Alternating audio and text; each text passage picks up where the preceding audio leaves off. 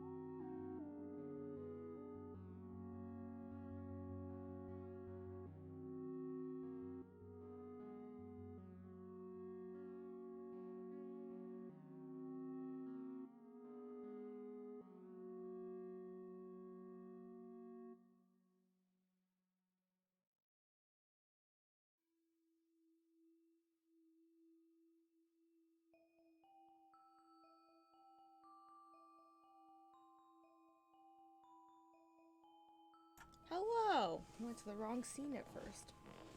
Hello, friends. How's it going? Happy Friday. I look whack.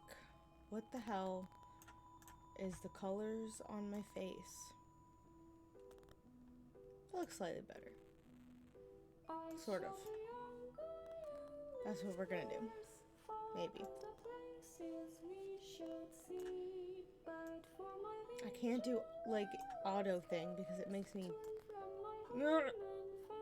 bright orange because of my blue headphones.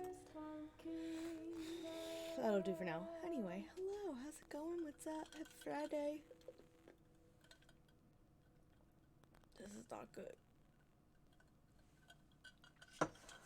Anyway, be choking that down throughout the night. Anywho, I hope you guys are having a good day. I'm so fucking happy it's Friday. The week is over.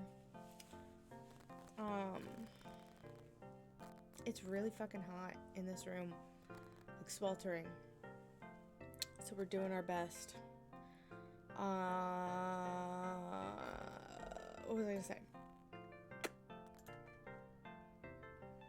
I don't know, but we're just gonna continue. More Phoenix Wright tonight. Starting case 4, the last case. And I'm gonna button this button. I'm gonna leave it unbuttoned, but it just doesn't look right. Not all the way unbuttoned, just this one button. That's better. This is the last case in this game, case 4. And I was trying to look up, oh, how long is this one? It's like 8 hours, 7 or 8 hours. So we're gonna do it in pieces. We'll do the first, like, investigation and trial sections today, and then we'll do the second investigation and trial sections next week, and then it'll be fine. It'll probably take like 4 hours, and then I'll do something else for a little while. I don't know what. I got no clue. But we'll fuck around with some kind of game. Maybe a little Cozy Grove. A little... I don't fucking know. Clue. Just something chill for the last, however long. But yeah, this is not being done in one sitting. Absolutely not. Also, my thought process / plan for the next game and future games, like for the rest of the series, except for maybe like the first game in the next trilogies. I don't know. We'll have to see. But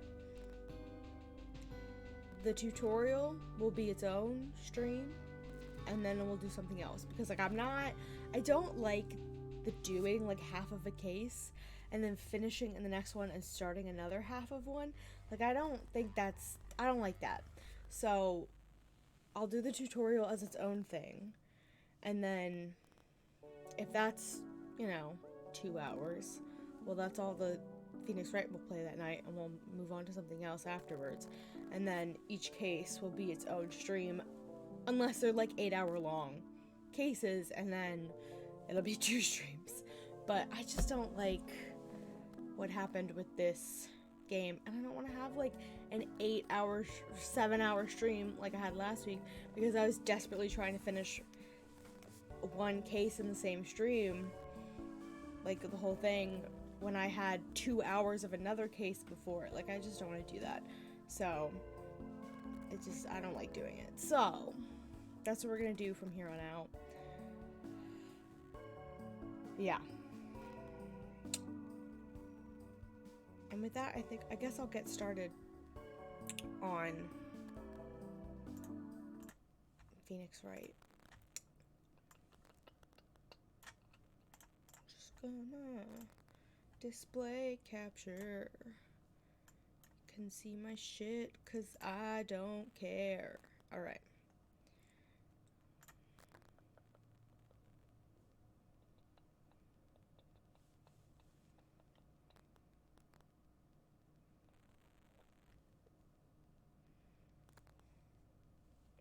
Come on. Come on.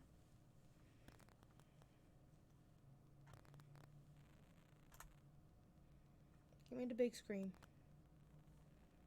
Give me the big screen. There we go.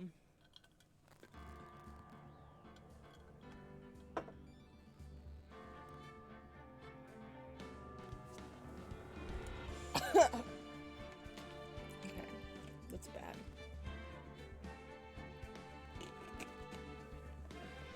Okay. Anywho. Farewell, My Turnabout. Episode 4. I think Edgeworth is back, based on the, like, case image from the end of last stream. So let's do this. Let's do this. Now, the moment you've all been waiting for. Who will be this year's Grand Prix champion? Who will be our hero of heroes?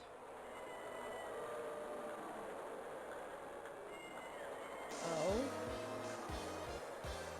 Will it be last year's runner-up, Jammin' Ninja? Or maybe Captain Saipon, all the way from the lovely tropical islands of Japan? I see the students at a certain starry school, or... Oh god.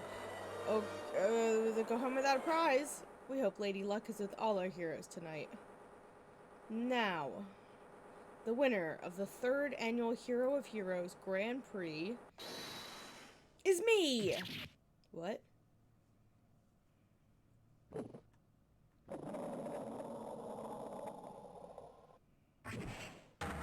Oh.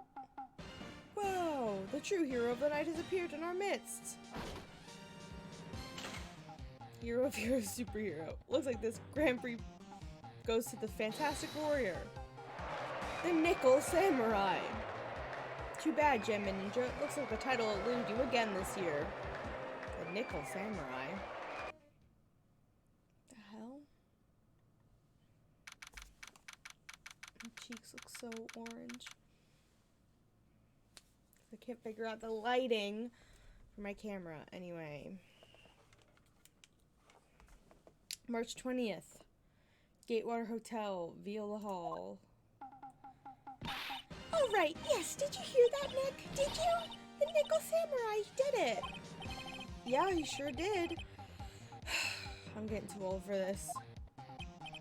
I'm proud of the guy for doing the series justice. So the person everyone was cheering for. I guess you got the prize? Yup. You know who we're talking about, right, Pearly? The Nickel Samurai. No, every Sunday I only watch the educational channels, Kids Masterpiece Theater. Okay, that's it. From now on, the Nickel Samurai, or it's the Nickel Samurai. All the kids watch it. You like the Nickel Samurai too, Mr. Nick? Nah, Nick's an old fart, so he's not allowed to watch it anymore. That's right, but I do like Kids Masterpiece Theater. Hey, I didn't know you were so young at heart, Nick. Mr. Nick, you're a grown-up. You're not allowed to watch it anymore. You're supposed to act your age and have interests that match. It's very important. Oh, give it a rest, Pearly. Looks like I made the right choice in inviting everyone here. I'm glad you're all having a good time. Ah, it's like a dream. Too bad for the Jammin' Ninja, though. Last year, he lost to the Pink Princess, warrior of little old Tokyo. I thought this might be his year. Yeah. Oh, hey, did anyone else think that the Jammin' Ninja looked a bit different today? Different? What do you mean? Well, he wasn't carrying his bright red guitar. Hey, you're right. Strange he'd walk around without his signature guitar. I will never understand these people and their shows. Phoenix, you need to get in with the times and the fandom, my boy. Anyway, Mr. Powers, thank you very much for tonight. Oh, it was nothing. I owe you one, so it's just my way of saying thanks. Hey, Nick, come on. It's time to get going to the lobby. There's a post-ceremony stage show that's supposed to start real soon. And then I hear there's going to be a press conference after that. A press conference? Is he going to make a speech about winning this year's prize? Well, not exactly. Something about the Nickel Samurai confessing something? Confessing? Sounds pretty serious. What the hell? Ah, Nick, come on! You don't want us to be the last ones there, do you? Yeah, Mr. Nick, do you?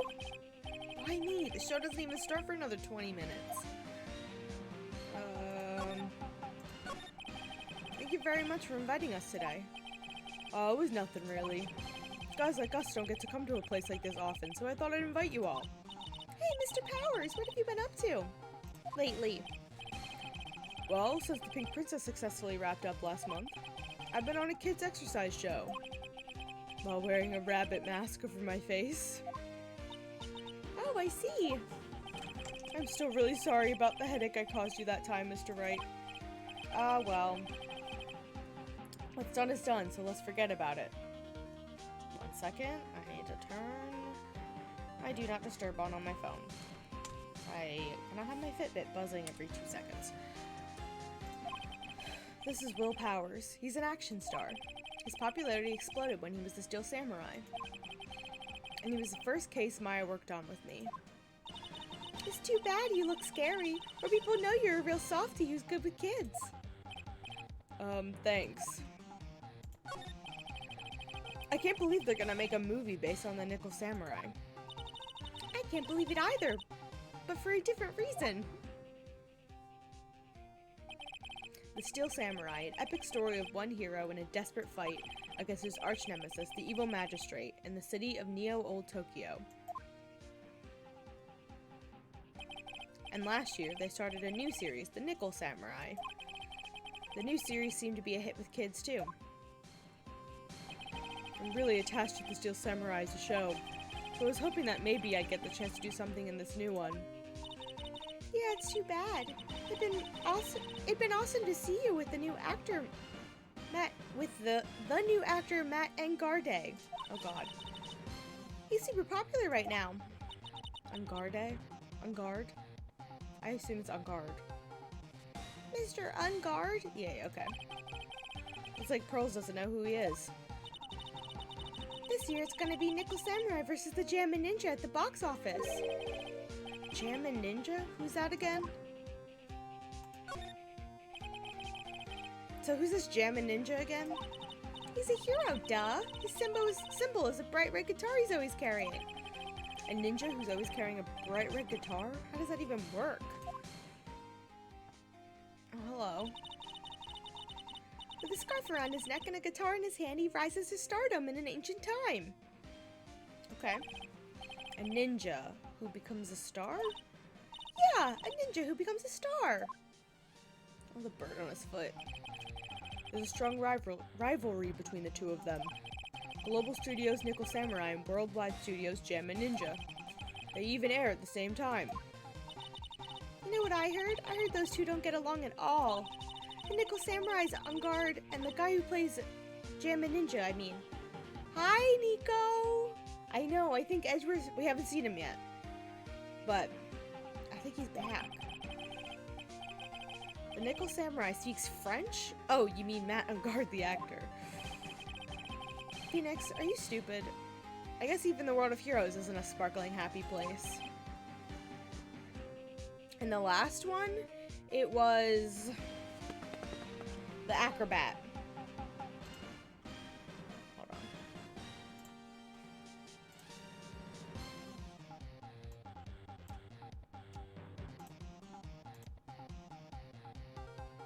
Okay.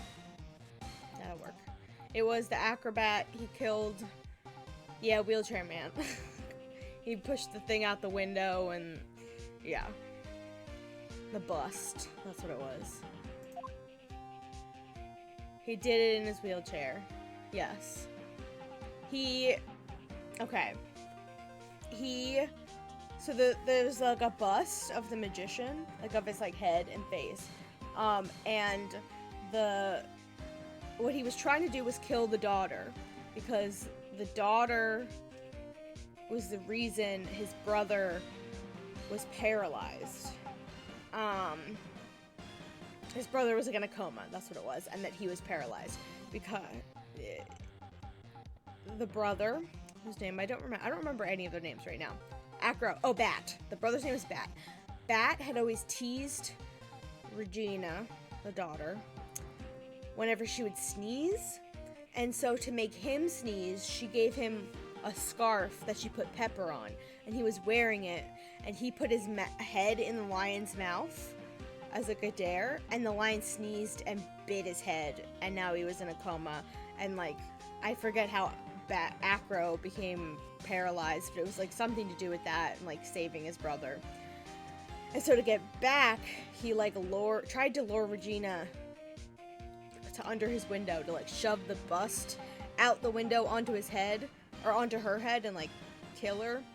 But the ringmaster went instead, and he was wearing the magician's outfit, and when he threw the bust out the window and it hit the ringmaster, the cloak like jumped up off of him and landed on the bust, which is why it looked like he was like flying away.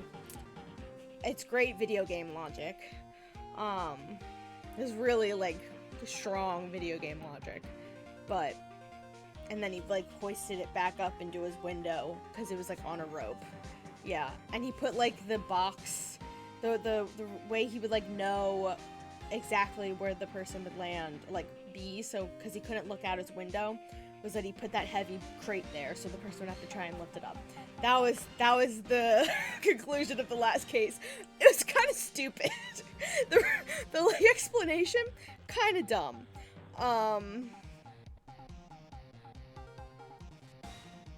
Very pretty. Okay.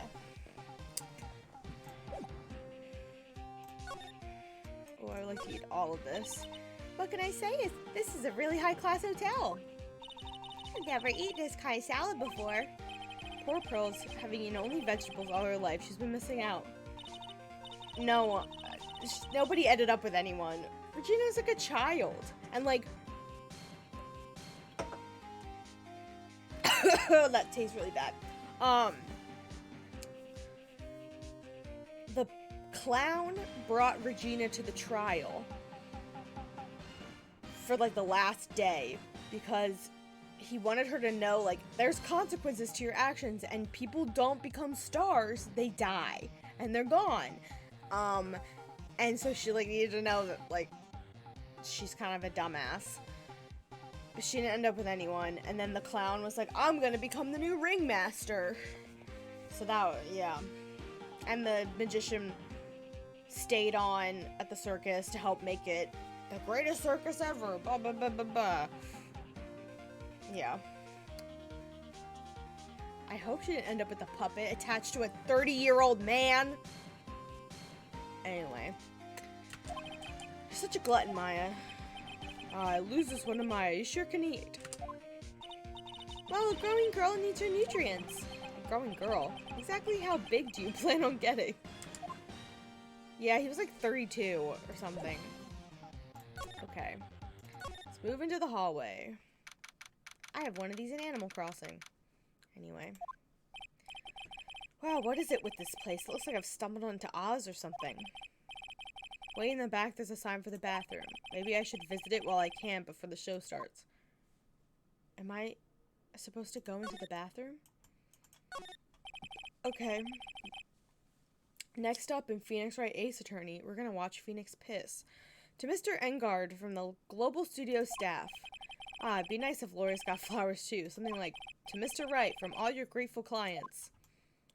I can understand flowers in front of the dressing rooms. But what are stuffed bears doing here? Could it be that there's an action star with a soft spot for teddy bears? Nah, it can't be. Compared to the flowers in the other side of the hall, these are much more gorgeous. Let's see. Record companies, fan clubs, company workers, family. Carrying all these flowers home would be hard, I think. There are toilets in each room in this hotel, but since all sorts of events are held here, there are bathrooms for people who aren't staying here to use as well. Perfect for people like me who can't afford to stay here in the first place. Okay. Are we going to the bathroom? No? Back to the hall. Sounds like the post-ceremony show is about to start. Alright, I'm so pumped. I wonder if he's going to show off his special move today. Nickel Samurai Smelting. Actually, what I'm interested in most is the press conference. You mean the big confession that Nickel Samurai is going to make after the show? So what is it? Don't you know what it's about, Mr. Powers? Well, I'm not the Steel Samurai anymore, so I don't have any idea. Sorry. So I guess you all are going to the press conference then? Yeah, of course! If that's the case, then here you go. Take these tickets so you can get in. Press conference tickets. Thank you very much. Well, let's get going to the lobby. Looks like it's over this way, Mr. Nick. Okay, for great justice. Not what I wanted. To the lobby. Why did we go into that hallway anyway? Only a really gaudy hotel would have such a large, gaudy lobby to match. I think they're gonna have the post-ceremony show over there. They're using a compact stage, I see. Oh, I'm all ready to use my special samurai power. Maya looks like she's ready to start a fight.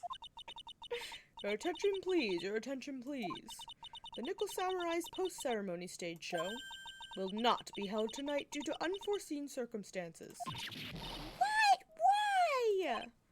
Ow, you didn't have to pinch me. Pinch yourself if you don't believe. We're asking for everyone's cooperation at this time. So please, stay where you are. This is a special request from the police. Police? Did they just say the police? Gumshoe, where you at, my boy?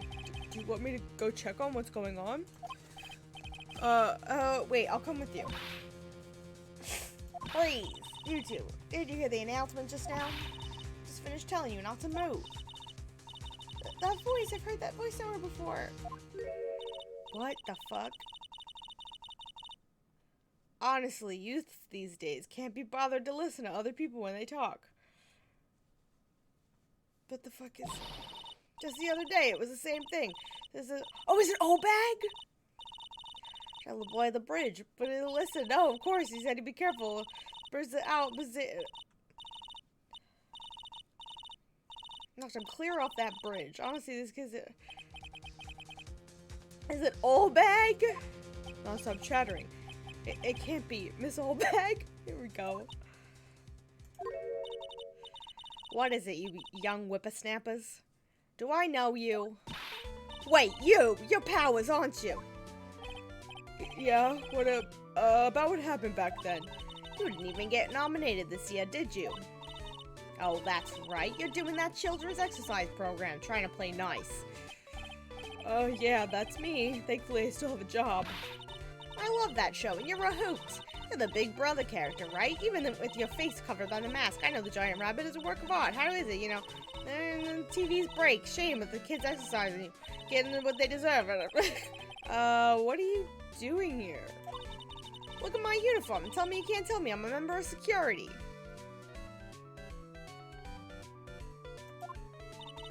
But that outfit. Annoying, nosy brats, get the blaster.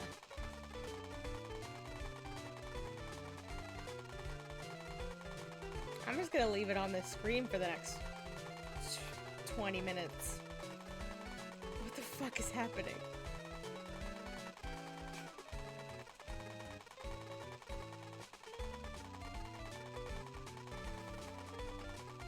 Just gonna let it happen.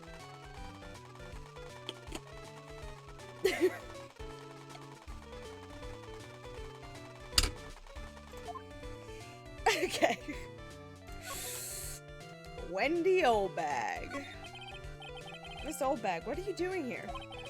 What happened to your position at Global Studios? Oh, that old place? Well, since that incident, they've been letting people go. When they cut the security team, I got the pink slip. What incident? What did you do? What did you do? I didn't do anything, youngin'. Don't you remember that incident a year ago? When this lady got on the witness stand and testified? Yeah. And weren't you the one who was bullying me, this fragile girl at heart? I plead the fifth. But you know, I think maybe I rubbed the upper management the wrong way by testifying. Yes, that has to be it. Everything is all your fault. Me? I thought about being a bodyguard at first, after being handed old Pinky. You, a bodyguard? For your friend, that fiery, good-looking guy with the red jacket and the ruffles? Mr. Edgeworth? But this sort of arrangement would be entirely too troublesome for me. That's what he said to me. What did I ever do to deserve that?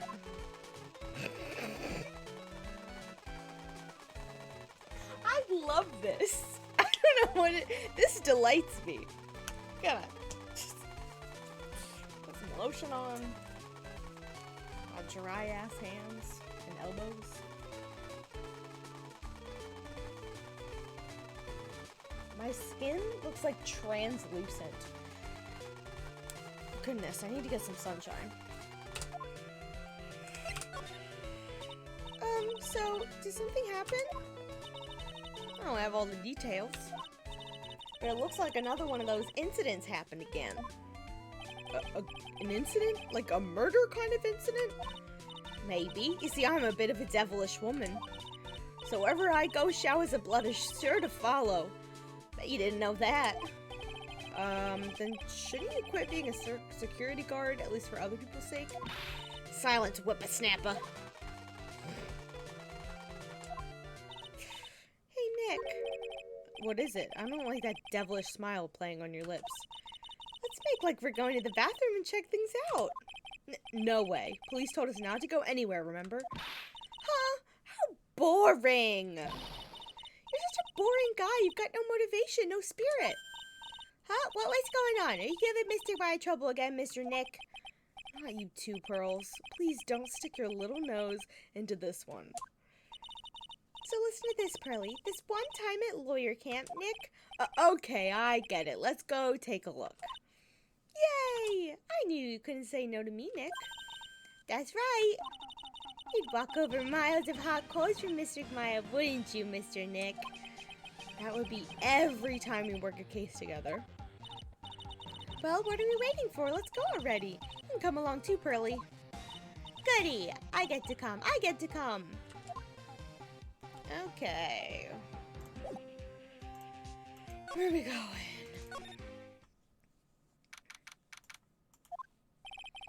There's nothing really out of the ordinary here. Are you looking for the incident about that the old lady was talking about? Doesn't look like it happened here. Well, we better go look somewhere else. All right, then let's try. Excuse me. Ah! What in the... Why does he... Are you by chance Miss Maya Fey? Yeah, that's me. You have a phone call waiting for you at the front desk.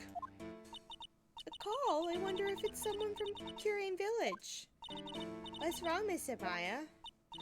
Oh, nothing. You guys go on ahead and I'll be right there. Okay.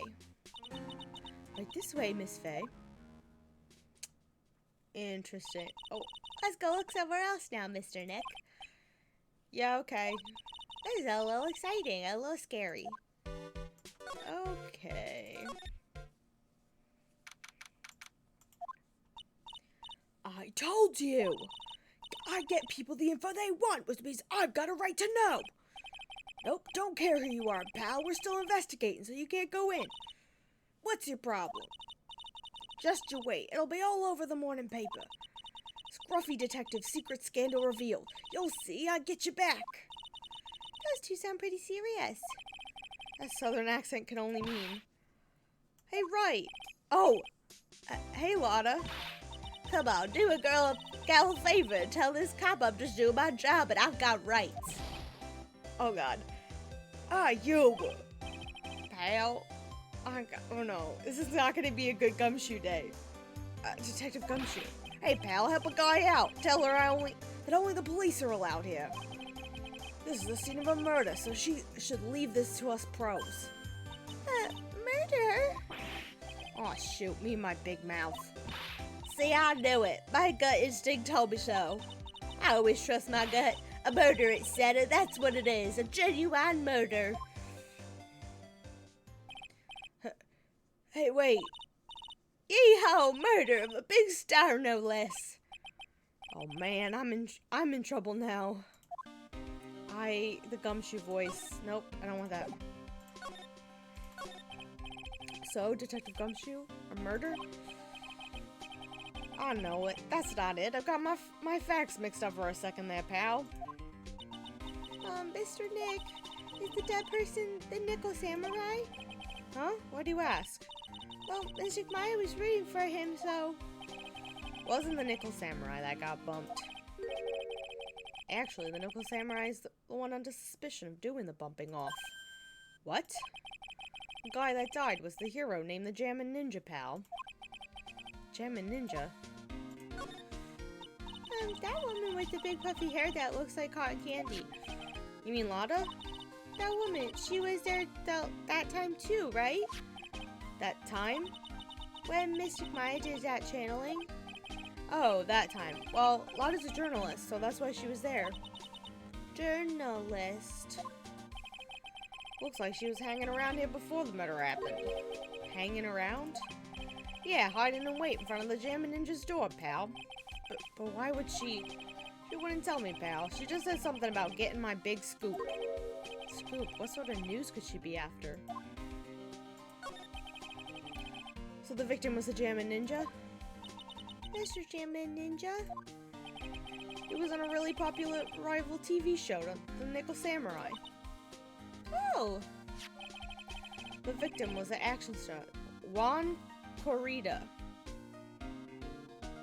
Juan Corrida. Wrong corridor? Is that what's supposed to be happening? I don't know. He got a huge push and rode the express train to stardom. I mean, even I know who he is. Yeah, even I recognize his face. But I heard lately that Madame God's been taking the wind out of his sails. Another magician? Well, it's like a magician's... It's like a vampire cape. Not a magician's cape. This man is a vampire, anyway. I'm telling you, pal, as far as who's popular, those two are hogging all the limelight.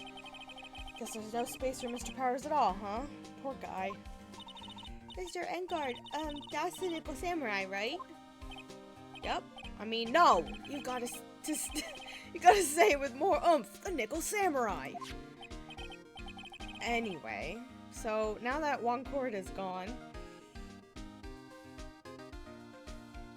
Could be. Okay, that makes sense. Corrida means run. Okay. That means Mr. Engard has the whole stage to himself, don't you think? Wouldn't... Oh, that was Phoenix anyway. I wouldn't bet on it, pal. We can't have that happen, you know. Can't have that happen? What's that supposed to mean, I wonder? Okay. Nope. Nope. Piece of paper to the door says Matt and Guard's room. I heard that name before. Oh yeah. Maya's always yammering about him like the obsessed fan she is. Juan, run. There's a piece that says Juan Corda's room. The name just sounds like a star's name. I've heard it before, but I don't know anything about him at all. Okay. Interesting that the not winner has more flowers than the winner. Anyway.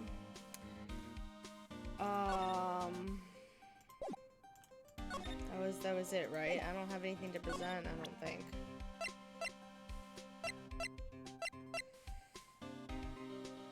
Glossy photo Maya pushed onto me, okay.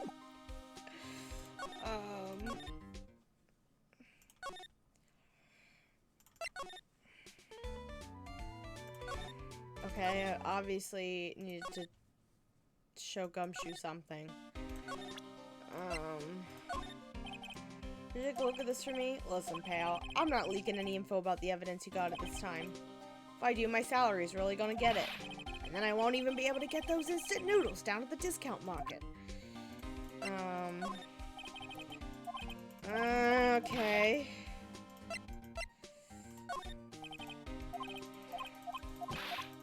Okay. Maybe I gotta... Oh, that wasn't what I wanted. Maybe I gotta show something in an old bag.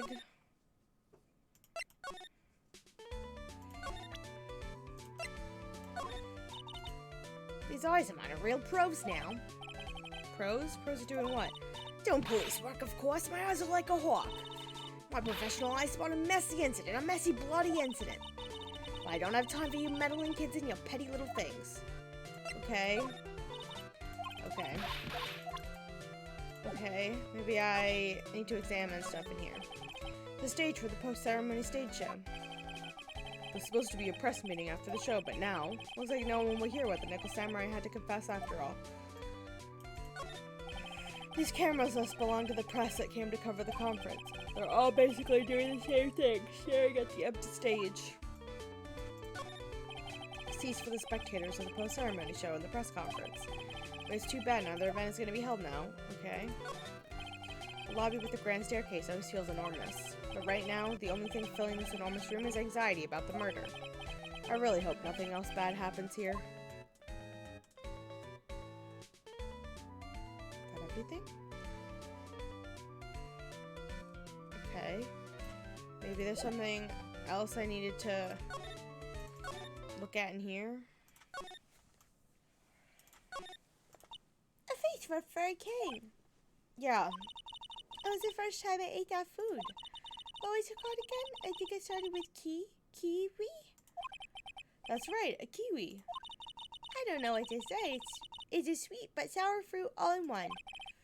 Poor Pearl's having eaten only vegetables all her life. She's been missing out.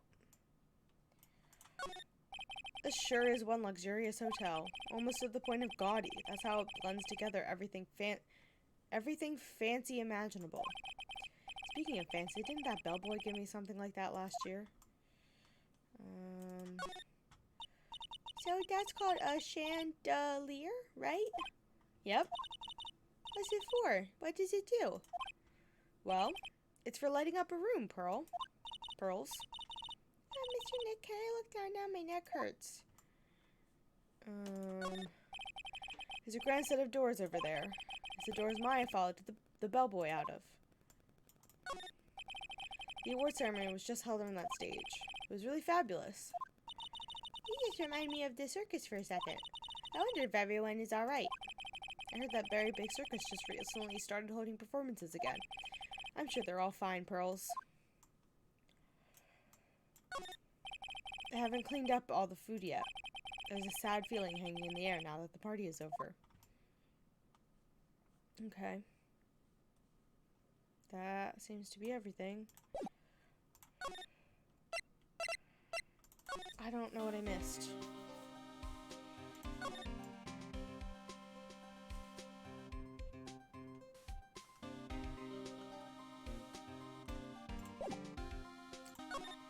Maybe I gotta do, like, the profiles? Not a real fan of action shows or anything, but I know who Corida and Madangard are. I can't talk about one without talking about the other, I guess. They even debuted around the same time, so they have this real fiery rivalry with each other. Kinda like you and me, pal. I never knew we thought of me as a rival. The Nickel Samurai really took the Grand Prix tonight. Maya's a big fan of his. Really? Oh, I'm sorry then. Why are you sorry? Madangard was just arrested, pal. On suspicion of murdering Juan Corida. Juan Corida. I don't know how to say the name. I look all washed out again. That's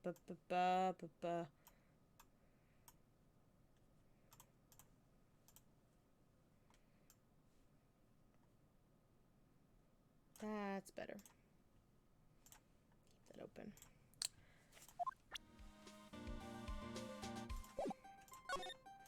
There we go. But why was Mr. Ungard arrested? I assume it's gotta be Ungard.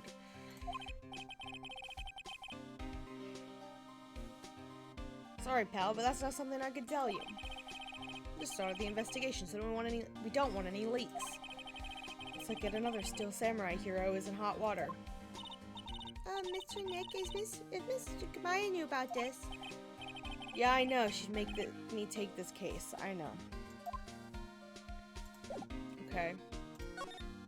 Maybe now I can... Yeah. Hey, what's going on, Mr. Wright? Looks like Juan Corida has been killed. What? Juan is... Looks like he was murdered, and a suspect was arrested. That suspect is Mr. Matt on guard. You're joking, right? Nope. They arrested the Nickel Samurai on suspicion of murdering the Jammin' Samurai. Jammin' Ninja. Oh, not again. I feel sick. Again? About a year ago, something just like this happened, Pearls. I still can't believe. No way. No way, Matt would. What's Mr. Powers got in his hand?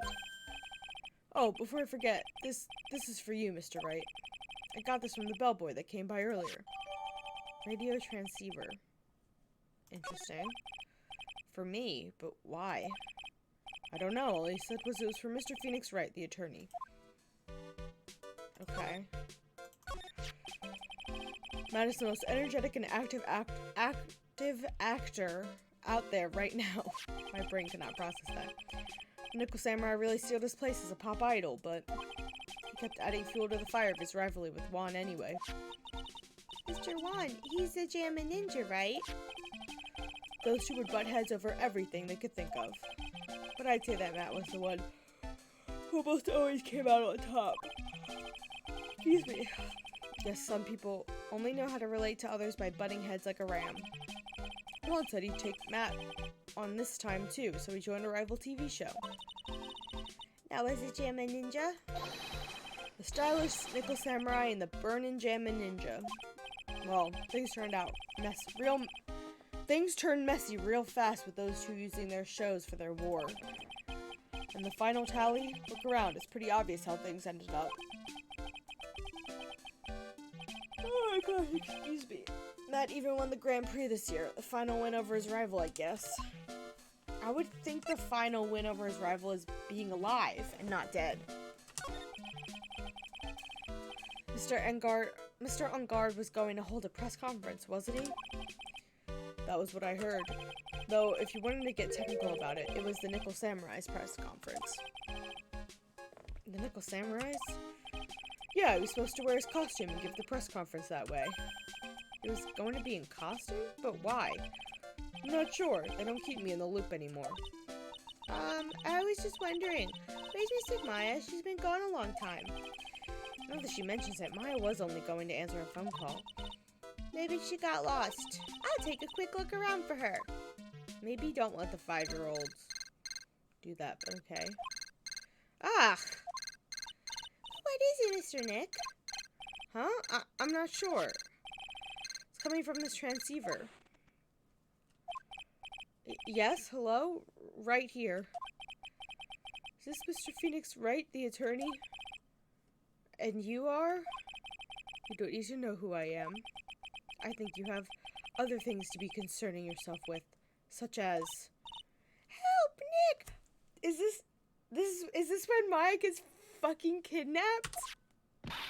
Mystic Maya! Maya? So, Mr. Wright, wouldn't you agree that the more important issue is the fate of the girl? Her fate? Does he mean what I think he means? Maya, where are you? Are you hurt? Come now, don't fall apart on me yet. No, this can't be. Now that I have your attention, Mr. Attorney, I have a modest proposal for you. If you do what I require, then I will return to your valuable item unharmed. Excuse me. What is this called again in your fancy lawyer terms? Kidnapping for ransom? Yes, that's it. This is a kidnapping. Oh my god! I knew this was happening, but I thought it was the next game. Ah, Mystic Maya! Mystic Maya! My sight, everything's fading away. Phoenix is gonna fucking pass out on the floor of this hotel. Maya's been kidnapped. Are you there? Mr. Attorney, are you there? How much? How much do you want? Very good, Mr. Attorney. I'm glad you have such a good grasp of the situation. Hurry up and state your condition and then return Maya. Money is not what I seek. What? What I want is a certain verdict. I would like a complete acquittal. Complete acquittal? What in the world have you done to need... I'm not the person you will be representing. What? You're currently at the Gatewater Hotel, are you not? And I know a murder has taken place there. Juan Corda was killed, and the suspect is Matt and Guard. You are, as expected, quite on top of things, Mr. Attorney. Now then, what I want is very simple. I want you to obtain a complete acquittal for Matt and Guard. Matt and Guard, but why? He did not kill anyone. I can attest to that. However, however what? However, someone is framing him for murder. A very smart someone who is setting him up to take the fall. If I agree and do what he wants, can I believe he'll keep his end of the bargain? You are, of course, at liberty to take me at my word or not. However, there is one thing you can take as fact. Right now, your very precious item is with me, in my possession. Stop calling Maya an item! God! Help! Nick! Maya! You have 2 days. Of course, tonight he'll be in questioning with the police, but the trial is in 2 days. And at that trial, you will win a not guilty verdict. Remember, we only have one chance. One chance, Mr. Attorney. One? You expect me to get a not guilty in one trial day? Yes, exactly. I don't believe I was wrong in choosing you, so don't let me down. Ah! That was not a phoenix sound, but whatever. Oh yes, that's right. Now I'm playing the role of the kidnapper. I can't pass up this chance to say, and don't even think about calling the cops. Not great, but you get the idea. Damn it, who the hell are you? Very well, I'll tell you that much. My name is... The Killer. What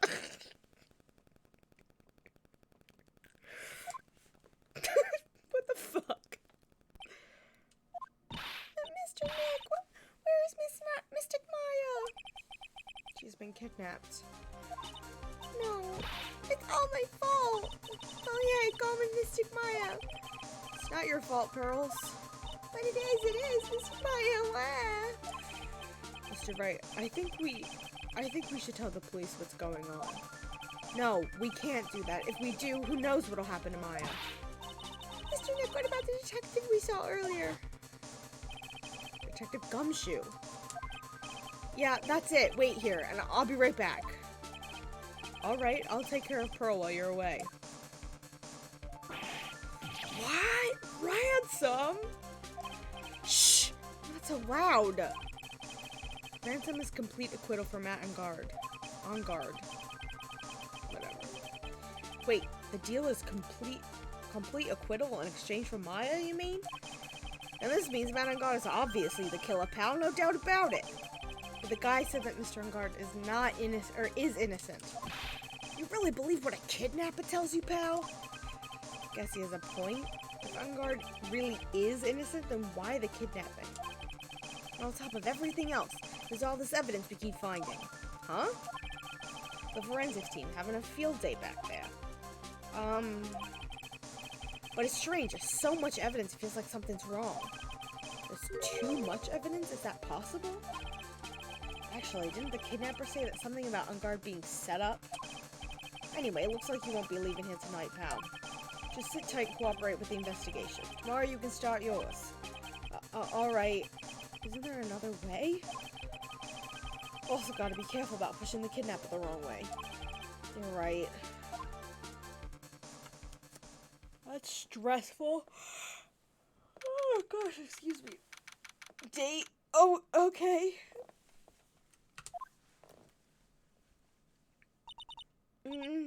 Ow, my head. Oh, we're in a wine cellar? Did Edgeworth kidnap Maya? Probably not. That would be something. Where am I? Wonder if I'm still in that hotel. What happened to me?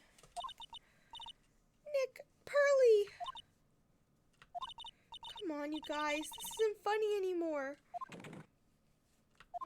Oh! I see you've awoken. Ah! Me? I'm known as the Killer. He's got like a zipper on his face. I don't like it. Killer? You mean an assassin? I'm too young to die. Don't worry. You're not my target. For now, anyway. Ah! Nick, where are you? Help me. Yes, that's right. Only one person can save you now, and that is Mr. Phoenix Wright. Huh? What? Nick's gonna save me? Calm down and be a good girl. Think of this as a business transaction. A business transaction? I'm going to contact him now. I hope you'll cooperate and play your assigned role well. Nick, what's going to happen to me? Nick, Pearly, Sis.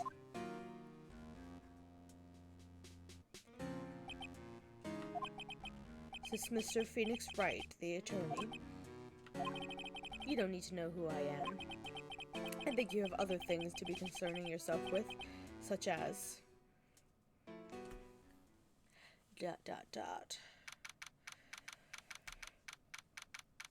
Phoenix Wright, oh my gosh. Good morning. Morning, Pearls. Mr. Nick, come on, let's hurry up and go to see Mr. Engard. We have to wait a bit, Pearls. Visiting hours don't start until 9 a.m., so... Oh, I see. Mr. Maya, if only I'd gone with you. Pardon? Poor Pearls. She's been like this since last night.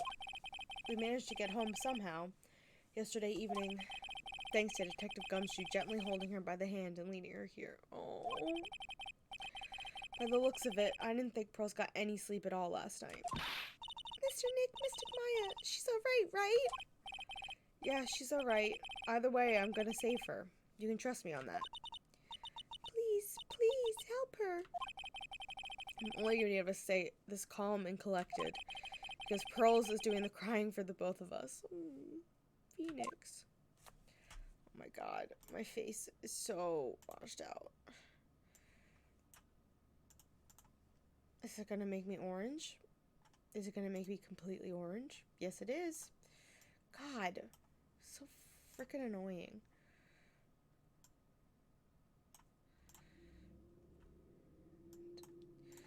Ugh, and every time I click out of it, it's slightly better. I don't need to do what to do. Go to the detention center. 8:57 a.m. I couldn't wait for visiting hours to start, so Pearls and I came down here early to visit one Nickel Samurai, charged with the murder of the Jammin Ninja. Oh, hello.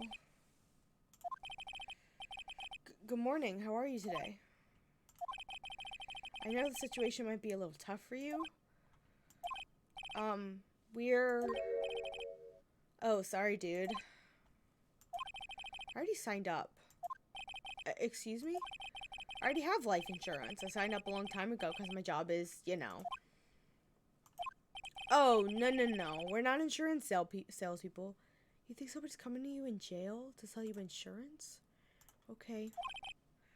Really?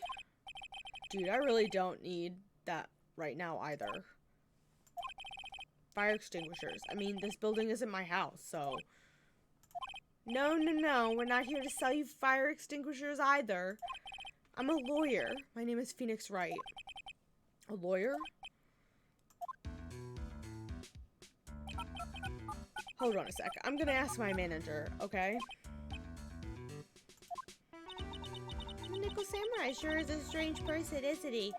I think strange is an understatement. Sorry about that. You're just in time. Huh? You're a lawyer, dude, right? My manager's looking for a good one right now, so how about it? Mr. Nick, this is our chance. I had to make him let me take his case. I have to. Sorry to intrude, but I would like to ask you a few personal questions. That's okay, but dude, my autobiography is coming out soon, so if I say stuff without publisher's approval, then I'm gonna be in real hot water. Hold on a sec. I'm gonna ask my publisher, okay? Mr. Unguard is so lucky. He has so many people he can talk to. I don't know if he actually has anyone he can really talk to. Sorry about that. Like I thought, the publisher said it'd be real bad if I said anything, dude. Does he have a mind of his own? Mr. Unguard, I would like to ask you about the murder. Oh, are you covering this for a tabloid as a side job, dude? Well, if you want my statement on this, you should ask to my staff. No, I'm not asking on behalf of a tabloid. Hold on a sec, I'm gonna ask the president of the studio, okay? Is he alright, Mr. Nick? If we're talking about Mr. Unguard's brain here, I wouldn't put my money on it. Sorry about that. The studio president said even Neo Mount Fuji itself knows that I'm not the murderer. Mr. Nick, what's Neo Mount Fuji? It's a mountain in the city of Neo Old Tokyo. The city the Nickel Samurai protects. Oh my god. Do I need to like I keep doing that. To like show him this, maybe? Mr. Unguard, this is an attorney's badge? Dude, I'm sorry, but I don't have the free time to be looking at things like that. Huh? I'm much too busy with Nickel Samurai stuff right now. I don't even have time to take a lawyer's correspondence course. Why does he believe I'm a salesman? Insurance, then extinguishers, now this? What the fuck?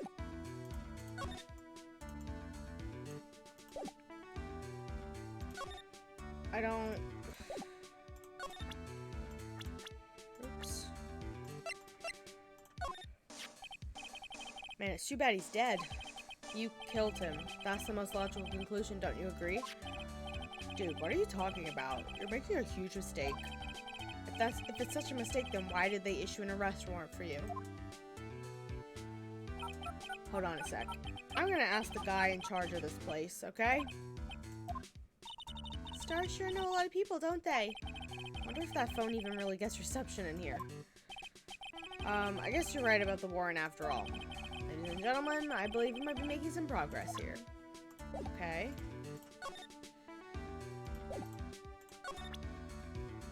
Mr. Nick, what are you gonna do with that? I don't know yet, but I figured I could at least show it to him. Is that a transceiver? Hey, it looks like a real nice one, too. I got it as a present from someone. Interesting. I've also been instructed to take your case. Is that what you heard from the transceiver? Yes. Dude, that's terrible. Don't let some disembodied voice boss you around. This is coming from a man with a cell phone on his wrist. I don't know.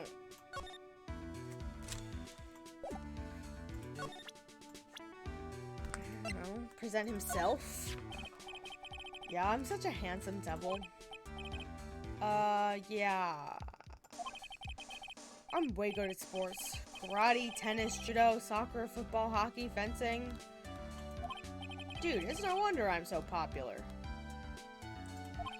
Yeah. You're also good at sitting in a jail cell, Mr. Popular.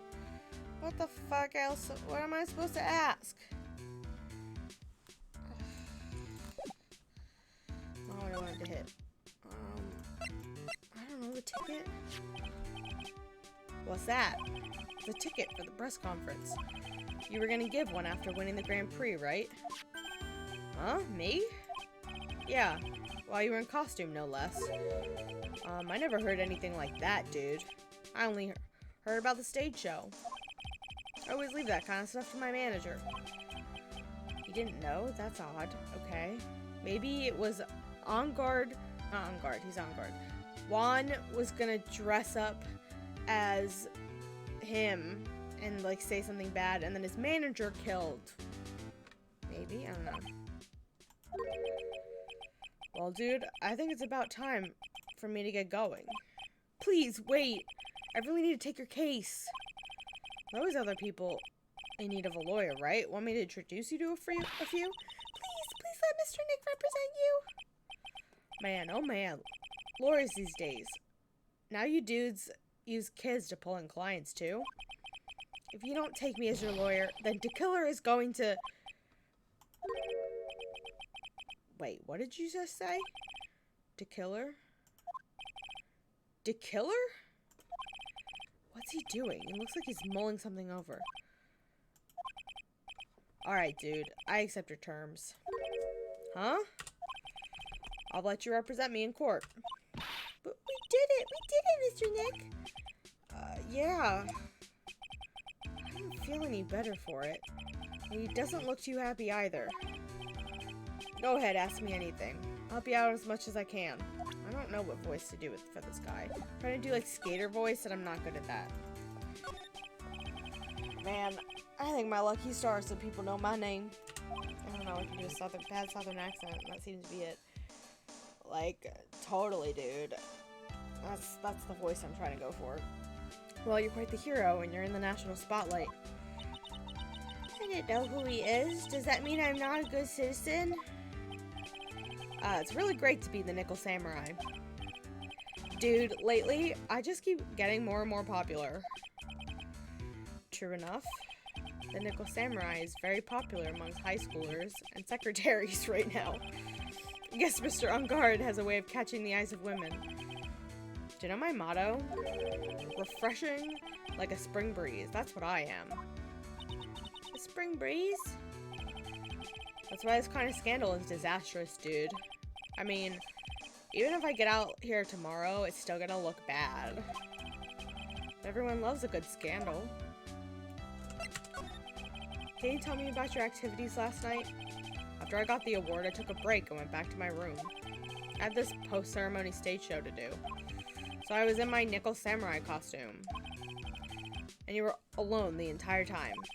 My manager was running around being busy, so yeah. Because of the press conference you were supposed to hold after the show? I told you, dude. I have no idea about any press conference, alright? That's strange. I thought the Nickel Samurai was going to confess something. Anyway, when I was leaving my room, that's when I noticed it. It was kind of noisy. Mr. Kurita was already dead at that time? Yeah, that's what I gathered anyway from my manager. I'm beginning to gather that this guy can't do a thing on his own. And that's when the detective in the green coat showed up. He searched me, and then, out of the blue, the dude arrested me. About you and the victim, Mr. Juan Kurita. What sort of... That's got nothing to do with anything, dude.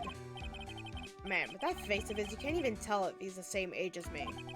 And he wanted to try and make a Jammin' Ninja movie, even though we all know it'd fail. Nickel Samurai still won in the end, right? Yeah, I took the Grand Prix by storm. So why would I, the winner, have any reason to kill the guy anyway?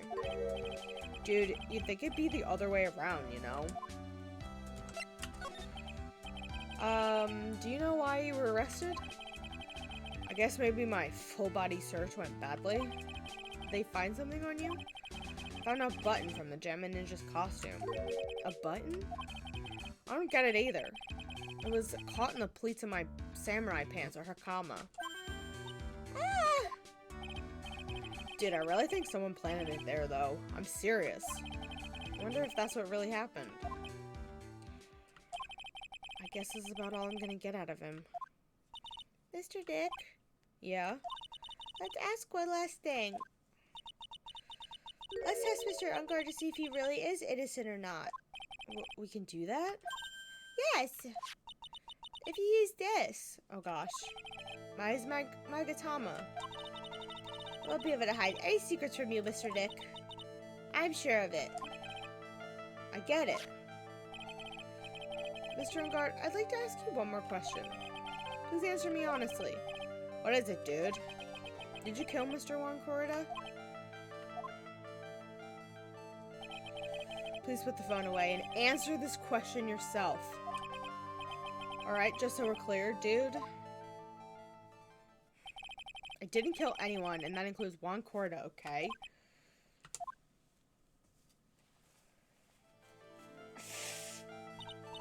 Oh, Mr. Dick? Nothing. Not a chain or lock in sight. Which means it's alright to trust him. Yeah, it does appear that way. Well, at least I can breathe a sigh of relief knowing my client is innocent. The trial's tomorrow, right?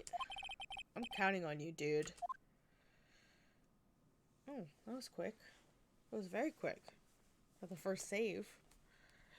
I assume the next things are going to be much longer.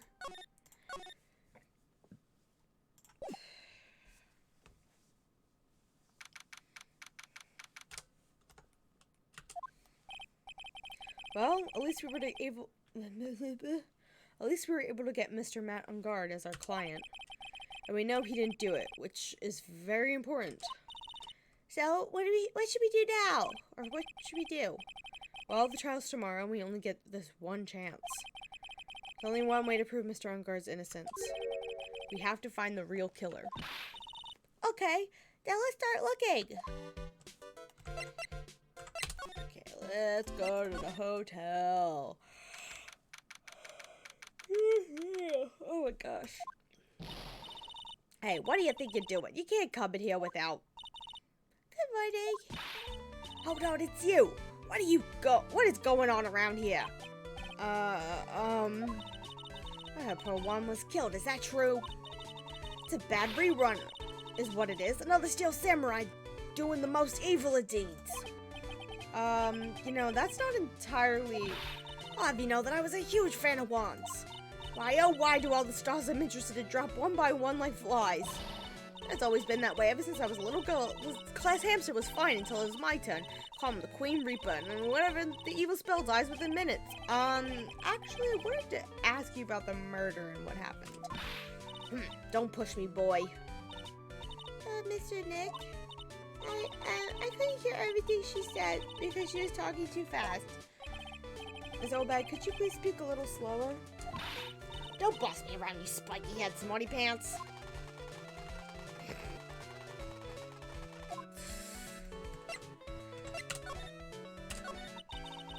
My dear Hammer died a year ago in that dreadful murder. And only recently did I finally find a star that makes this heart go ba-dump again. I don't know what to say. I ask you, why does every star I cheer for always end up kicking the bucket? I'd watch your words. No one's getting away with saying anything bad about my wand. I haven't said anything. Well, I don't believe a word that woman says anyway. Huh? What woman? That irritating backwater girl with the afro and the horrible country accent. I mean, what is that manner of speaking supposed to be? Why does she never stop? Honestly, women these days, they don't know the meaning of the word modesty. When I was a young man and I was so beautiful, even the flowers in the field bloom. Despite Pearls, are you thirsty? A little. Okay, let's go get you some juice or something. Thank you very much. Hey, you paying attention, youngins, today? So I'm guessing Miss Oldback heard everything from Lada. I'm gonna ask you about what happened around the time of the murder. I don't know anything about that. I was here getting ready. Getting ready? For what? The show, of course. Well, and the press conference afterwards. Cue mysterious music for the magical press conference. Anyway, I don't know anything about the murder. Ah, I see. But if you're talking about what I saw, that's different. I saw it very clearly. What? I saw the most important moment of the night. The most important moment? You don't mean... Oh, so now you treat me with respect, you disrespectful child? When you speak to your elders, you should always be polite. Really, kids these days. Please tell me, what did you see? Oh. Oh, that's a lot. The murder last night was gruesome, wasn't it? But then, what murder isn't? Please don't stray into another tangent, please. I want to hear Mother. Show your respect and bring this lady a present. Okay, bye, old bag. See you later. Looks like the investigation is still in full swing. Oh my god, why am I yawning? It's not even 8 o'clock. What the fuck? Ugh. Oh, my back's cracking. This is... A good sign. Hotel staff and the police are running around like a bunch of headless chickens. I wonder if we could do any investigating of our own in this kind of atmosphere. Well, I gotta roll up the sleeves and try, I guess. Let's go to the hallway.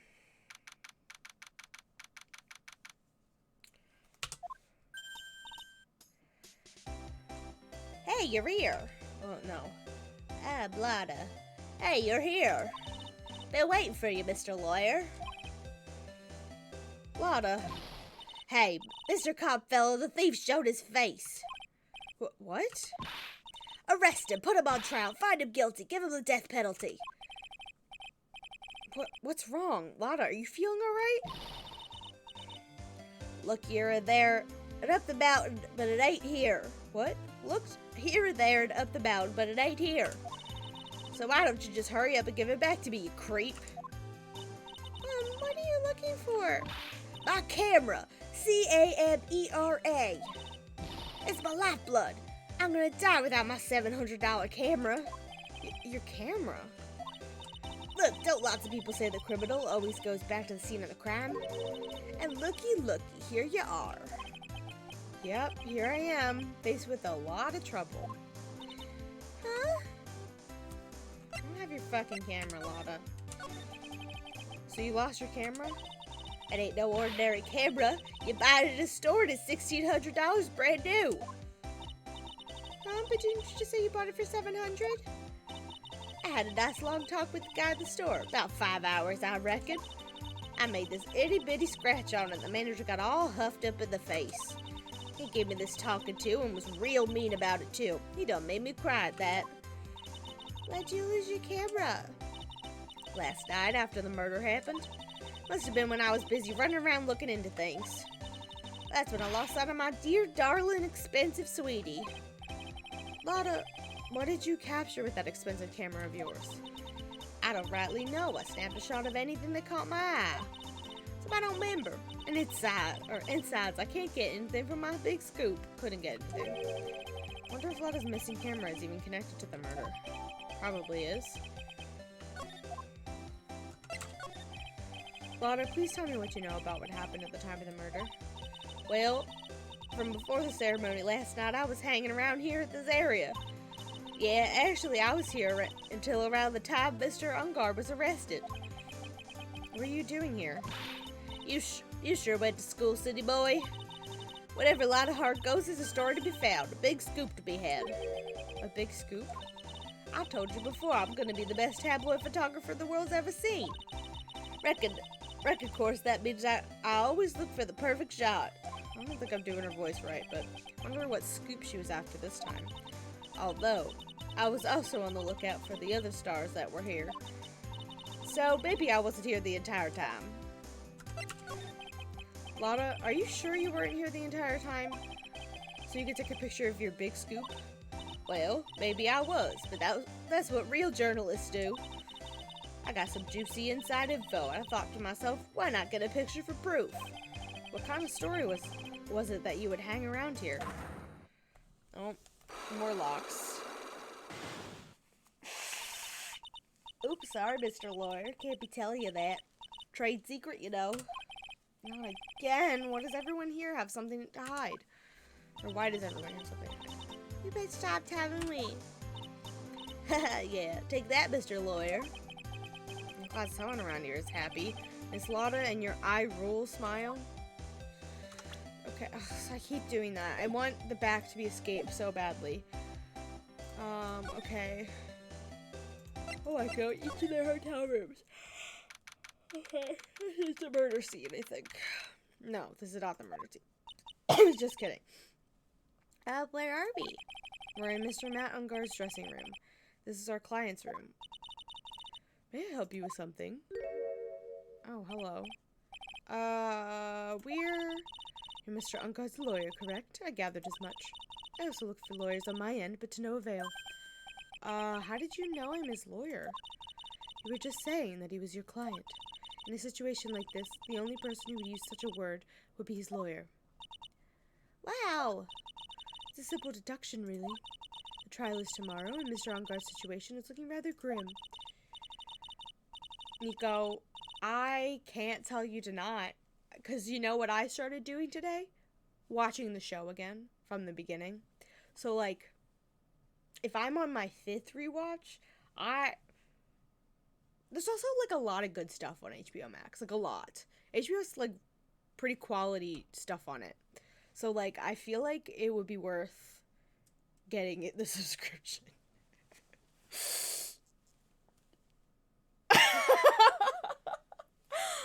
Probably. Maybe. I don't know. Because if we did it, like, early tomorrow, I probably could watch it again with you. Because I think tomorrow night I'm going out to dinner with friends. So I could stay up. We could like watch some. I would go out and then we'd have to come back and it would be kind of late. But like Sunday's Easter. If Sunday wasn't Easter, I'd be like, oh yeah, Sunday, and I have to like do stuff. Oh, and I have to bake a tart. I would happily watch it again with you. I could take off a day this week to do it, but no, I have to. If you really want to, I'm fucking down. But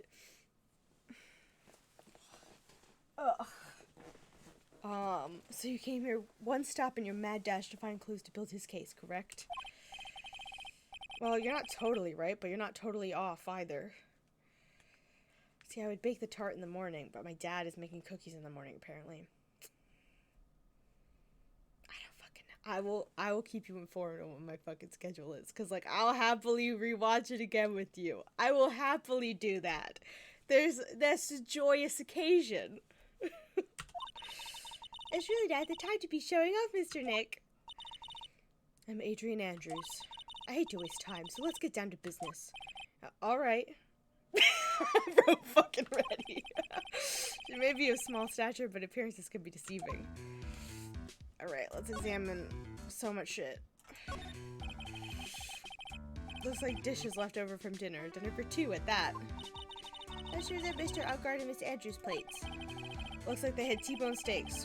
What's with Global Studios and T-bone steaks? Is this his, like, girlfriend or something? I don't know who this is. This lady.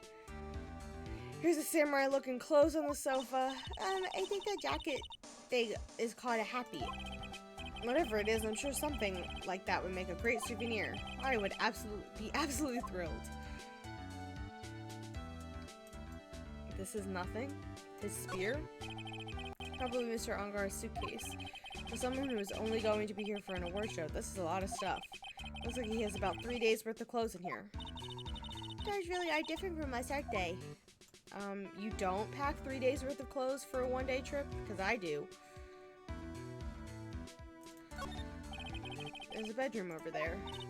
That's a bed? Wow, they have really big beds here. Is that really it? I can't look at his samurai spear? Oh. There's a giant bone sitting on the plate. I don't really like meat. There's something weird about this plate. I just wish I could put my finger on what it is. Whether there's a bone and not a bone? There's no knife? That could be it. There's no knife. Okay. Let's talk to... I assume the first thing you need to know is what everyone was doing that night, correct? Yes, that is correct. Then I will tell you. Before the award ceremony, I had dinner with Mr. Onguard. In this very room, I might add. Dinner? What did you eat? I told you, I hate to waste time with trifling details. If you took a look at the table yourself, you wouldn't need to ask me. I bet she's a lot of fun at parties. When the awards show was starting, I headed for Viola Hall. And after the show ended, you came back to this room? No, I had some small errands to run. I helped with the preparations in the lobby. Oh, preparations for the post-ceremony show, I guess. When it was time for the post-ceremony show, I came back to call for Mr. Onguard. After that, I went to visit Mr. Kurita. And that's when you found his body, isn't it? He really held strong through everything. Yeah, she does seem to be mentally tough as nails. So, about you and... Stop right there. You aren't seriously about to ask about how Mr. Ungard and I are related, are you? Sorry. I have no idea how we could choose you as a lawyer. Why did she have to go and say something like that? Mr. Nick, calm down and hang in there. I'll give you a shoulder rub to relieve your stress later, alright? Please don't do that. I already gave you my name earlier, but I'll add that I'm Mr. Ungard's manager. Okay. His manager. Speaking of managers, did the victim, Mr. Corrida, have one? Corrida, I guess? No, he did not. He didn't? Global Studios has a very different policy from Worldwide Studios, in that Worldwide Studios does not assign individual managers to their stars. I see. This industry is very ruthless and unforgiving. Actually, you look quite ruthless and unforgiving yourself to your poor partner. Dragging a little girl like her to places like this. Honestly. You're wrong. I'm doing this to help Mystic Maya. Pearls, calm down and hang in there. I'll buy you a juice later, alright? Okay. Just present these things. Oops. Did you know the victim, Mr. Corrida? Yes, I knew him. The world is such a small place after all. Did you know about his rivalry with the Nickel Samurai? Honestly, they were like children when it came to that. Time and time again, those two competed with each other over the most trivial things. If either one of them wasn't so stubborn, then maybe no one would have needed to die. I got a hunch that this woman knows more than she's letting on. She must know why Juan Corrida was killed. Has to become Mr. Ungard's manager. He's a pleasure to manage with his nice disposition. Mr. Ungard does seem like a rather weak-willed man, always doing what he's told. He's always saying my manager, right, Mr. Nick? Okay. So I guess let's go to his hotel room. Oh my god, that's a lot of bears. That's a lot of bears. Why does this man have so many bears in his hotel room? What the Did he bring a rice cooker? Mr. Dick, where are we? We're in Mr. Juan Corrida's room, Pearls. Mr. Corrida. The victim. Which makes this the crime scene, too. Oh, it's you. So, what happened? The kidnapper. Has he contacted you again? Not yet. He probably won't until we win Mr. Edgeworth's acquittal. Mr. Ungard's acquittal. Really wanted that to be Edgeworth. You doing okay, pal? Hanging in there? I just want Maya to be alright. We don't have a lot of time left, but I'm going to help you as much as I can, pal. Can you do that, even if we want to look around this crime scene? Just this once. Special circumstances, right, pal? I'll even tell you everything I know, but you've got to keep quiet. It's my neck on the line here. Thank you. Oh, that's right. I got you guys a map of the hotel, pal. Here you go, little missy. Wow, you're giving it to me? Thank you. Wouldn't want you to get lost in the hotel. It's too big for its own good. Mr. Dick, I got a map. That's great, Pearls. But Mr. Nick, I can't read what it says. Cool. This is a fuck ton of bears. I'm gonna count them. 1, 2, 3, 4, 5, 6, 7, 8, 9, 10, 11, 12, 13, 14, 15, 16, 17, 18, 19, 20, 21, 22, 23, 24, 25, 26, 27. There's 27 bears in this room. Now, I love a stuffed animal, but this is excessive. I do miss him, Nico. I do really miss him. I love his stupid little face. When will he appear? God. Anyway, there's a lot of fucking bears. Oh, there are a lot of bears. Alarm clock ones, collector's editions, stuffed teddies, plastic models. It's pretty overwhelming. Is there a kind of bear he doesn't have? There's even a few in the trash can. Yeah, I get the feeling maybe the guy didn't really like bears. Poor teddies. It's hard to bear with all these problems, Growl. Ah ha ha ha ha ha ha. Why are we having flashbacks to the clown? I don't think I want to bear with the trauma the last case caused me. What's wrong, Mr. Nick? Don't ask. It's so messy here. Pearls really likes things neat and tidy, I take it. There are a lot of electronic things in here I've never seen before. Hey, Mr. Nick, tell me what they are, pretty please. Okay, that over there is a watch. You wear it on your wrist. I know what a watch is. Oops, for a second there.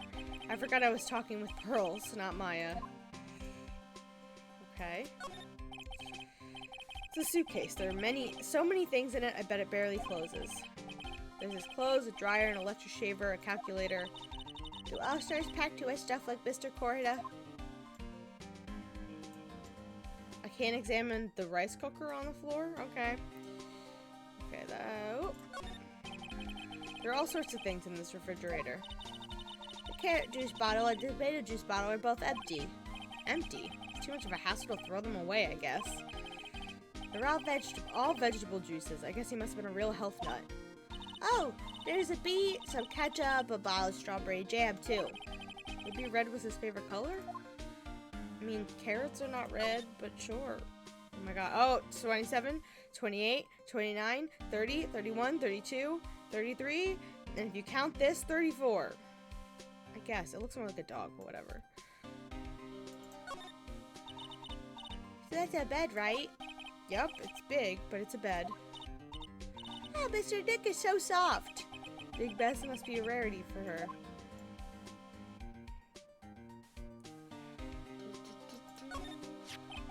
It's a beautiful wine glass, and there's tomato juice in it.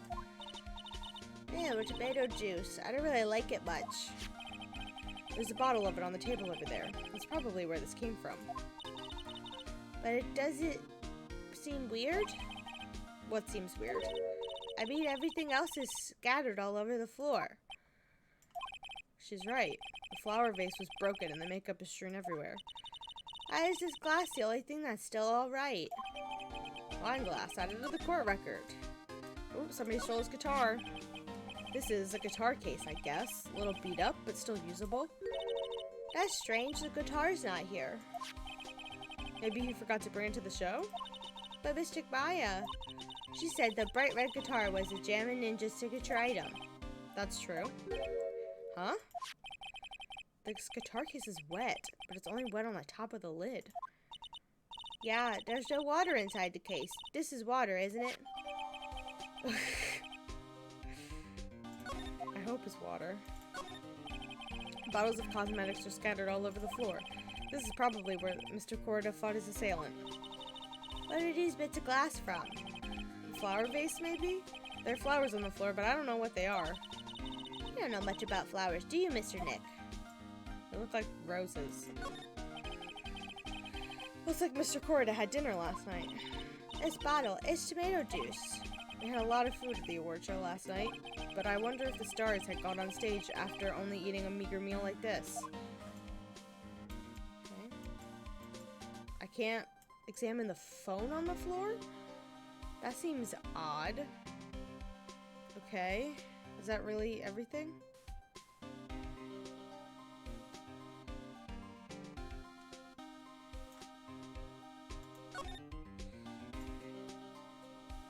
Calculator. Is that really everything? Okay.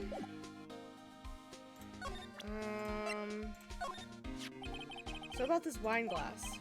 Ah, so you noticed it, pal. The whole crime scene was a mess, but this glass was the only thing that was untouched. You noticed that too, Detective Gumshoe? No, actually, Miss Von Karma noticed it first. Yeah, Pearl noticed it before me, too. Hey, wait a minute. So does that mean Miss Von Karma's here at the hotel? Yeah, she's around. Man, you're gonna be in so much trouble, pal. Especially if she catches you in here. Well, you can bet the instant I see her, I'll be running the 1,000-meter dash. What can you tell me about this guitar case? Oh, that. This is just what I heard, pal, but that's the Jammin' Ninja's signature item. The guitar case?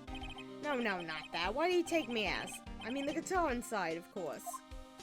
But the guitar is missing. Yeah, we look for it too. It's not normal for a person to forget to bring their most famous item to an award show. It's starting to sound like the red guitar is related to this case after all. What do you know about this? There's nothing special I can tell you about this, pal. Look, pal, we don't have a lot of time. Why don't you show me something more important? Okay. I'll just switch sides real fast. Okay.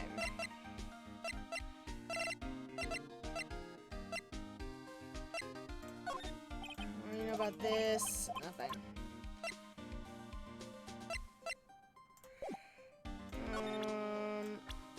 How about...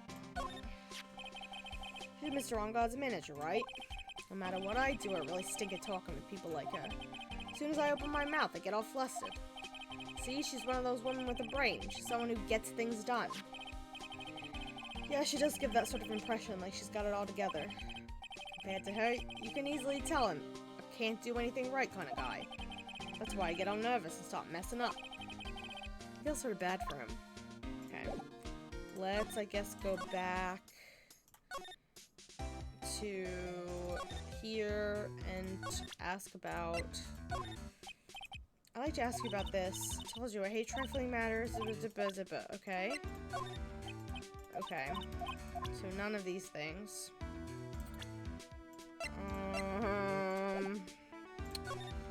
Maybe I talk to Lotta.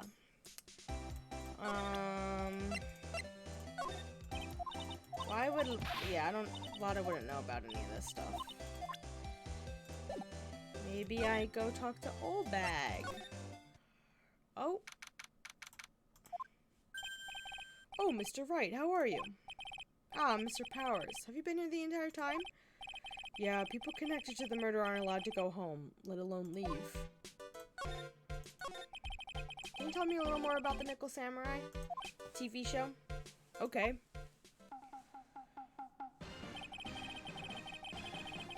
The Nickel Samurai is an action hero program aimed towards kids.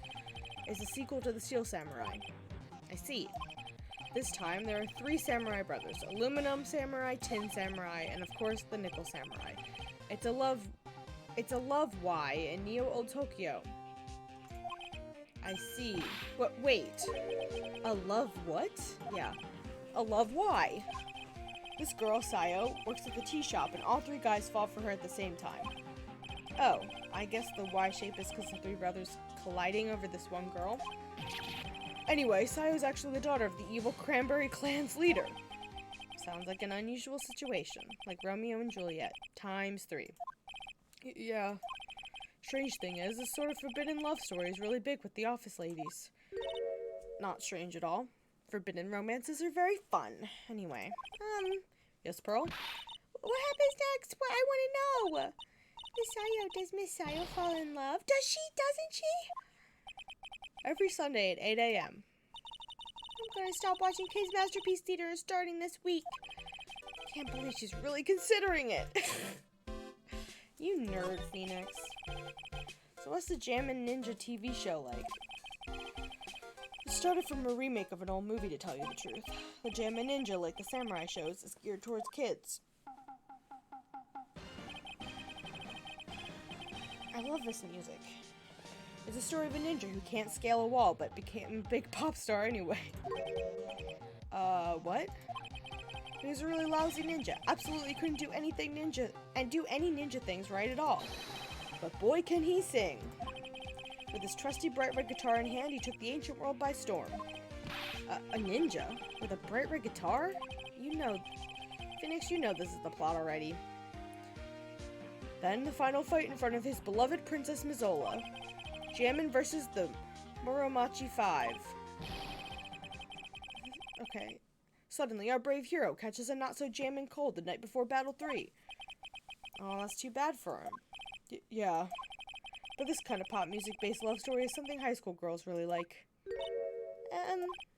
Yes, Pearls? Well, what happens next? I want to know. The Jammin' Ninja. Will he be able to sing? What about Princess Mizola? Every Sunday at 8 a.m. Which show should I watch?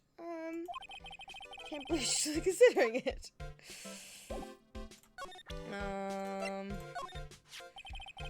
That guitar case. That was Juan's. I'm guessing you've seen this case before? Pretty famous by now. It stands out because it holds the bright red guitar. Bright red guitar. Gem Ninja's signature item. But if the guitar is so important, how could he forget it for the award ceremony? That does seem a little strange. Sorry. Thanks for taking the time. Okay.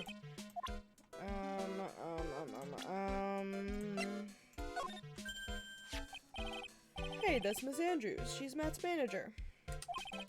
Actually, I was interested in her for a little bit. Just a little. So Mr. Powers likes this type of woman. What do you know about Miss Andrews? Well, see, here's the thing. I don't really know her, you know? There's sort of a small rumor going around about her right now. A rumor?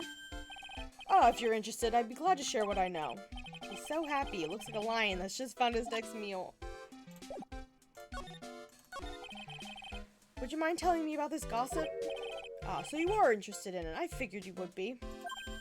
Yeah. I have such a weakness for celebrity gossip, too. Oh, really? You too, huh? Yeah, so take a look at this. Looks like a tabloid Miss Oldbag would read. Alright, let's see. Jam and Midnight Rendezvous? To the mysterious yet beautiful manager to the star, Miss A.A. You see now, don't you? What? You can stop pretending to be in the dark, Mr. Wright. Ron Corda didn't have a manager of his own. Which means, if we were talking about a certain manager with the initials A.A. Adrian Andrews? Yes, exactly. This is big news. But it seems kind of odd, that woman, Miss Andrews, together with the biggest rival of her client? Oh, it's that wonderful thing that can only happen between two people. Mr. Powers looks so happy. Rose is just following along, not having any idea as to why he's smiling. Well, like the saying goes, one man's garbage is another man's treasure. Magazine clipping added to the thing. Okay. Let's talk to Oldbag again. Have anything to say that delinquents like you. Okay. I don't think Oldbag has anything for me, so we're gonna move back to...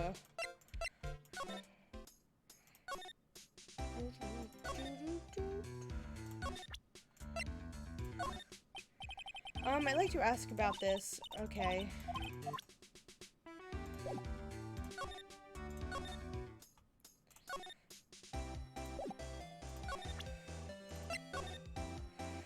That's not really what I wanted, but okay.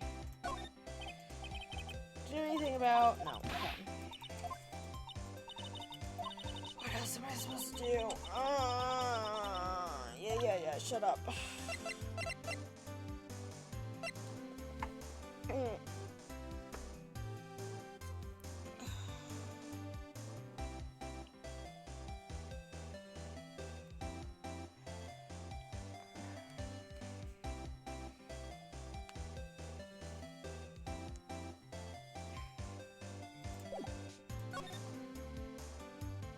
Big scoop.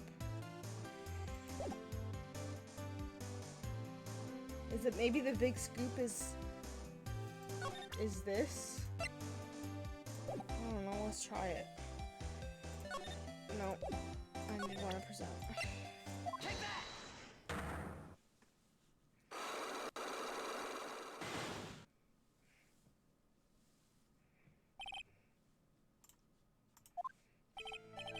Lotta, will you please answer my questions? On the night of the murder, why were you loitering around the victim's room? I told you, didn't I, for my scoop. What I want to know about are the details of this scoop. That's not something I can tell you. I mean, it's my bread and butter. Alright then, an unpleasant tabloid photographer looking for a scoop. I'm going to say that you were looking into a scandal. Grrr. Could it be that you, Lotta Hart, were looking for a break with a huge story? Perhaps an unfolding scandal between Juan Corda and this person? Adrian. this woman? She's Adrian Andrews, Matt on guard's manager. The Nickel Samurai's manager, caught secretly meeting with his rival, the Jammin' Ninja. It will be the hottest story of the season, wouldn't it? You're pretty good at this guessing thing, Mr. Lawyer. I'm not doing her voice right. But you can't just make up any old thing and think it'll make the papers. You gotta have backup. Backup? Yeah, you gotta have that, what's it? News sauce. You mean news source? That's it. So show me something that shows that Wong guy had something with Miss Andrews. Take that. This is the article from a certain weekly tabloid. Jammin' Midnight Rendezvous. To the mysterious yet beautiful manager to the stars, Miss A.A. Ah! Mr. Core didn't have a manager of its own. What's more, his rival, Mr. Ongar's manager, Adrian Andrews, she has the initials AA. You saw this article and then thought to take some pictures of them as proof. That's why you were lurking around Mr. Corda's door last night. I'm not screaming. Alright, Miss Girl. This is not good. I need to stop drinking it. The alcohol is not worth it.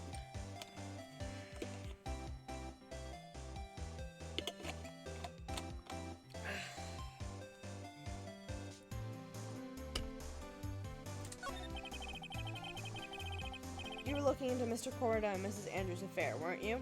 Miss Andrews. You got it. I was gonna get myself a scoop by catching him in a secret meeting. But there's already an article about it in one of the weekly tabloid magazines. It's no longer breaking news. What'd you just say? Her initials are AA. That's kind of vague. What kind of vague thing is that? That ain't no proof of nothing. People are gonna want to see real proof. Well, at least I do. That's what I was doing, getting photos. Oh. I'm gonna whip up the reader's interest with some gossip and a little misleading. Then spice it up a little and have myself an exclusive story. Wow, a lot of nice journalistic integrity you got there. I already finished writing up my spicy article, you know. But the paper I wrote it on, my note to myself, it's gone. Your note to yourself? It was inside the case of my $1,600 camera. They done run off together. I came for my big story. Didn't come here to have my treasure disappear on me. Yeah, I understand. It's enough to make a gal go bonkers, I tell you. What's with people now anyways? I never thought I'd see the day when someone done steal something from me.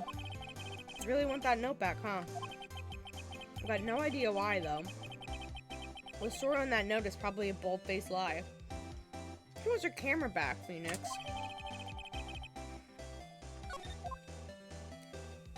Okay.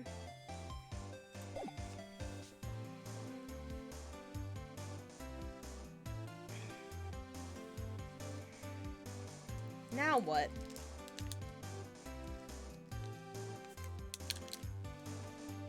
Maybe I go talk to... That's not what I want him. To her again.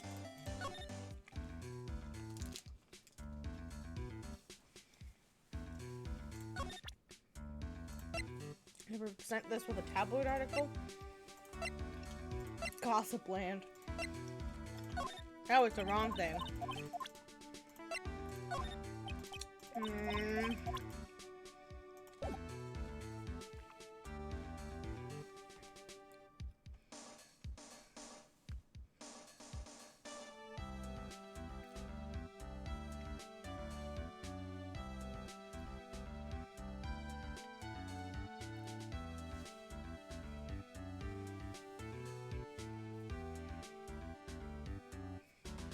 don't know, maybe I missed something.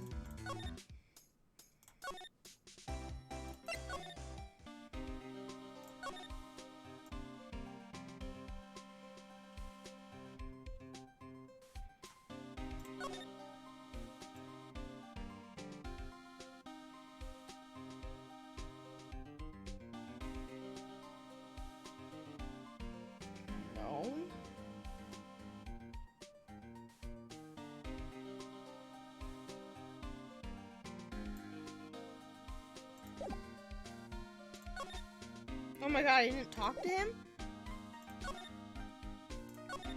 Am I stupid? Do you know what was the cause of death? Well, technically, the final autopsy report isn't out yet, but one look at the victim should tell you, pal. It should? Yeah, here's a picture. Uh-oh. It's the knife from the other room. Missing from his dinner. There's a knife in his chest. Why do I keep fucking eating these? Even though I know I have to talk. They're so delicious. Put a piece of tres leches in my stomach and my body said, you betrayed me for the last time. No. I need to eat tres leches cake at some point. I don't think I've ever had it. Actually, but did I have it? I might have had it when I was in Mexico, but I don't remember. Maybe not.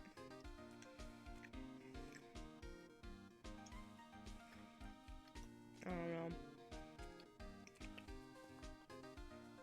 My eyelid is sticking to itself. Yeah, pal. That's the murder weapon. Who was stabbed to death.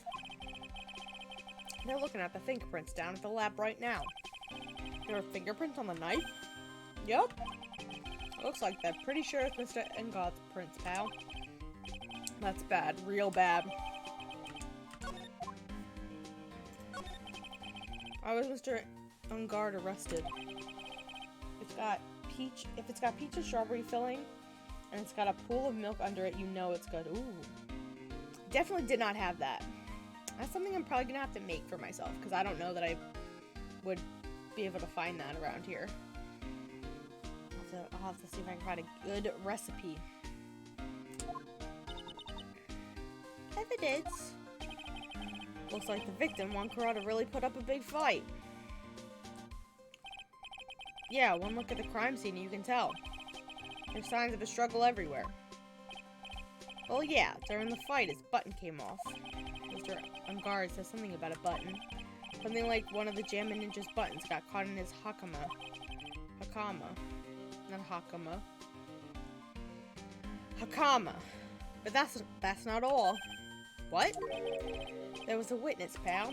A witness? Who is it? That lady, Miss Oldbag. Please, anyone but her. The prosecution has plenty of evidence to make a solid case. Not to mention there's something around where the Vic was that's a little off. Something that's a little off, as in that's for you to figure out, pal.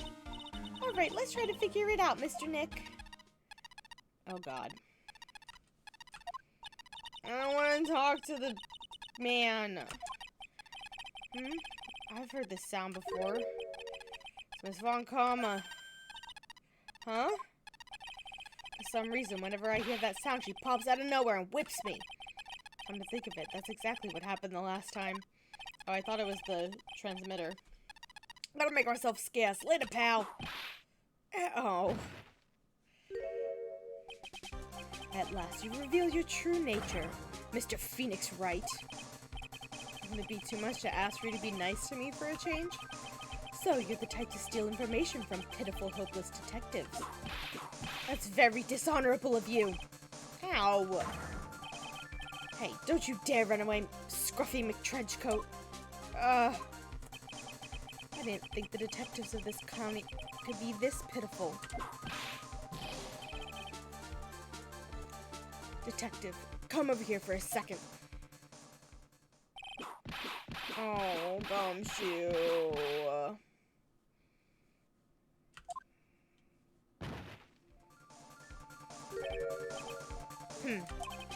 I feel better knowing at least you were man enough to face your punishment. He was so scared he just froze up on the spot. Mr. Phoenix Wright, you have soiled my perfect prosecution record. I'll never forget that. This time, victory is mine. No, it's not. Victory is yours. Is that all this means to you? What? Come, Scruffy. The investigation briefing is about to begin. Yes, sir. This isn't over yet. I swear on my family's honor. Your family has no honor, but okay. Ow, what did she throw at me now? What is this? Well, I guess this means I gotta go back to the precinct now, pal. You ever need me, come down to the Criminal Affairs Department, okay? If you can, try not to let Miss Von Karma see you. Dishonor on you, dishonor on your cow, dishonor on your whole family. Great quote, great movie. Child. Dishonor on you, dishonor on your child, dishonor on your adopted child. Okay. What was this thing that I just got?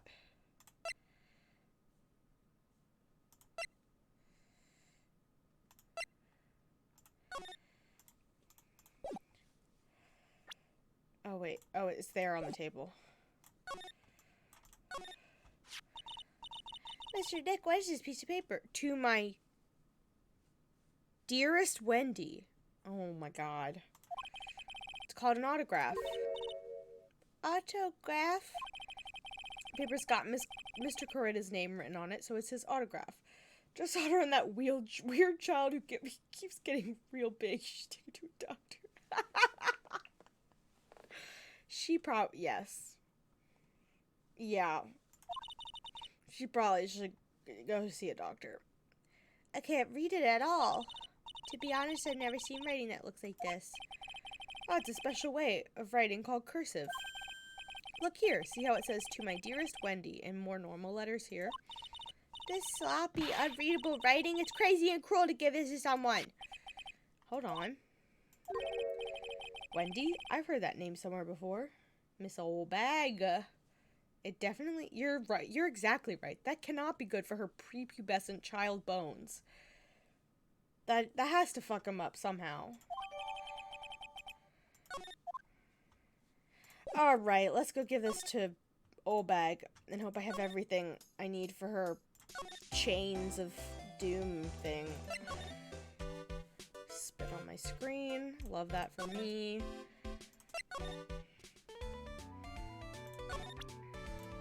Take that!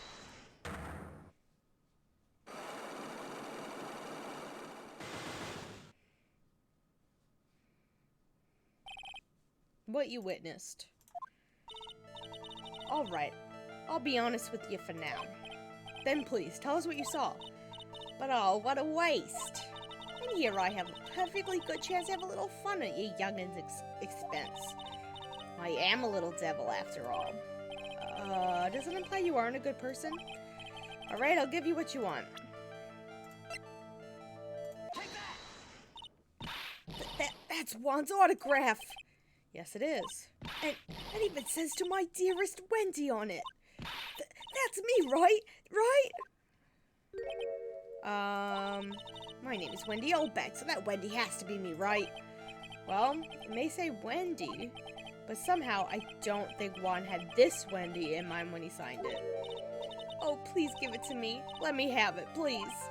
I can't let you have it just like that. Yes, I know. Then how about an exchange? Oh. Wow, she must really want this autograph. My offer isn't good enough for you. Fine, Mr. Wright, you win. Wendy Oldbag, ready to open up her heart. All for my dearest Juan. Holy shit. Okay.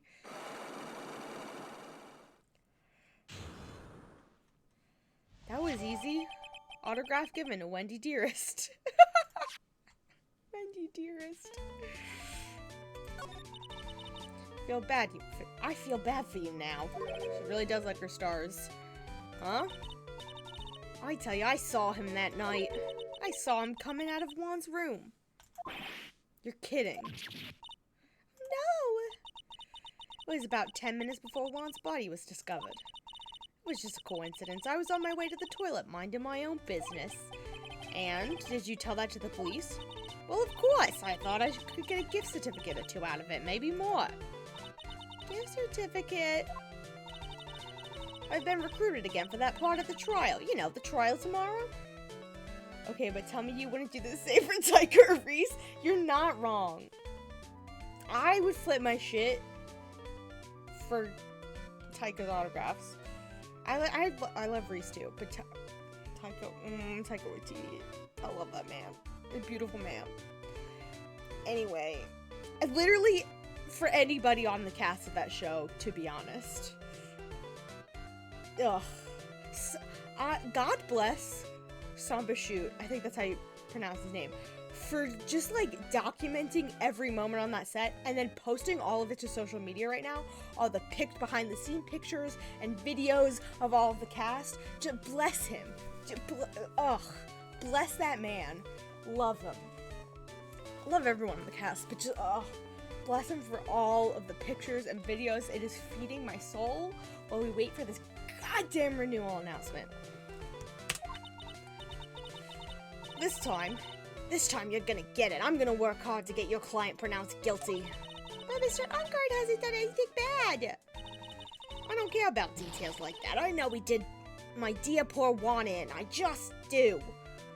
We all know what's gonna happen. If it doesn't, we riot. Yeah, we'll all storm HBO headquarters like they did for Area 51.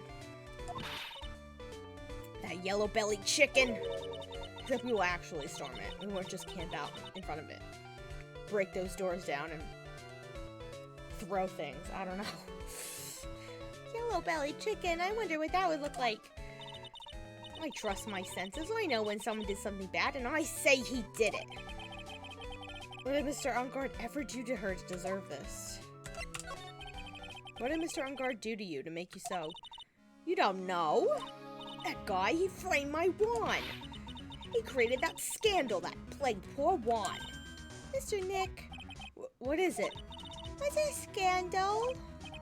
Oh, I'll tell you about it after we get home, okay? Poor Juan led astray by the wiles of that vile temptress.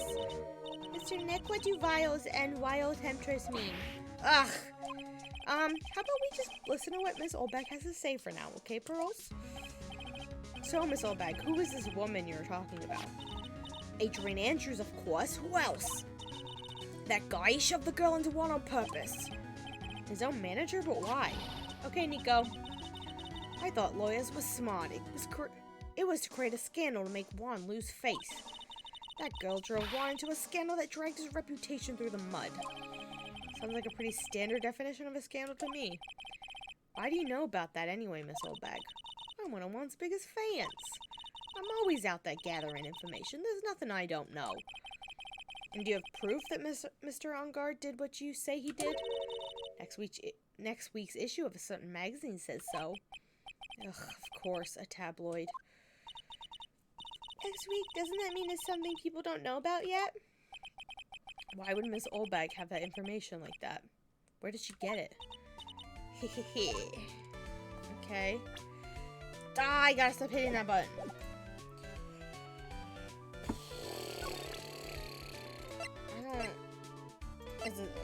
Do I finally get to present this? No.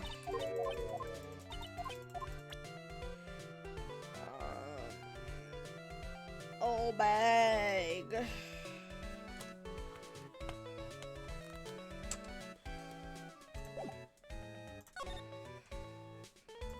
Oh, I can go here now.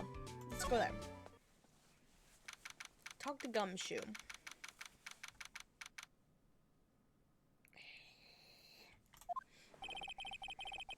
Detective Gumshoe said they had an investigation briefing.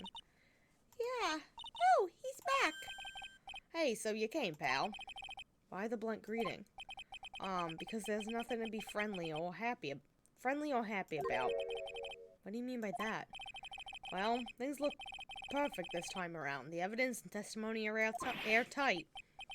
But we can't just roll over and die. We have to stay positive. So what do you mean by the evidence is airtight? I can't give you all the details, pal, but there's two big pieces. Two? And both of them are in this photo. I mean, this is one of them. The knife. The first is a button missing from the victim's. Okay, that's a big button. That's the button you found during your body search of Mr. Ongard. Yup, found in the folds of the Nickel Samurai special pants. And the second one is the knife in his chest, pal. The fingerprints on the knife in his chest to be exact. The fingerprints on the knife in his chest to be exact. Fingerprints, whose are they? You didn't even have to ask, little missy. It's obvious. They're Madame Guards. Tomorrow's trial. Talk about being stuck between a rock and a hard place.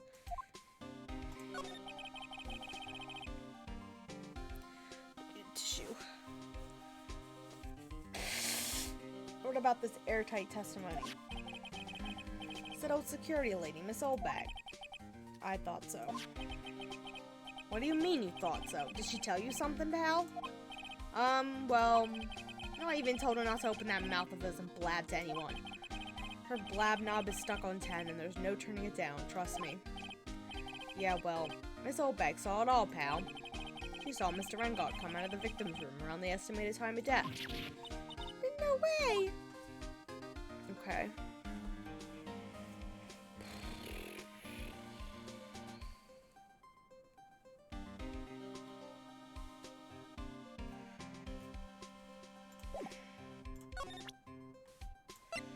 Let's ask them about this now. We're pretty interested in this bit of gossip ourselves. The scandal with Mr. Corda, but why? Well, 2 years ago, a woman committed suicide. Oh wow, that was a... Suicide? Her name was Celestine Pax. She was Juan Corda's manager. The victim's manager? But that's not all, pal. Miss Impax was Mr. Adrian Andrews' mentor. Miss Adrian Andrews' mentor.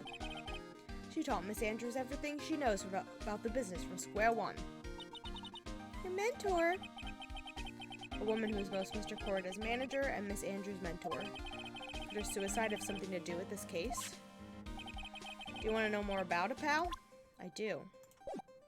I would love to know about it. She was the victim's manager and also Miss Adrian Andrews' mentor. It's been 2 years since her suicide.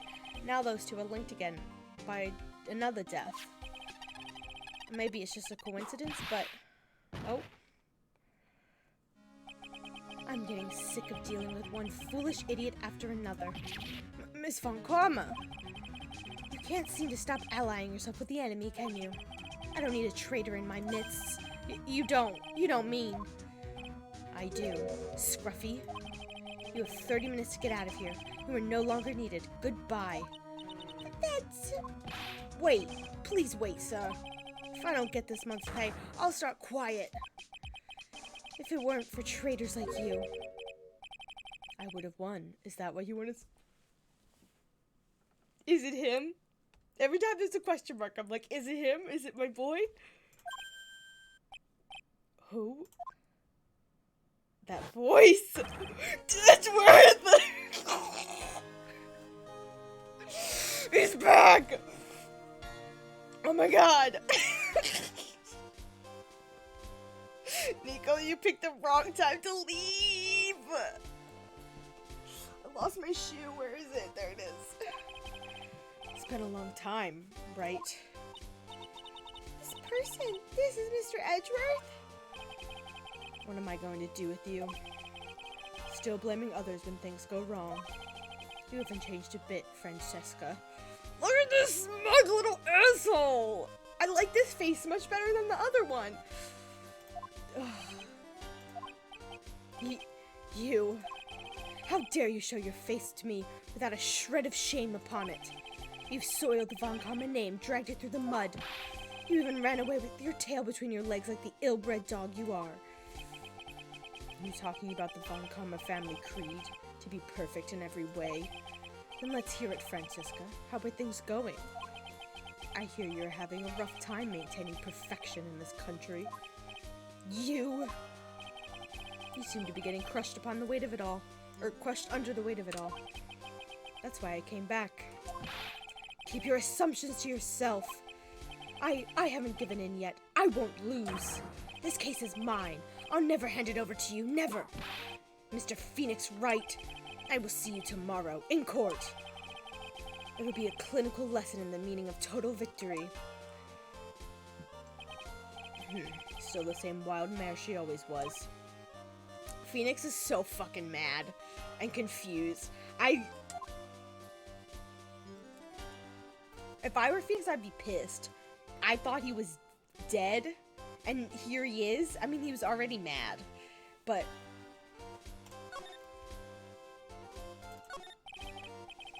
I thought you, the prosecutor Miles Edgeworth, had gone and died. Mr. Nick! I never wanted to see you again. I think that's enough of a warm welcome for someone who you haven't seen in a year. Are you gonna run tomorrow's trial? You heard her, right?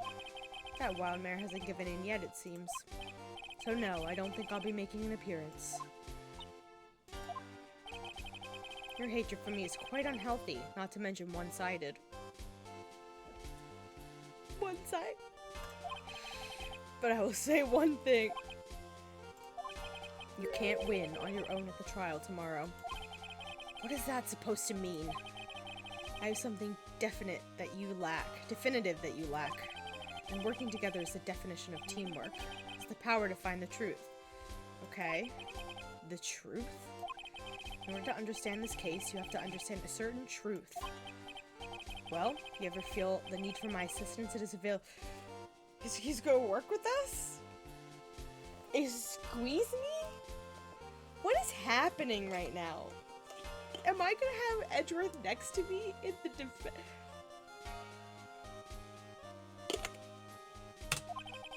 I'm not in charge of this case, so I can be a bit more generous with information. Boyfriends in the defendant's booth, making out in court. Anyway, just what is going on inside his head? A lot of things may have happened. However, Manfred von Karma was still my mentor. And a perfect win record is proof of a von Karma. 1 year ago, you could not establish guilt in a few cases. Are those losses the reason you suddenly disappeared from the prosecutor's office? Did you leave because you had lost your perfect win record? To think your motivation for prosecuting trials was so selfish. It'd been better for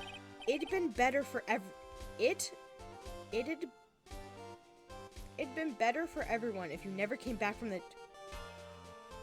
It would have been better for everyone if you never came back from the dead, Edgeworth. That's really fucking harsh, Phoenix.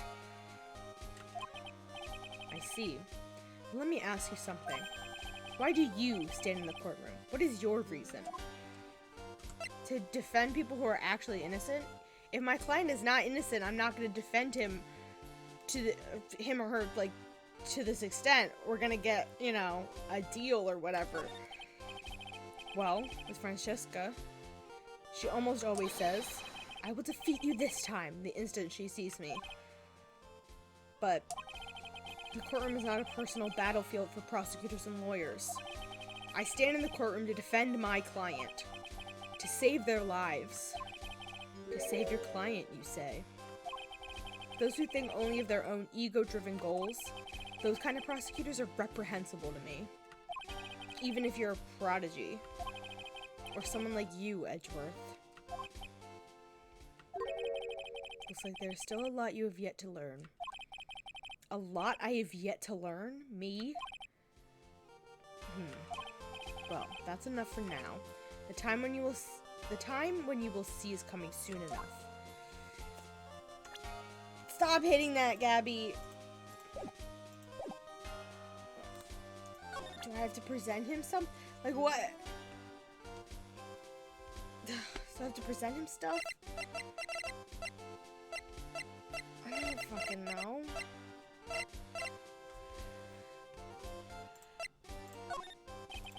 No interest talking about useless evidence. Put a little more thought into what you show me, okay?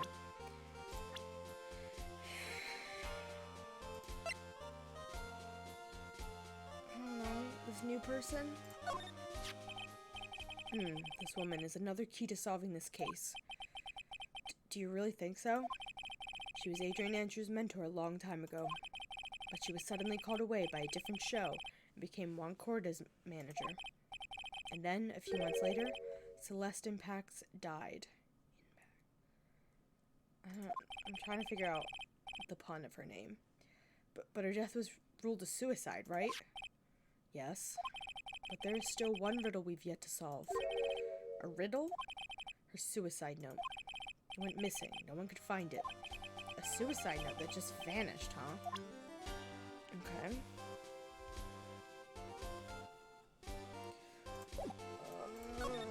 Missing suicide note. Miss Impact's death was most certainly a suicide. Of that, there is no mistake. However, we could not find her suicide note. That's when the police began to suspect that someone had hidden it. The suicide note? But how do you know that Miss Impacts had even written such a note? There was no solid evidence, however. We did find traces of ink on her right index finger, which makes the likelihood of a suicide note very high. She could have been writing something earlier that day. But who would hide such a thing? The police think it was Mr. Juan Corda himself. The victim? He was the one who found her body, which makes him the only person who had a chance to hide her suicide note.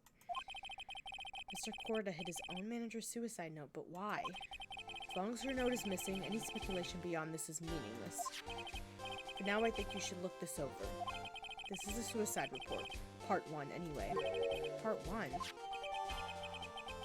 Okay. Okay. Suicide note hidden?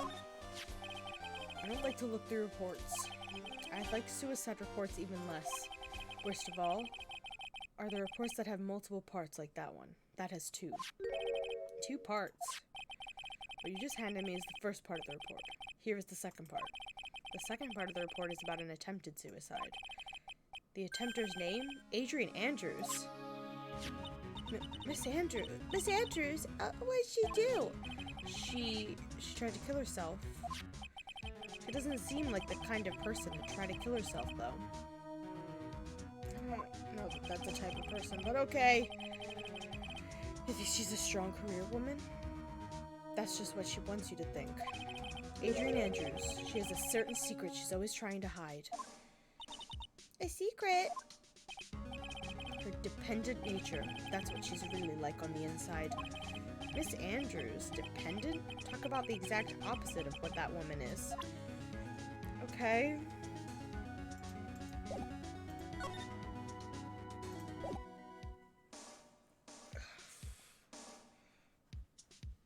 Okay, I guess I should go talk to her then. Goodbye, my love.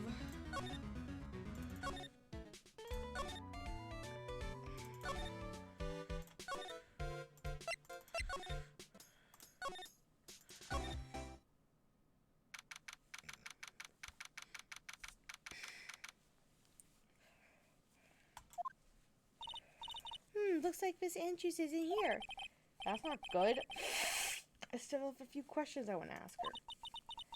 But she has that psyche lock on her heart, right? Oh yeah, I forgot about that. Well, we don't have much of a choice. I guess I'll have to come back later. Okay. Okay, well then where the fuck am I supposed to go? Where is she? That's not what I wanted to do. No.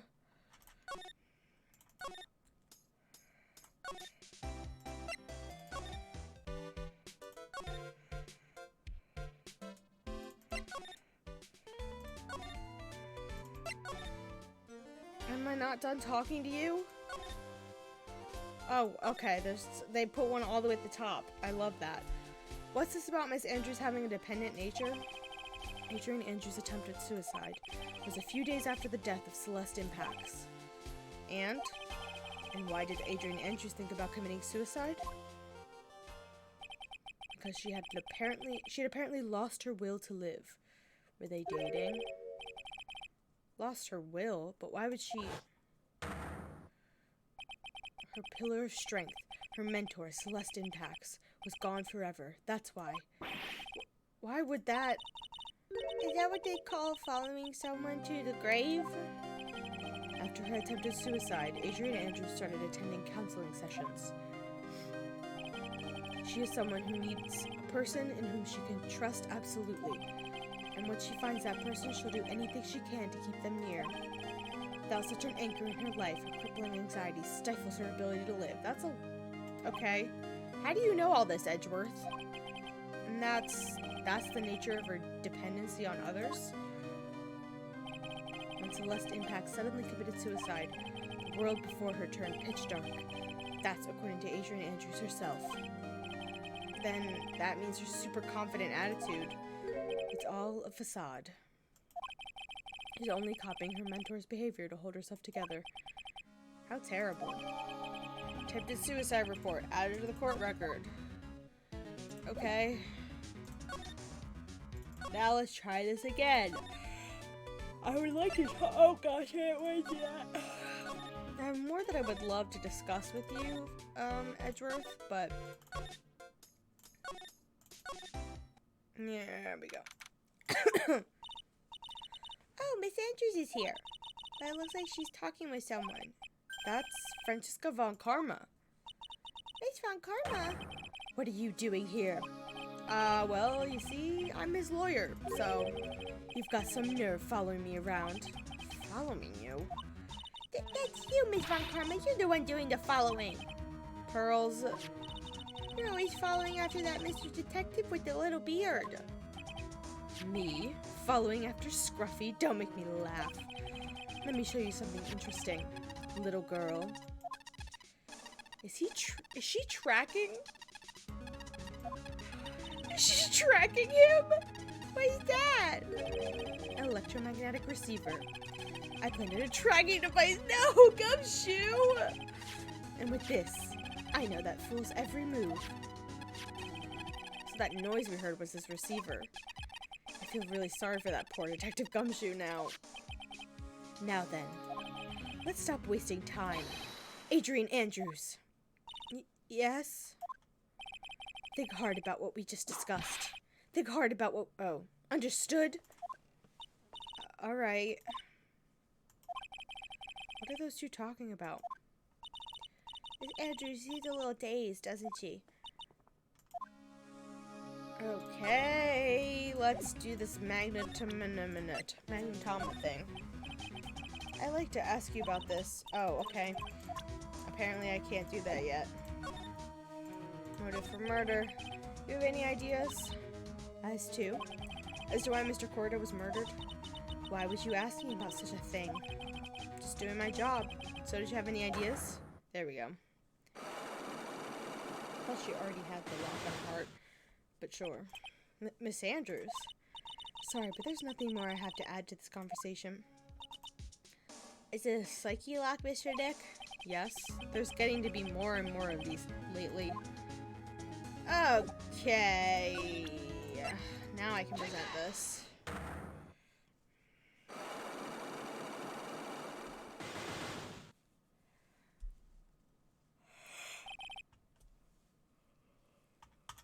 Motive for murder.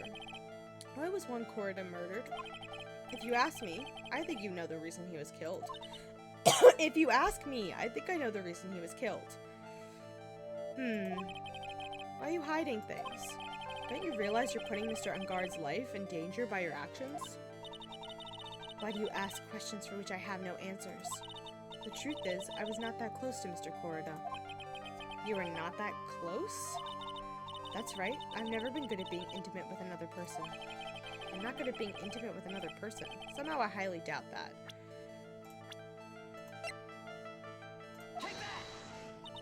Very bad at connecting with people, so they're so depressing for the most part.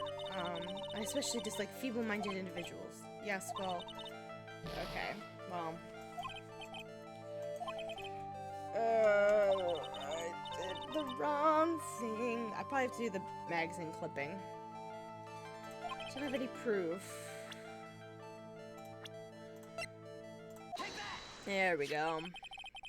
You and Mr. Corda had an intimate relationship, did you not?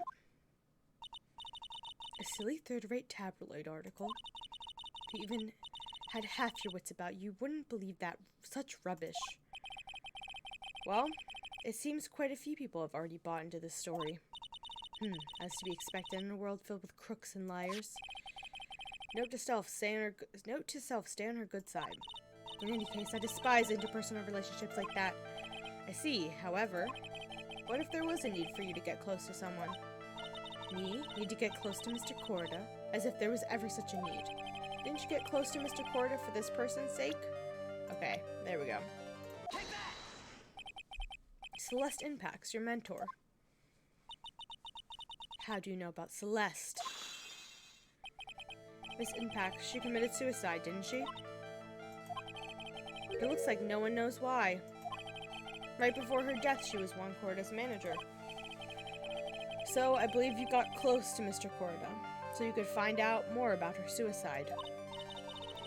You have a great imagination. You may have a future yet as a slimy mudraker for a putrid third-rate tabloid. Miss Andrews? There was no mystery surrounding her death. None. It would be pointless for me to force myself into a relationship for nothing. Is that really true? Was there really no mystery at all? I don't believe you were completely at ease with the way her suicide was resolved. The report where the suicide notice hit him. Miss Impact's suicide note was never found, was it? Looks like the police were under the suspicion that someone had hidden it. Like, maybe the person who discovered her body? Mr. Corda? Juan? And, Miss Andrews, I believe you thought the same thing. Which is why you became intimate with Mr. Corda. I sat by quietly and listened to your insulting ramblings long enough. It's true that Celeste was my mentor. However, allow me to say this again. It had nothing to do with me. I didn't even know that her suicide note was never found. I'm a person who doesn't care about what goes on in the lives of others. That's the impression you like to give, however. I don't think that's who you really are. What? I have evidence that says otherwise. This is proof that Celeste Impact was someone very special to you. I assume her attempted suicide. Miss Andrews, you nearly went through with it too, didn't you? Went through with what? Ending your life? Excuse me. Miss Andrews, you look and act like a very strong woman who has it all together. You don't ask for anyone's help, relying only on yourself. Yes, I've been very independent ever since I can remember. However, that is all just a lie, a facade. You've always searched out people on whom you can depend on. That's... You were dependent on Miss Impacts, weren't you? Which is why, when she passed away, you lost everything you had. Stop! When Celeste passed away so suddenly like that, I died a death of my own. But, no matter how hard I tried, I couldn't stop thinking about what had become of her note. You must have heard about the police report. The one that said the police suspected Mr. Corda of hiding Miss Impacts' note. You heard about it and thought to recover it from him by getting close, am I right? If that's the case, then everything changes. What do you mean? What topic did we start this conversation on again? Why was the victim killed? Exactly. Somehow, Miss Andrews, it seems that you have become the one with the reason to want Mr. Corda dead. Me? Miss Impacts was everything to you. And then she died. And you would do anything to find out why she killed herself. Even commit murder. Murder. Excuse me. Cool. Oh, thank you.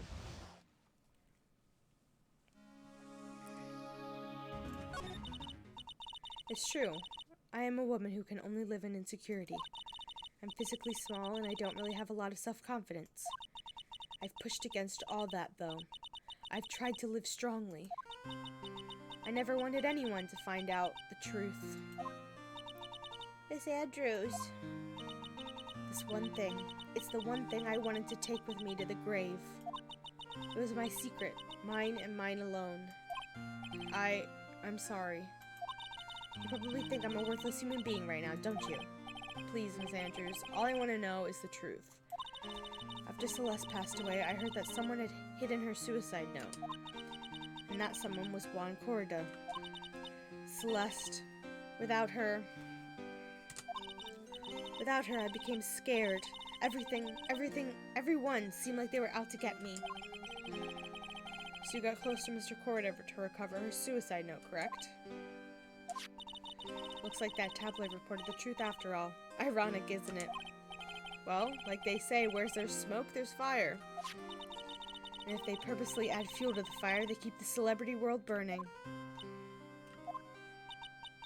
But as for the suicide note, I didn't and wouldn't kill anyone for it.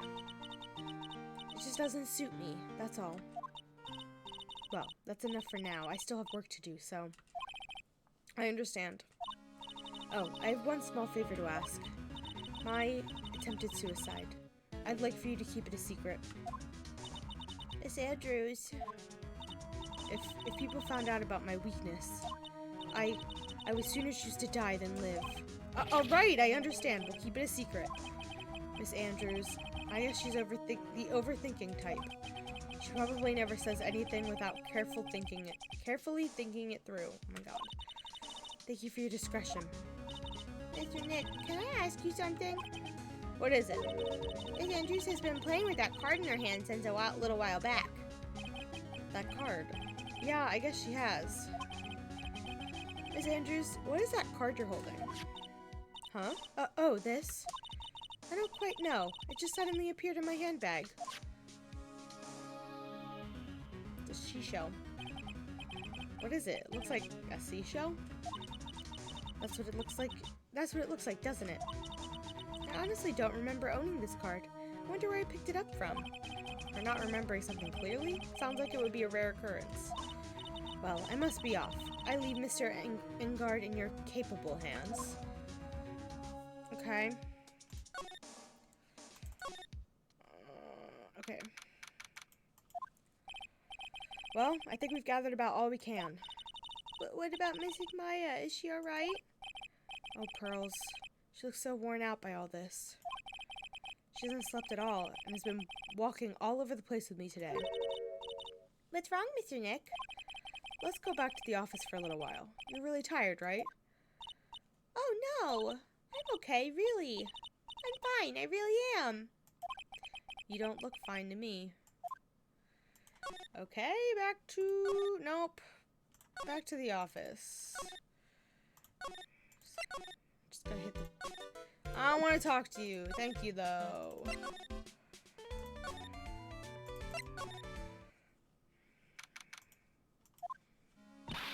So, what now? Well, we did find one thing out for sure. Miss Andrews has a motive. Maybe Miss Impact's suicide note. That's right. She was also the one to discover the victim's body. Clever. Oh. Mr. Nick, the transceiver!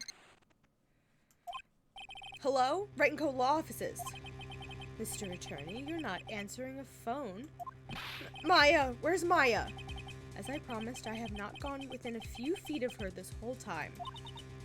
Whew. Which is why I suppose she's absolutely famished. What? Or what? He's not feeding her? So I suggest you win a quick acquittal, my friend. At any cost, wouldn't you agree?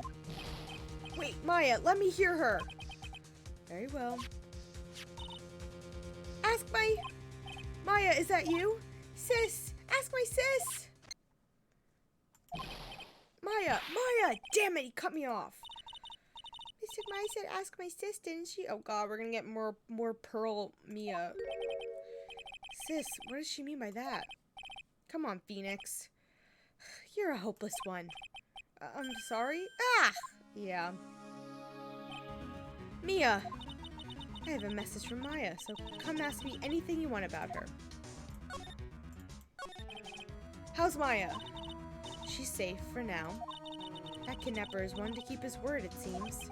I'm glad to hear she's safe, but Mia, how did you know? As soon as she was locked up, Maya called for me. I read the note she left. Then I gathered as much information about her surroundings as I could. I didn't know you could use spirit channeling like that. Pretty smart of her. The kidnapper, what's he like? I don't know. Apparently, Maya went to answer a phone call at the hotel and was drugged there. And? She didn't see the face of her attacker. Ugh. Maya's locked up in a very dark place right now. I'll tell you everything I heard when I was with her. When you were with her?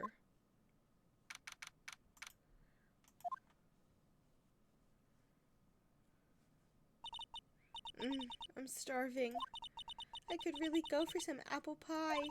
I mean, at a time like this, sweets are the only way to go. I have to stay positive. He promised he wasn't going to kill me. I'm not going to die. Sis, I wonder if you're with Nick right now. Huh? Someone dropped a card here. Kind of looks like a business card, but there's no name on it. It's the same seashell. It's a picture of a seashell, I think. What a strange card. Just drink all the wine, Maya. What is this? Feels like there are a lot of glass bottles here. And these, they feel like barrels. I'll pass. Too bad I'm really hungry, but not really thirsty. Doesn't really make sense, but okay. There's all sorts of things piled up here, but it's too dark to see. Looks like it says pretzel on it. Drat, it's locked. But this door's lock seems easy enough to open. On TV, the hero always uses a plastic card or a stiff piece of cardboard. Then click, they magically open the door. I wonder if there's a card like that around here I could use. Ah, that's it! The seashell. Or the shell card. If I use this, maybe I can get the door open. That might be my key out of here. I had a feeling this card might be useful. I'm such a genius. Alright, now if you'll excuse me, Mr. Kidnapper. I did it! Okay, now I'm getting the heck out of here. I shouldn't keep Nick waiting, or worried. Oh. What the heck? What is happening? Okay. Oh. Okay. Adrian did it? That's what it looks like. Dude, no way. That woman couldn't do anything like that. In court today, there will be a mountain of evidence that'll implicate you. A mountain of evidence? I'm certain there's someone out there trying very hard to pin this whole thing on you. Excuse me. Please, Mr. Lawyer. Dude, like I said yesterday, I'm refreshing like a spring breeze, alright? Can't let any sort of scandal ruin that. I understand. Well, it's almost time. Okay. Mia, we must get a complete acquittal today. I know, but I can't focus on Maya's situation right now. Or Pearl's either. No matter what, I have to focus on winning this case by the end of the day. Indeed. Well, let's get going. It's him. This is Wright. Good morning. This is it, Mr. Attorney, the day of the trial. Maya, she's unharmed, right? Well, when I checked on her earlier this morning, she seemed a bit, how shall we say, tired. Don't worry, people don't die that easy. Besides, what you really should be concentrating on is winning today's trial. Grr. For my sake as well as yours, you must win today's trial. Which is why I sent you a little present this morning. Present? What in the world would you want to give me? You'll figure it out once the trial starts. And even if you don't like my gift, I expect you to graciously accept it and win the day's contest, if you please. Wait! The kidnapper sent me a present? Mr. Lawyer, dude, who was that? No one. It has nothing to do with you, so forget you heard anything. Dude, did your nose just get longer?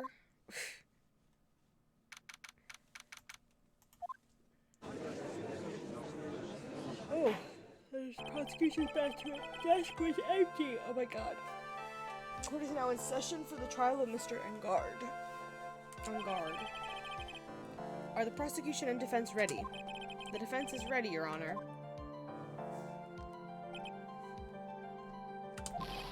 I say, Mr. Wright, what happened to Miss Von Karma? I don't know, Your Honor. Why are you getting mad at me? Your Honor. Please be quiet, bailiff. Court is in session. If you must tell me something, please keep it brief. Now then, what is it? Prosecutor Von Karma has... This morning, Prosecutor Von Karma was shot by an unknown gunman. What the fuck? What? Shot? Is this the kidnapper's gift? Somehow, I think this is the present that man was talking about. Holy fuck. His present. Miss Von Karma is one of the top prosecutors in the country at the moment. If she were to disappear, it would be to your advantage. This is totally insane. Miss Von Karma, is she alright? I don't have that answer. She's alive and in stable condition. That's good. Phew. I thought he'd show up. Okay, I hit that too close. Your Honor. Due to the circumstances, Miss Franziska Von Karma cannot appear in court today. I, Miles Edgeworth, will be taking her place. The prosecution is ready. Naturally. Let me get out of the witness box then. Look at that clothespin of a man. He's back. Oh, he's back where he belongs. Miss Von Karma was shot in her right shoulder and is currently undergoing surgery. Luckily, I have looked this case over and am familiar with the details. The prosecution seeks to prove the guilt of Mr. Matt Engard. The court acknowledges the prosecution. Right. I finally found the answer I was struggling for on my long journey this past year. By the time this case comes to an end, you too will know the answer. What is this dramatic shit, Edgeworth? Phoenix is pissed. Now then, the prosecution would like to call its first witness. Please bring Detective Gumshoe to the witness stand. Gumshoe's gonna be so fucking relieved to see Edward. Witness, your name and occupation. My name's Dick Gumshoe, sir. I'm a detective down at the precinct. For now. For now? After this trial's over, I'm supposed to turn in my badge, sir. Detective Gumshoe? Prosecution has no need for a depressed witness. Lift your head up and face forward like a proud officer, Detective Dick Gumshoe. Yes, sir. Now, let's have your testimony. If we want to explore the various facets of this case, we must start with that. Get ready, Phoenix. This is going to be one very rough fight. Yeah, it would have to be with Edgeworth as my opponent. The answer he was struggling for?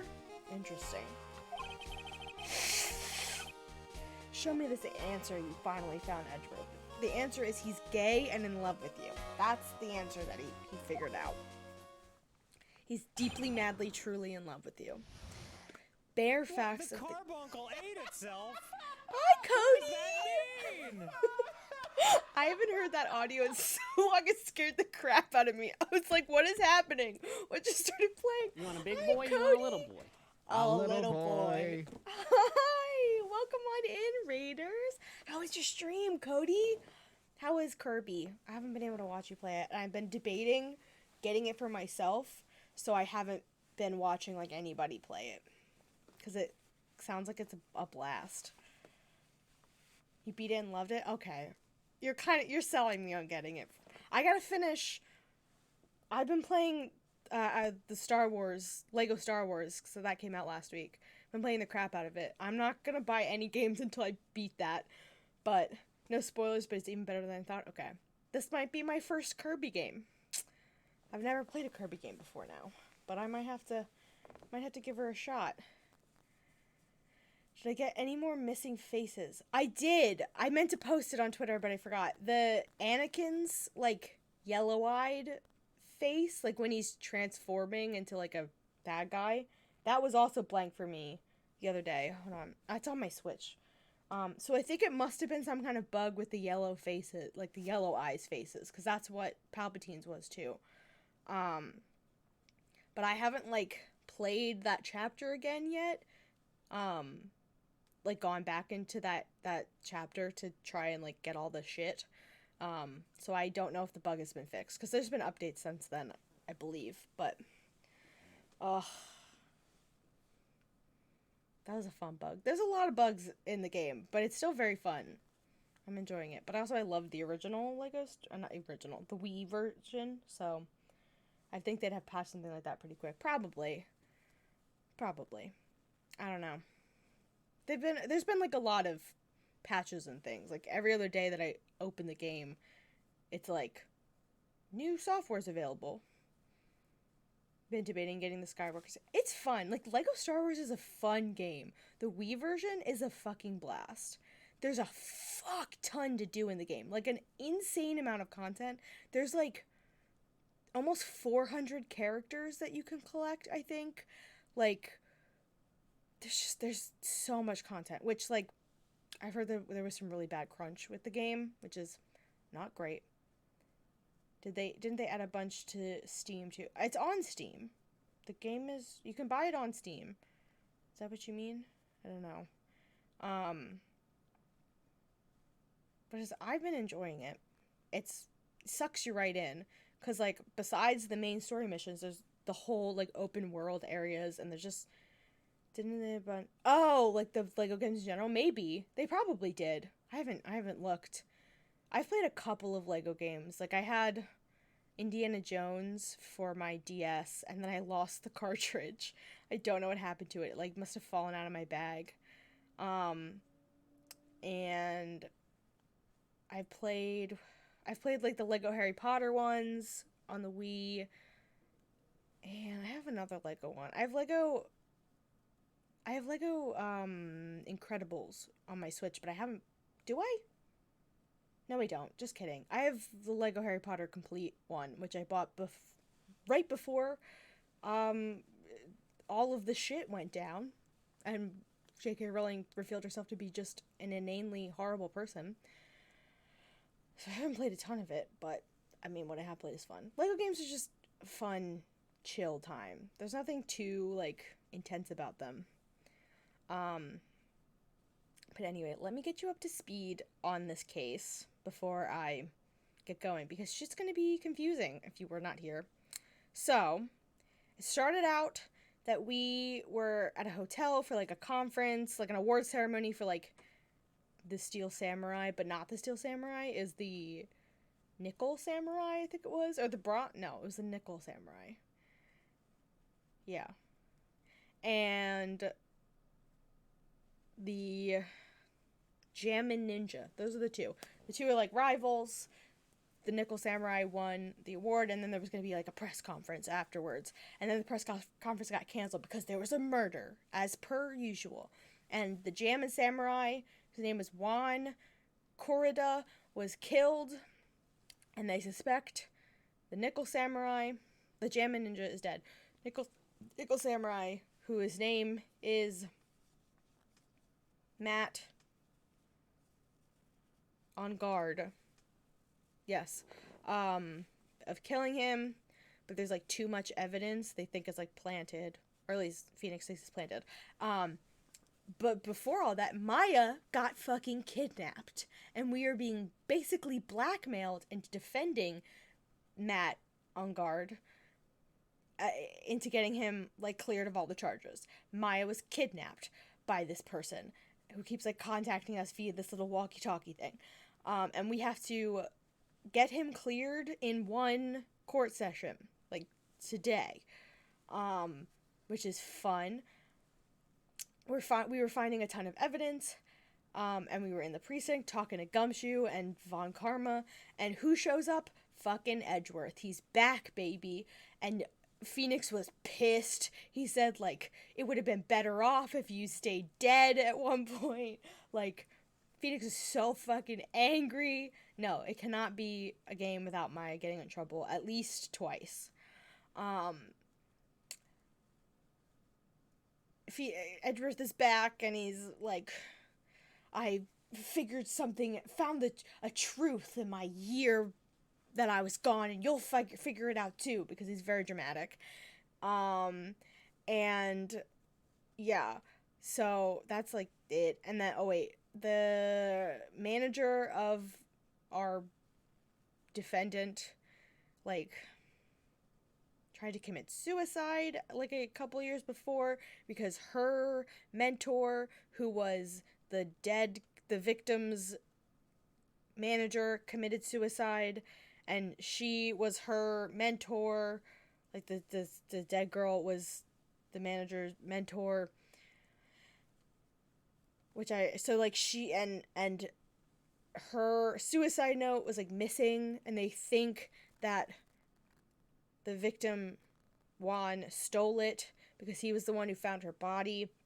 And so the manager was getting close to Juan to like try and find the suicide note, and now he's dead, and so like we think she has like motive, even though we don't think she did it. Also, Oldbag is back.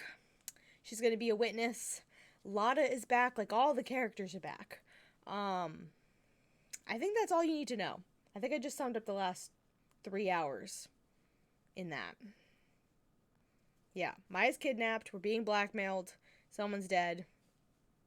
Our boyfriend's back, and he's oh wait, that's the last thing I forgot. The like guy who kidnapped Maya was like, I got you a present. You'll see it in court. And we get in there, and we find out Francisca has been shot and can't prosecute. She's been shot. And so now Edgeworth is prosecuting. This game is insane. She got shot. Hi, Miko. Welcome back. Oh my god. Anyway, now Gumshoe's gonna testify about the crime scene. And yeah. This might have happened after the Hero of Heroes ceremony, sir. She probably did deserve it. She absolutely did deserve it. She's an ass. The victim, Juan Corrida, was found dead in his hotel room. She wants to fire Gumshoe like she deserves it.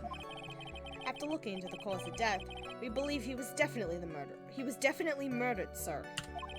At first, we thought there was something suspicious about the empty guitar case.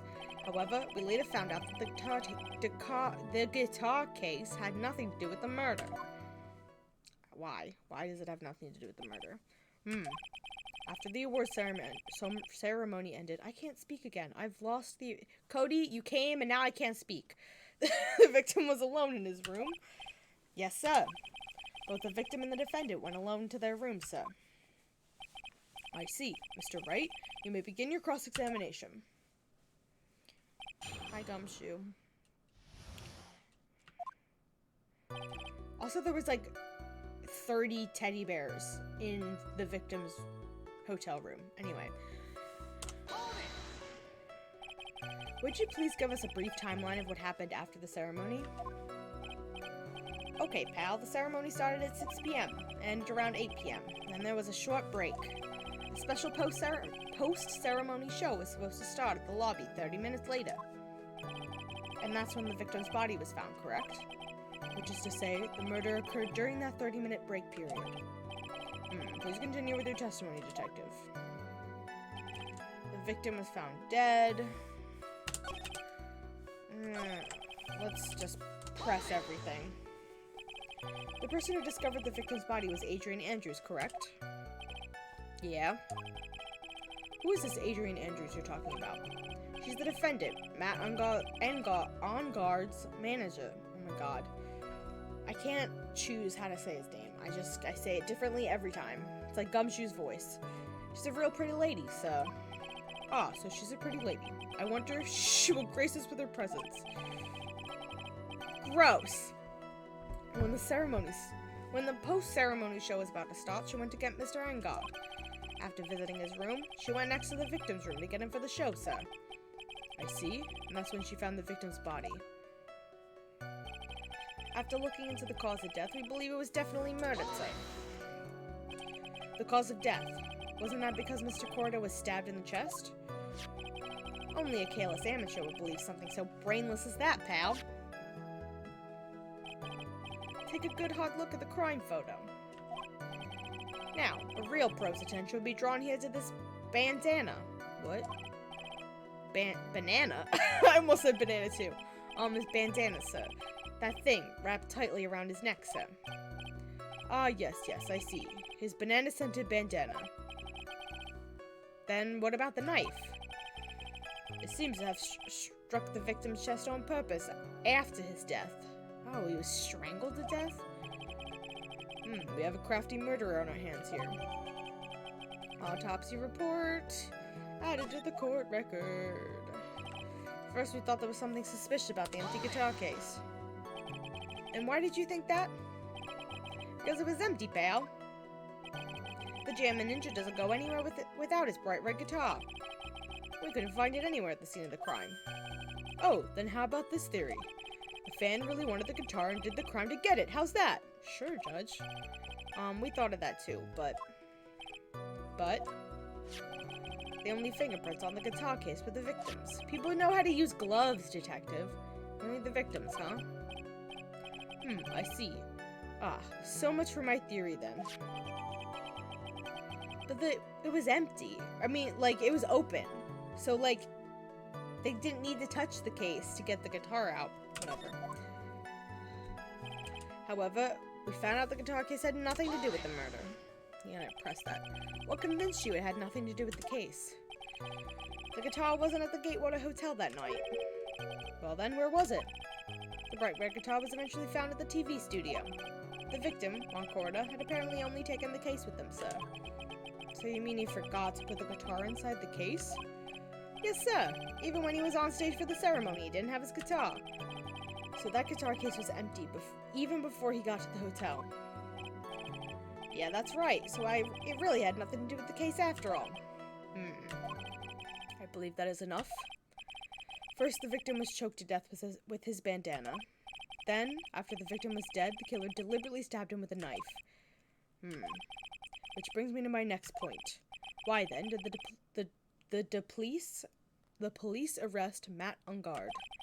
Because there was reason enough to suspect him. Here it comes. Looks like Edgeworth's back in full swing. Very well, Detective Gumshoe, please testify about this matter. Yes, sir.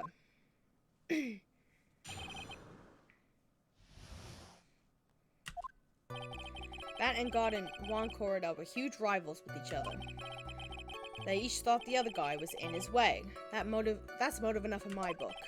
As for evidence, there's the Jammin' Ninja's button. It was ripped off the ninja costume and found in Mr. Ungard's hakama.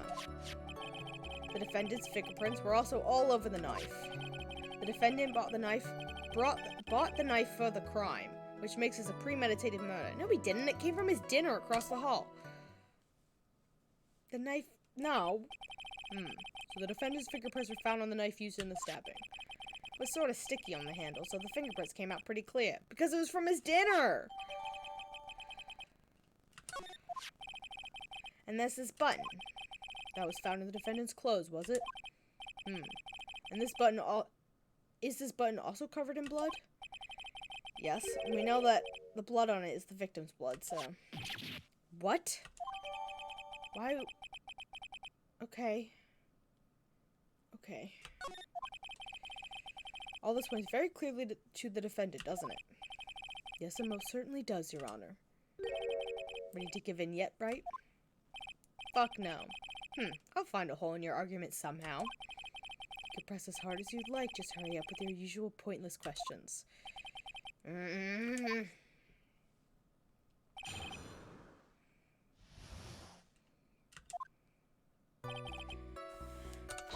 Huge rivals. But in terms of popularity, Mr. Ungard won, did he not? Yeah. But you know what's ironic, pal? Juan Corda was always the one step behind Mr. Ungard and everything. This year seemed like he's finally caught up, ready for the big final showdown. But Mr. Corda lost the Grand Prix in the end. That is too bad.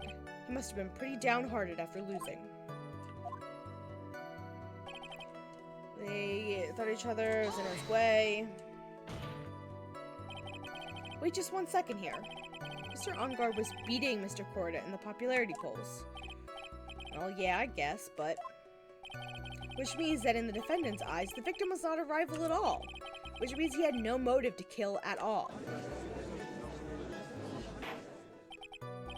Yes, I quite agree. Well, Detective? It's not, well, I guess if you put it that way, then yeah, the defendant would have had no motive. Detective, I'm beginning to see why you were fired. No, not you too, Mr. Edgeworth, sir. I look forward to your pension negotiations. Edgeworth, you asshole. Now, Detective, let's continue with the testimony. No, not my poor pension, too. Come, shoo. Detective, if you value your money, I suggest you proceed. Yes, sir. We can talk about my pension later, sir. What about what I was saying? Hello? Anyone? As for evidence, there was the button. Do you have any proof that the button belonged to the victim? Huh? What do you mean, pal? Clearly came from his costume. Let me put it this way. I'm asking if you've had any evidence to back up your claim that this button was ripped off the gem in Ninja's costume. Huh? But can't you tell just by looking at it? And the victim's blood is on it. Anyone could have smeared that blood on there afterward. Mr. Edgeworth, help me, sir. Alright, I knew it had to be this piece of... it had to be this piece of evidence. Now to reel this one in. Thread. Huh? The button was attached to the costume by thread, obviously. And that thread snapped when the button was torn off. If you match up the ends of the thread on the costume with the thread on the button, it's a perfect match. Yeah, that's it. They're a perfect match, pal. Ugh. It's the knife. That's the bad thing. That's Edgeworth for you. Never misses a beat. It was ripped off the costume. The defendant's finger was all over the knife. How are the fingerprints arranged on the knife? Huh? What do you mean, pal? By examining the fingerprints, you can determine how the defendant held the knife. For example, did he hold it normally or overhand? Oh, is that what you meant? Well, we didn't actually think of that. I can't believe the bumbling of this department. Hopeless. Were you paying attention to the testimony, right? The defendant's fingerprints were all over the knife. There's no way to determine how the knife was held at the moment of the murder. So is the defendant the owner of this knife, then? The defendant... That's just not true. There's no way this was a premeditated murder, even if he bought the knife. Sorry, pal, this isn't some pocket knife. It doesn't fold, so it's not great for walking around with either. Ugh, well, this is not good. If the prosecution can prove it was a premeditated murder, we're done with. Phoenix. Yes? There's something very interesting about what the detective said just now. Think carefully before it's too late. A button covered in the victim's knife and a knife in a victim's blood and a knife with his fingerprints. Be grateful if the judge were more rash, he would have already pounded his gavel in closing. We're still in a world of trouble.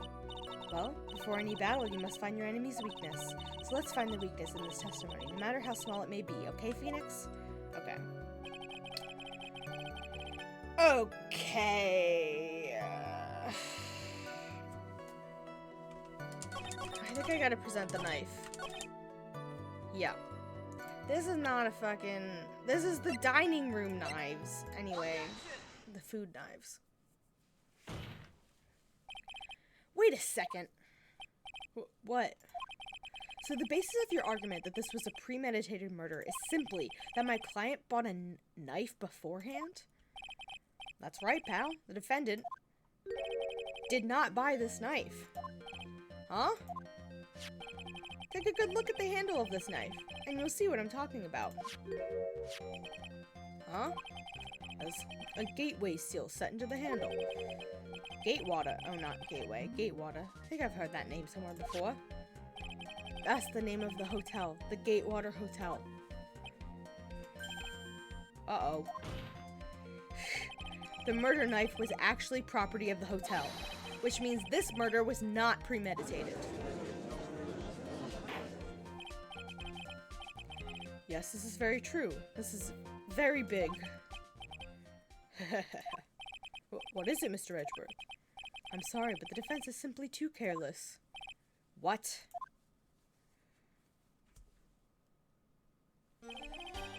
I think whether the crime is premeditated or not has already been determined. How so? I admit this knife is hotel property. There is no one currently on the police force that is dumb enough not to realize this. But I didn't know. Oh. Gumshoe. The question is, where did this knife come from? Why, that's obvious. It came from the victim, Mr. Corda's room. No, it came from the defendant's room. Sorry, Your Honor, but that is incorrect. Yeah, he's got his knife. The victim ate a last meal before he was murdered. With that being the case, I would like to draw the court's attention to what is on top of the table. His knife. There's a knife and a fork on the table. Then, where in the world did this knife come from? From the defendant's room. If it pleases the court, I would like for us to recall the room of the defendant, Mr. Matt Engard. Yeah, I know. Especially what was on top of his table. There is something missing. Perhaps it is a single knife. We investigated the leftover dishes for fingerprints, and while we were investigating, we came to the conclusion that Mr. Matt Engard's knife was missing. We knew this, Phoenix. Mr. Engard had gone to the victim's room with the knife he had used during dinner. Why would he carry a knife to a visit? To kill, of course. And with that, I believe the prosecution has proven that this was a premeditated murder. No. That's like a weapon of convenience. In real life, they basically never prosecute premeditated murder because it's like impossible to prove. Amazing, Mr. Edgeworth. Absolutely brilliant. A brilliantly clear deduction. Seems like Edgeworth has this plan from the very beginning. This must be one of those traps I just walked headlong into. A murder weapon with fingerprints and a button from the victim's costume. There's quite a sizable amount of evidence here. I can safely say that any further deliberation is a waste of Your Honor's time. Although, I wouldn't mind if the defense were to present evidence not yet shown to the court.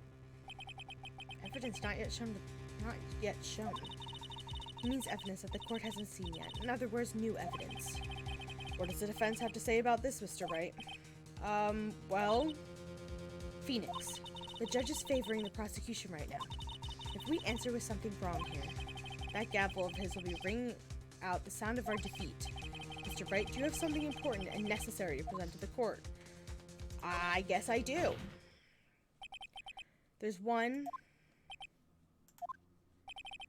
piece of evidence that catches my attention. Something that this court has yet to see. Mr. Wright, I will say this one more time. I do not feel this trial needs to continue at all. However, I'm giving you one chance, and only one.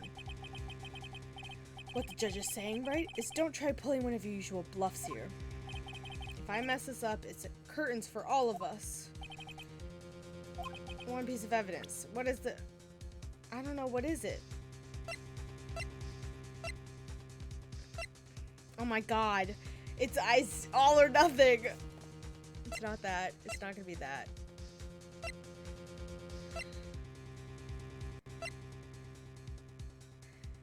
We didn't talk about this. I don't think it's these yet because we haven't really brought up. We've looked at the crime scene photos. I don't know, I guess it's this. Take that! This is a wine glass, is it not? Please look at the photo of the crime scene one more time. The scene is a mess because the victim struggled against his assailant. The vase was broken, his makeup is all over the floor. These were all things that were at one point sitting on top of the dresser. Well, yes, I see your point. However, this glass that is sitting on top of the dresser is mysteriously untouched. The only thing that had not fallen over with everything else is this wine glass. Oh my god. This piece of evidence is more than strange enough to warrant further consideration. I guess. Well, what do you all have to say? Well, yes, it is a little peculiar. Yes, it is, isn't it? I thought it was. Stop looking at me with those puppy dog eyes of yours now, Mr. Edgeworth. What is it, Your Honor? Your opinion. You don't need my opinion. Because there is no special meaning to that glass. What? It's safe to say that the glass was set there after the crime took place by the person who discovered the body, Adrian Andrews, for example. She could have easily been so shocked that she set the glass down without thinking. That does sound very plausible, Mr. Wright. Could Miss Andrews really have set that glass down without thinking? There's no way! She does everything before. She thinks everything through before doing it. Oh my god. If I appear weak, the trial is over. I can look for my proof later. For now, I should trust my instinct and point with certainty. They just might fall for it if you're thought-provoking enough. The defense would like to challenge the prosecution's theory. We would like to see something that proves it was Miss Andrews who set the cup on the table. You've turned the situation on its head yet again as usual. Mr. Edgeworth, do you have any proof to back up your claim? There's no way he has any. He's just bluffing. Unlike Mr. Wright, I never say anything unless I have the evidence to support it. What? You're not thinking hard enough today, Wright. Did you think this wine glass escaped my notice? Then... Of course it has been thoroughly inspected. For fingerprints... There were only one set of fingerprints left on this wine glass. Only one? Well, whose were they? They were not the victims or the defendants. Rather, they were one of Adrian Andrews. What? Okay. That's why I said the person who had discovered the body had left it there. Are we done here, Mr. Wright?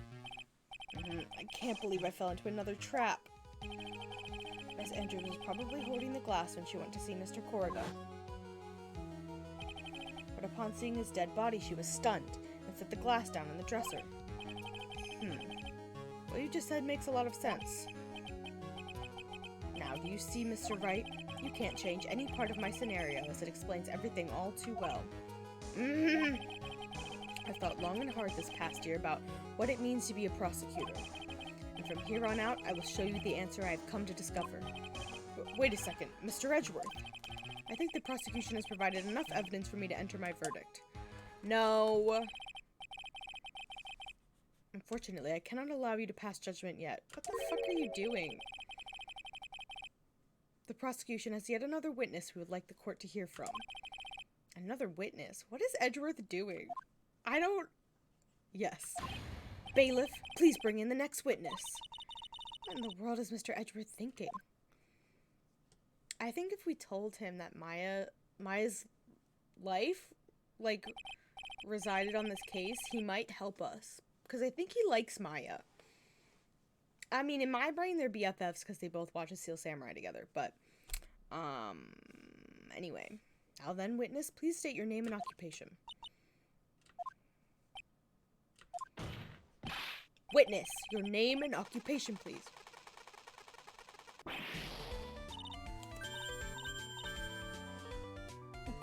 Gotcha. Wonder what happened to that calm composure he had earlier.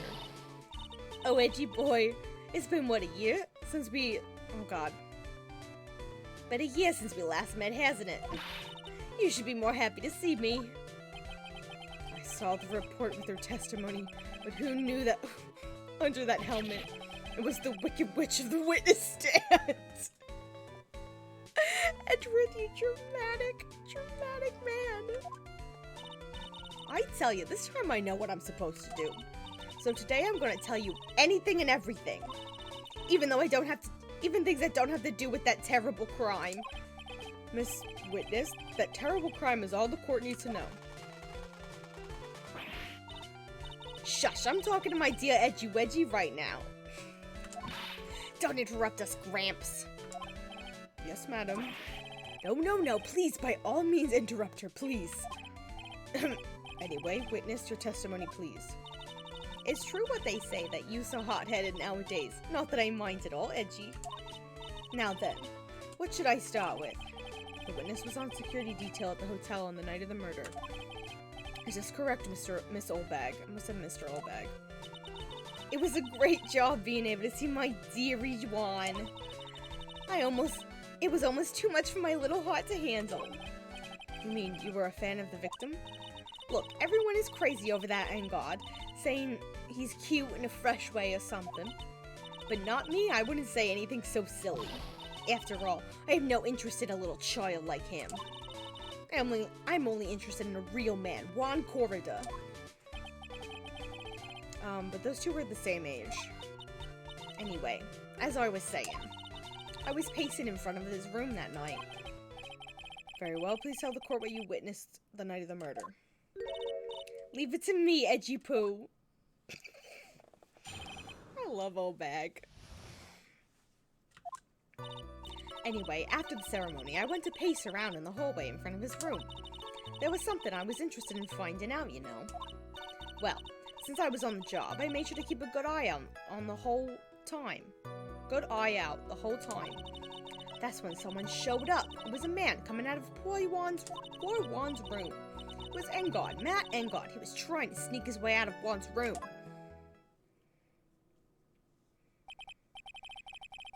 So Mr. Engard, not Engard. Mr. Engard came from the victim's room. See, it has to be him. He's the murderer. I see. Well, Mr. Wright, you may begin your cross-examination.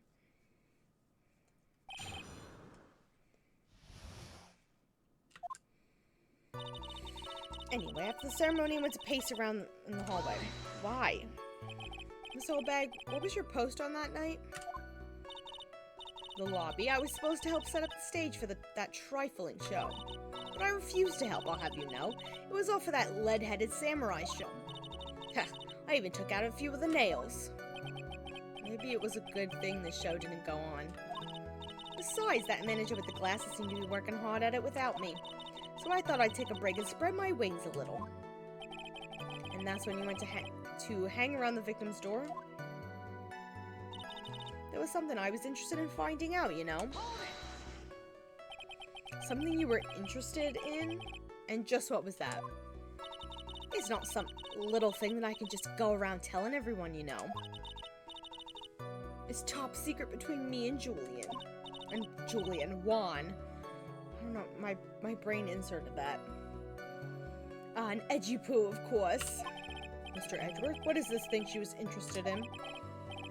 I have no idea. I despise gossip, Your Honor. Gossip? Should it prove relevant, we can always have it appended to her testimony later. Looks like we shouldn't force it right now. And did the witness stay in the vicinity of the victim's door the entire time? Oh my god. Well, since I was on the job, I made sure to keep an eye out the whole time. Oh? Then would you tell us a number of people who went in and out of Mr. Corrida's room? I have no idea. I wasn't born so I could count things for those who didn't pay attention in class. That's why, ever since I turned 20, I quit keeping track of how old I really am. Yes, well, that would explain why your age was not included in the report. In any case, the witness then saw someone, correct? That's when someone showed up. It was a man coming out of poor Juan's room. Who in the world was that? I'm not allowed to say. This sort of information has to be carefully guarded from the masses, Sonny. The man that came out of Juan's room. He was. Yes, he was. Oh, I'm too scared. I can't say his name out loud. Oh, what I wouldn't give to have Francisco whip right about now. That's true. The two of them would be quite the force together. Well, I guess I can tell you, since he was such a bad boy anyway. It was Engard. You saw my client? Are you sure about that? Yes-y. Really? Annoying brat. When I say I saw someone, I saw that person. Why do I get the sense of deja vu? Maybe to avoid a repeat of last year, I should delve into this a bit further. Person's face. Person was carrying person's clothes. I mean, the person's clothes would be like the last one. I don't care what he was carrying. Please tell the court about the man's clothes in more detail. What a troublesome man you are, really. As if something like that matters. But it does. Now, what was it? Oh, yes, it was that thing. That thing? That gaudy thing's always wearing, that racing jacket. Ah, he was wearing that at the detention center, too. That thing's meant for nothing but seducing women out of their pantaloons. Men. He wouldn't be wearing that, though. He was wearing his costume. He said he was wearing his costume in the room because it was going to go to the, conference. So, Mr. Wright, was this testimony just now important or relevant anyway? It was very important. Of course it was important, Your Honor. And perhaps you would like to point out what part of that testimony was important. Don't you see it, Edgeworth? Your Honor, I request what the witness said about the jacket be appended to her testimony. I don't quite see where you're going with this, but alright, witness, please. Well, I don't like to badmouth anyone without a reason, but if I must. He was wearing his flashy racing jacket. Honestly, it was just off his show.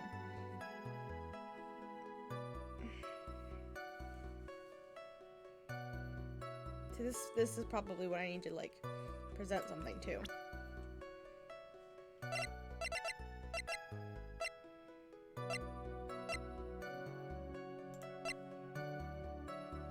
Yes.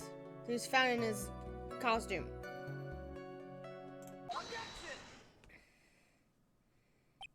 Miss Oldbag. What? Don't say my name for no reason. Do you know what this is? Oh, it's a button number 2 on Jammin' Ninja's costume. Now I know she's an obsessed fan. She identified it in a single glance. Give it here, give it here! You don't give it here, I'll punish you with this. Wow, she really is a diehard fan to want a button covered in blood. This button was discovered on Mr. Engard's body during a full body search. See? This button proved beyond a shadow of a doubt it was that rascal Engard. It was caught up in the pleats of his nickel samurai hakama pants. See? And Engard's in the nickel samurai. Witness. Now, it may just be me, and I do have an active imagination, but just now, didn't you say that the defendant, Matt Engard, was wearing his usual racing jacket? We're calling him Engard. I give up. I'm so sorry. Sorry that you judge people based on what they wear. If I were the trendiest, oh, okay. Just gonna kind of go on a little rant for a second.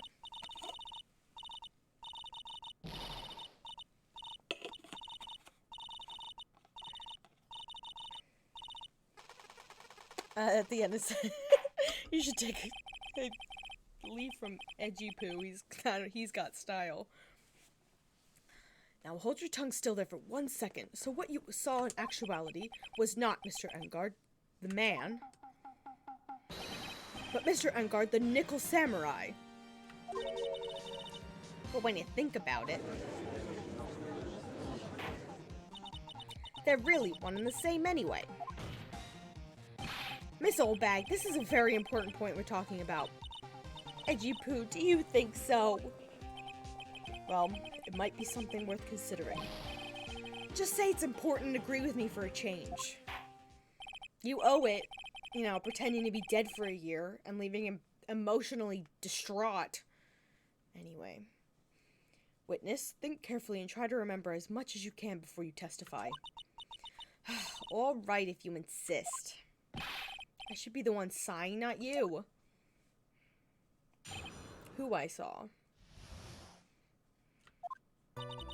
Engard. Yes, now I remember. The Nickel Samurai. That's right, it was the Nickel Samurai that I saw.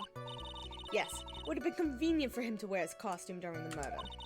He had to go to that post-ceremony stage show right after the crime, So he must have worn the Nickel Samurai costume when he was stabbing poor Juan. I knew it. I knew you'd say he was inside that costume. What? Did you think there could have been someone else inside that costume?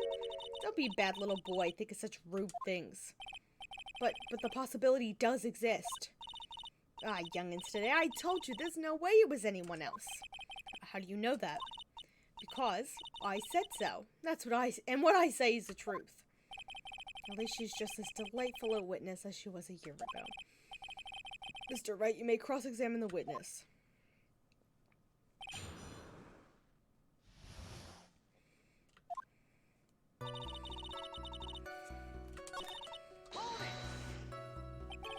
Be a little more careful with your testimony, please. Not too long ago, you said he was wearing his racing jacket, and now he's not? Not too long ago. Then let me ask you this. When you were itty-bitty, what was your grand dream? Huh? What did you want to be when you grew up, whippersnapper? My dream, huh? Well, I wanted to be Judge Wagner, hero of the public's court. So what? See? And look where you are now. You're not Judge Wagner, are you? Are you? Well, what I said earlier. Who puts any weight into things like that? The now is everything. I couldn't be held responsible for the past. Since when did court become theatrics over testimonies? All that matters is that man was inside that costume. Isn't that enough? Oh, achievement unlocked. Judge Wagner. Okay. Convenient for him to wear the crime to the murder.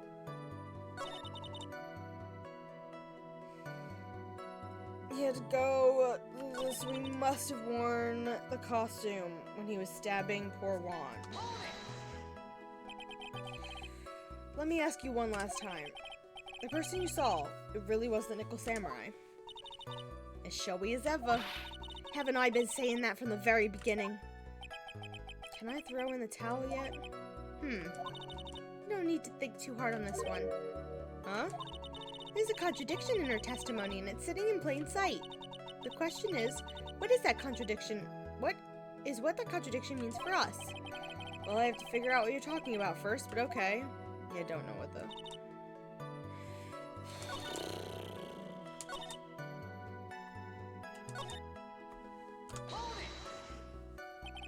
Was there anyone else scheduled to appear at the post-ceremony show? Well, all the contestants were supposed to go on stage in a friendly gesture thing. And that included the Jammin' Ninja? Of course it included him. That's why when On Guard came out of Dear Juan's room, I didn't give it a second thought. I see. Well, anyway. He must have worn that costume when he was stabbing poor Juan.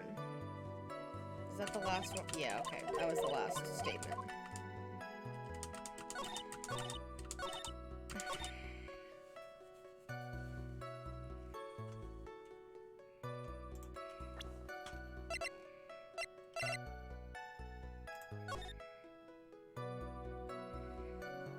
Gloves? He was wearing gloves so he wouldn't have fingerprints?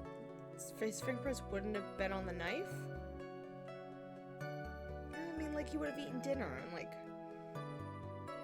probably took the gloves off when he was eating dinner.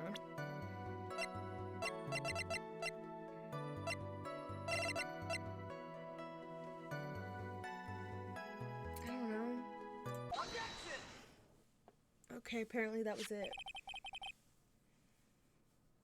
Please take a look at this. Yeah, so it's a knife. Big deal. If you're trying to scam me with that, I'll have you know it won't work. No, that's not my intention at all. That's the knife that was used in the murder, correct? Your Honor, do you know why this piece of evidence is important to this case? You don't even have to ask. It's because the defendant's fingerprints are on it. Is that what you're driving at? That is exactly what I'm driving at. What are we driving at, and whose car are we driving? If Mr. Ungard really is the Nickel Samurai... If Mr. Ungard was really in the Nickel Samurai costume at the time of the murder, then it's impossible for his fingerprints to have been left on this knife. Actually, he would have wiped all previous fingerprints on this knife right off. Oh, that's right, the Nickel Samurai wears gloves, doesn't he? Touching something and wearing gloves doesn't wipe all the other fingerprints. He probably took the knife off before he began the stabbing. And why would he do something like that? To leave his print on the murder weapon?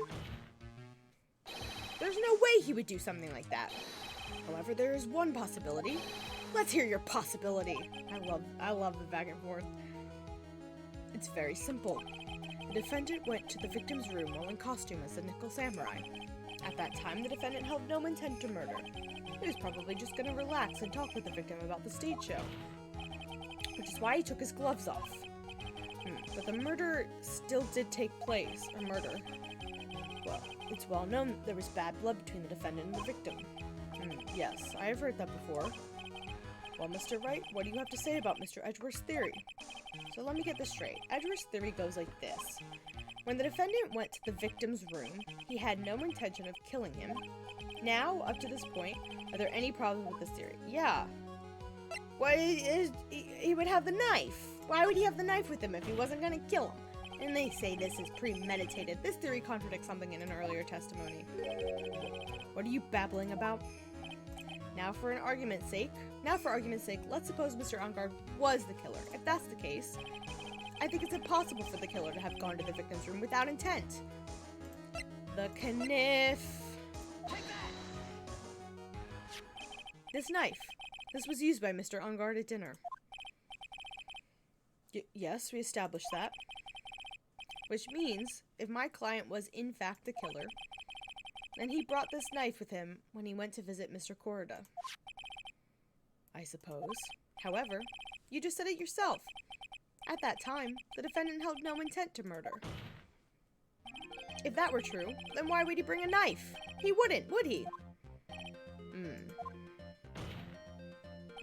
Which means, Mr. Edgeworth, your theory is flawed from supposition 1. And one more thing.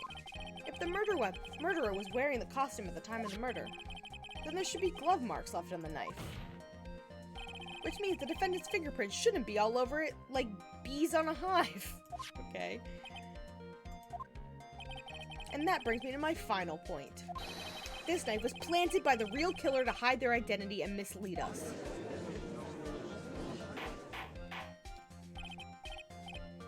Order. Order, I say. Order in the court.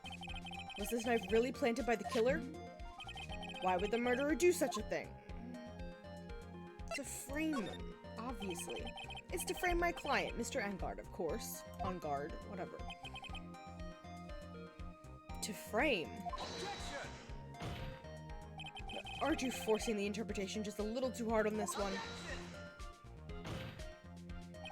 But we just established that the witness saw the Nickel Samurai in costume. And if that were true, then there shouldn't be a single fingerprint on this knife. Witness! Looks like I made your life a teeny bit more difficult, huh, Edgy Poo? Witness, did you or did you not really see the Nickel Samurai? Well, I guess at first I might have forgotten, but... Are you saying you mixed up Mr. Angard with the Nickel Samurai, his character on TV? But I mean, I can't really do anything about that now.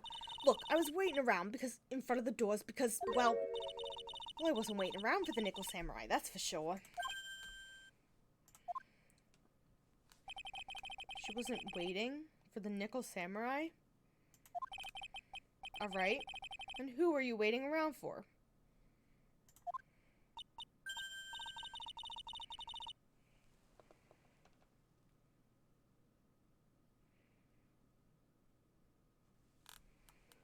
Sorry, reading something. That's top secret. To anyone outside is security. I have a feeling that you were waiting for Mr. Juan Corda. Am I correct, witness? Ha ha ha. The way you think. You are a sad amateur with a terrible case of nearsightedness. Amateur? Me? What am I an amateur of? So Olbag was waiting around in front of the victim's room. But it doesn't sound like she was waiting to catch a glimpse of Mr. Corda. Maybe Phoenix. Maybe the old bag was waiting around for that person. If it's who I think if it's who I think Mia's hinting at, it's certainly possible. The manager? Miss Oldbag? You were waiting for this person to come out of the victim's room, weren't you?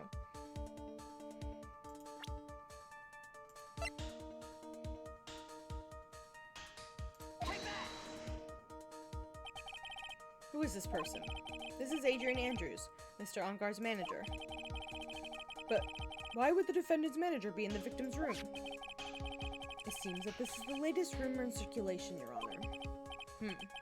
Oh, this is, Ha, I see. The judge seems to be really into the article, if it can be called such a thing. And this manager with the initials AA, are you saying it's Adrian Andrews? Without a doubt, the witness thought so as well. Looks like you found me out. Well, that's fine. I can throw away this whole swan to confidentiality stuff then. Witness? What in the world are you... Watch out, Phoenix. I've got a bad feeling about this. A very bad feeling. I got some information. Some very secret information from a certain source. So that's why I was doing my own little investigation. In secret, of course. But what for? Oh, just for myself. Personal reasons and all that. Well, Mr. Edgeworth, how will you proceed from here? I really don't want to do this. However, I cannot simply let this point slide. I see. Very well then, witness. Please testify about this secret information. Get ready. This is gonna take the wind out of you youngins. I'm sure we're all capable of handling this. Really, it's not like we're 10 years old.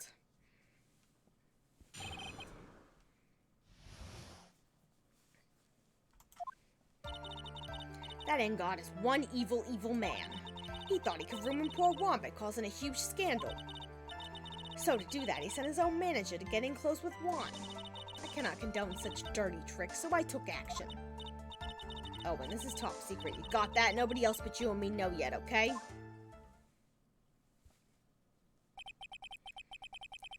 The defendant sent his manager. What a distasteful topic for this court.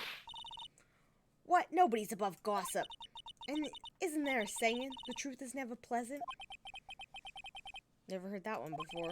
Mr. Edgeworth, what about this Adrian Andrews person? We've looked into this matter, and found that the truth the article proposes is in fact baseless gossip. But should this be true, then this proves that the defendant did bear ill will toward the victim. So this means I have to smash this rumor once and for all. And now then, Mr. Wright, you may cross-examine the witness. Be careful, the old bag seems rather excited right now. That's right, On God is nothing but your average foul-blooded youth. Well, as the old saying goes, gotta burn old bags with fire. Time to fire up the afterburners and hit the highway to the danger zone. Okay, Phoenix. Alright, my man.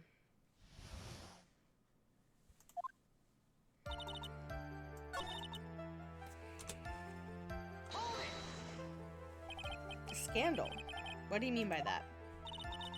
You're a dim-witted one, aren't you? I can't believe you don't know what a scandal is. Honestly, what are they teaching kids in middle school these days? No. I wasn't asking what the word scandal means. Even I know that much. Well, then God thought he could own a monopoly on popularity. Sent his own manager to get close with Julian. Or Juan. I keep saying Julian. Holy fuck. You don't have any proof that Mr. Engard did any such thing. You must be suffering from shock. The shock of hearing the truth. And now, since you're in so much shock, you can't do anything right. You're right. I can't do anything. But boy, do I wish I could do something about you. Alright then, Sonny, show me what you got. Can you show me proof that Engard didn't bear any ill will? No, I'm not gonna... No. I don't have anything to offer. See? Just as I thought. And you were lecturing me without saying anything's a proof. You're just giving me a free pass to say whatever I want, silly boy. Me, my big mouth. That's the way the cookie crumbles, for you anyway.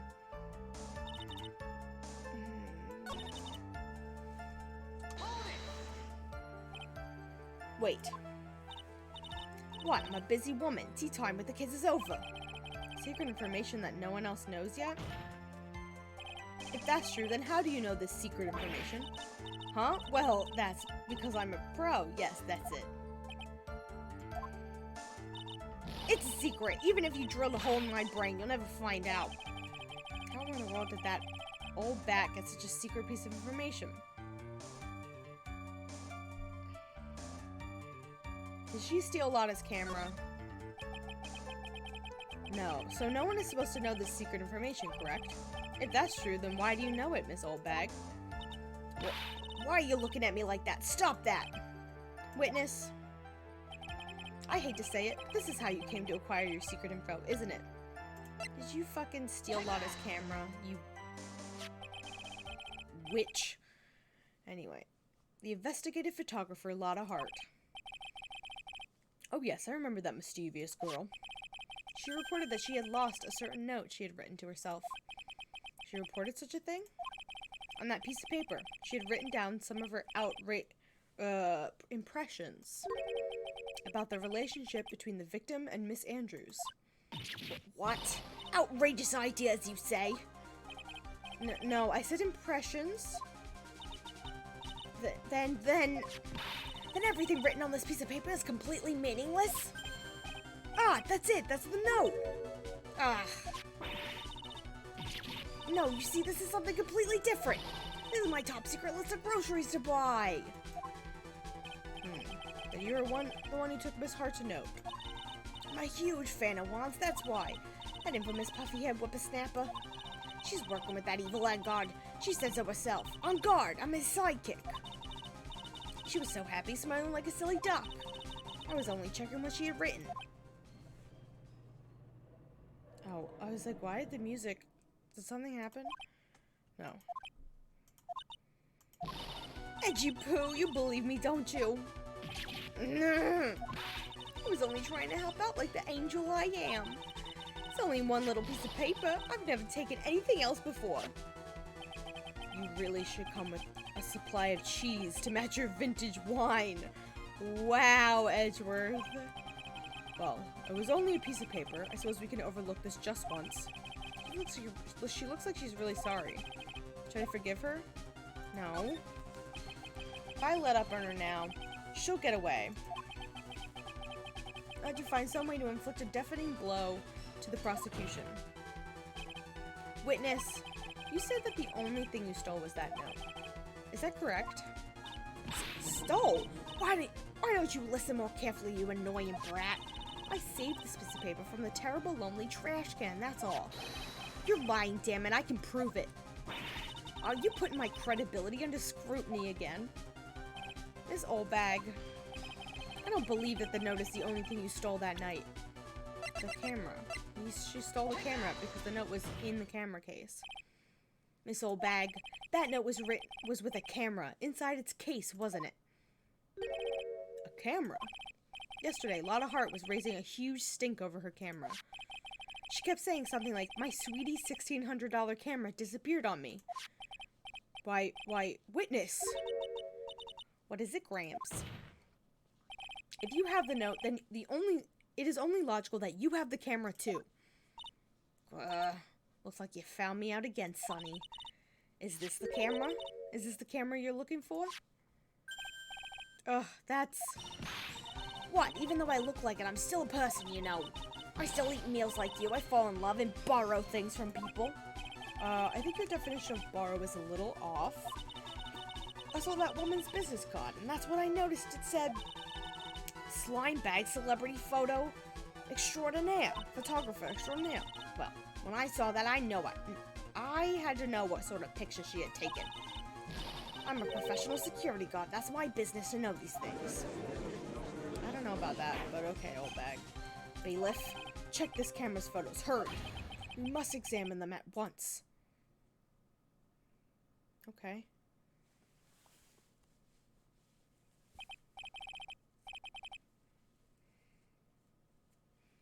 Well, Mr. Edgeworth, what do we have? There's only one photo that seems to be relevant to this case. Please, present it to the court. Yeah, there he is. This is the Nickel Samurai. See, I told you, that's the guy I saw. This proves that the witness was not lying earlier about this matter. Okay. But what does this all mean, Mr. Edgeworth? This photo by itself does not prove that the person in it is the defendant, however. In his own confession, Mr. Unger clearly stated that, at the time of the murder, he was still in his Nickel Samurai costume. If that is the case, then, this Nickel Samurai is... the defendant.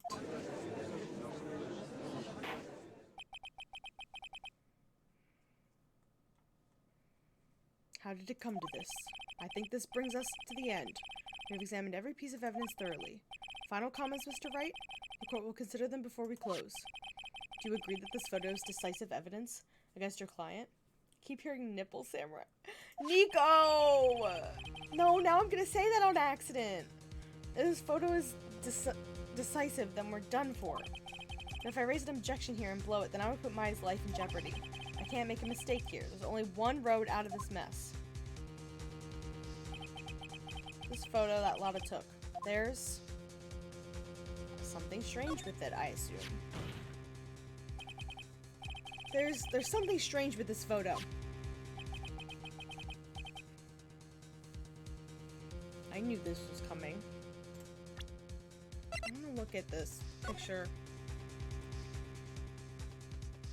of his outfit. Long hair, spear, glove. Okay. Little button in the front. One thing on the top. Little feet, their pants. Okay. Okay. I've committed it to memory. I haven't committed it to memory. I knew this was coming, right? Your thoughts, Mr. Edgeworth? I think we can all agree there's nothing strange with this photo. There's no way for the defense to debunk this photo, even with a bunker buster. Debunk with a bunker buster? Is that what you're planning to do, Mr. Wright? Anyway, please look at the photo one more time. Do you really believe that you can honestly find something wrong with this photo? And you should only need one chance, correct? Well, I have to find something wrong with this photo. I can't let this chance go by. Where in the heck did she take this photo from anyway? It's all about out of focus. Why can't you take a good shot, especially when it counts? Now then, let's hear your objection. What about this photo is strange?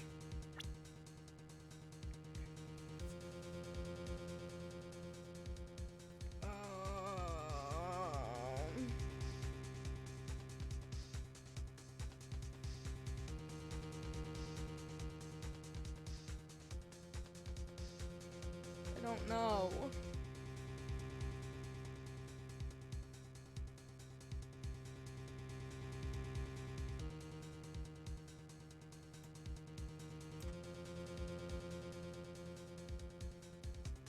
This looks right.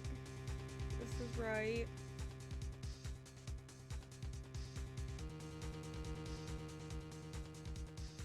I'm so scared to get this wrong. It's game over.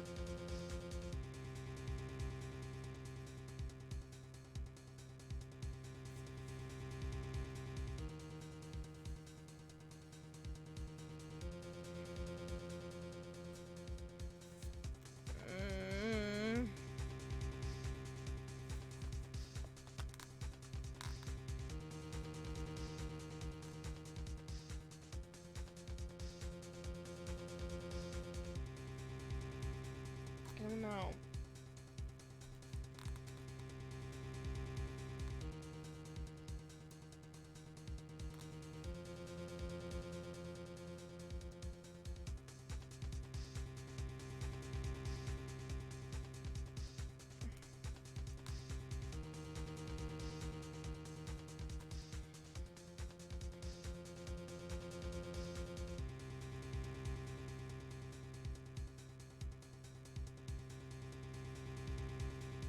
I'm so fucking scared.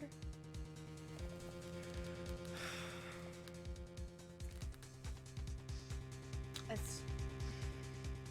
I can't even check the court record.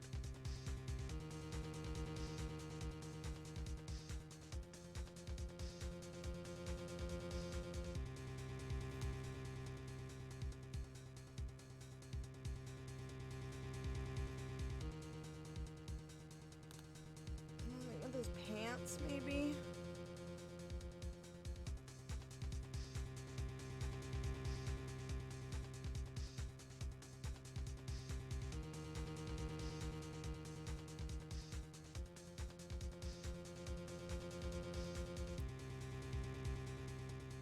I think it's something with the pants. They're bunched up. Yeah. You could see his feet and the other photos, but like he was also like in a stance, which like makes sense. You're gonna be stretched out more when you're in a stance like that.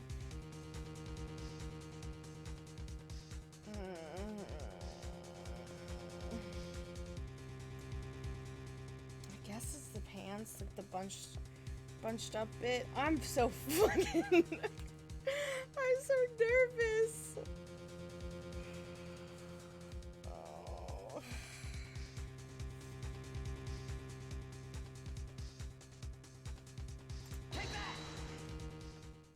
Oh my god, the music stopped. Thank god. Oh. Unless it's gonna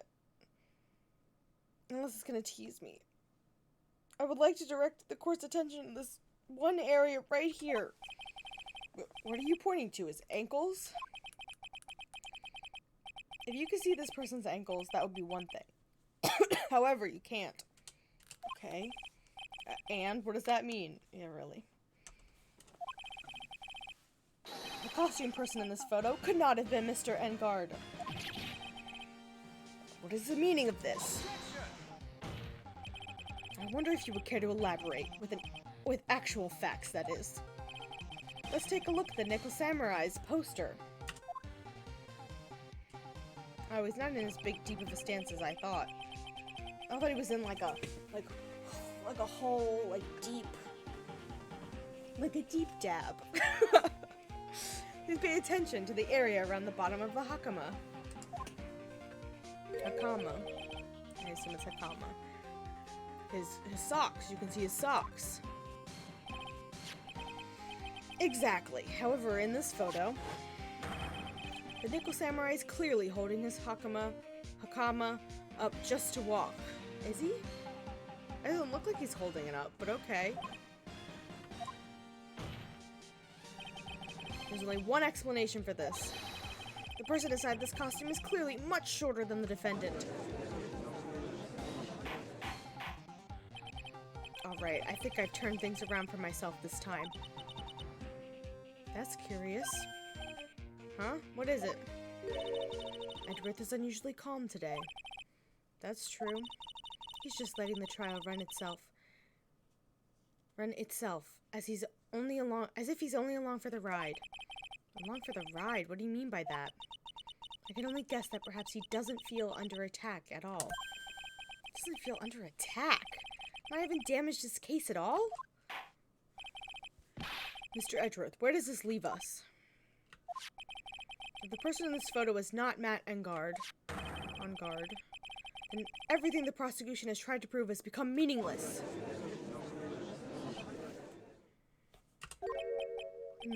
I figured it would come to this. What? Right, I have something I want to ask you. I think you have proven that the person inside this costume is not Matt Engard. In that case, who is this a photo of? Who is the person wearing the Nickel Samurai costume? Oh, who is the person wearing the Nickel Samurai costume? Don't stress over this, Phoenix. It's very simple. What you should be focused on is Edgeworth's attitude, don't you think? Yeah, why is he so calm? Mr. Wright, let's hear your thoughts. Who is the person in the photograph?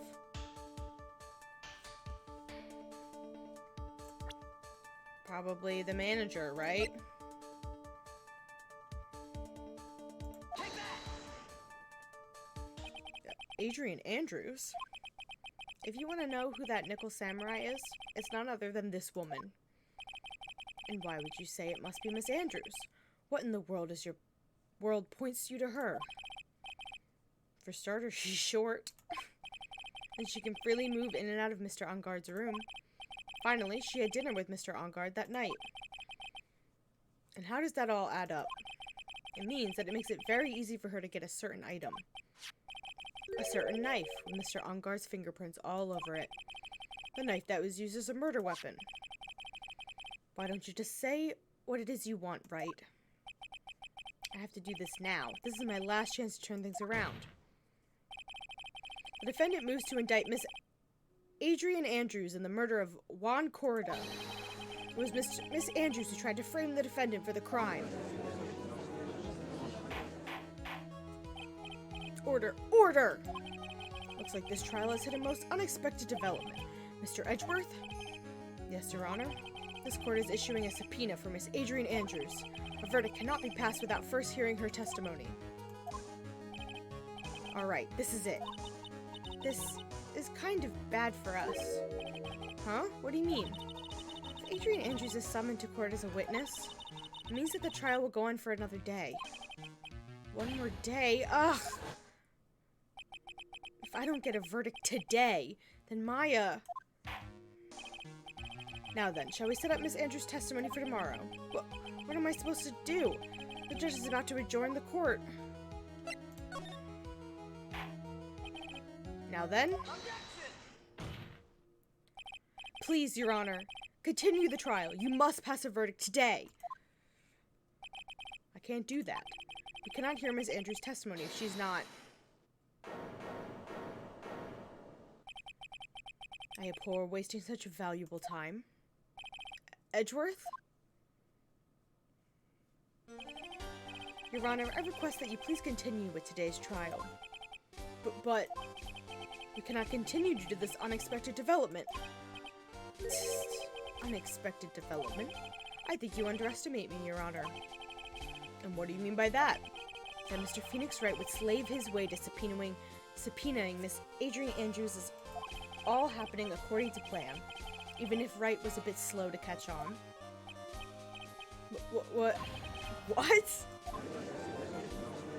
Edgeworth, what the fuck? What is the meaning of your statement, Mr. Edgeworth? Miss Adrian Andrews is currently waiting in the prosecution's lobby. She is the next witness. Everything was planned out in advance by that man. That man. Somehow I knew there was no way Edgeworth would overlook Miss Andrews. Knocking shit over. Looks like this battle is far from over. Oh my god, if I could get the lid off. Exactly. Very well. We will call the next witness. However, before we proceed, we shall take a 10-minute recess. Please prepare your witness in that time, Mr. Edgeworth. The court will now take a 10-minute recess. Okay, could you have said that any slower? Everybody hydrate and everybody stretch. Ugh. Okay, we're gonna do the second part of this trial, and then we'll stop. Assuming there's another... Well, I know there's another day. I looked it up so I could, like, gauge how long this shit was gonna be. This is probably gonna take another hour in of itself.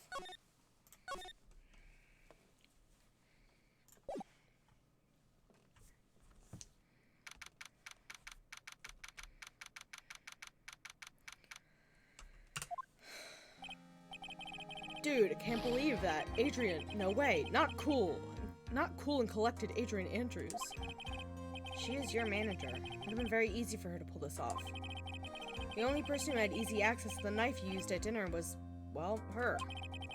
After the ceremony, during the break, huh? I was sleeping like a log the entire time. See, she could have also easily planted that blood-covered button in your hakama. Because she was the one that came to wake me up? Then, dude, you're saying it really was her? Yes, she's the real killer. She was the one who murdered Juan Corrida. I mean, there's nobody else it could have been. We haven't met anyone else. But why? I thought she was buds with Juan. She has her own agenda. Her own agenda? What are you talking about? I'm sure you'll see by the time this trial's over. It'll be alright, I'll get you acquitted by the end of today. Give me a verdict that's refreshing like a spring breeze, okay, Mr. Lawyer Dude? Phoenix, you think your motive is related to Celeste Impact's missing suicide note, right? Yes. Miss Andrews depended on Miss Impacts as her strength and reason to live. But then, Miss Impact suddenly killed herself. That sounded like she left a suicide note, and the person thought to have hidden it is Juan Corrida, the victim of this murder. And that's why I think that Miss Andrews got close to Mr. Corrida. Corrida. I don't know how I'm supposed to be saying this. Corrida. Corridor. I think it's supposed to be like corridor. Anyway, all to get the suicide note back. That sounds plausible. But one thing bothers me. What? Who was it that first told us about their relationship? Better stated, Miss Andrews' dependency issues with regards to Miss Impact's. It was Edgeworth. Looks like he's still the one in command of this ship. Don't let your guard down yet. This is not gonna end well, is it?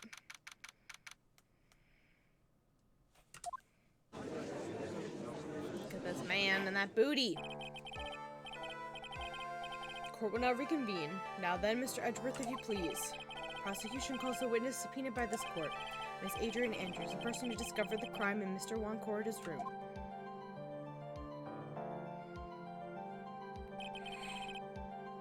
What is your occupation?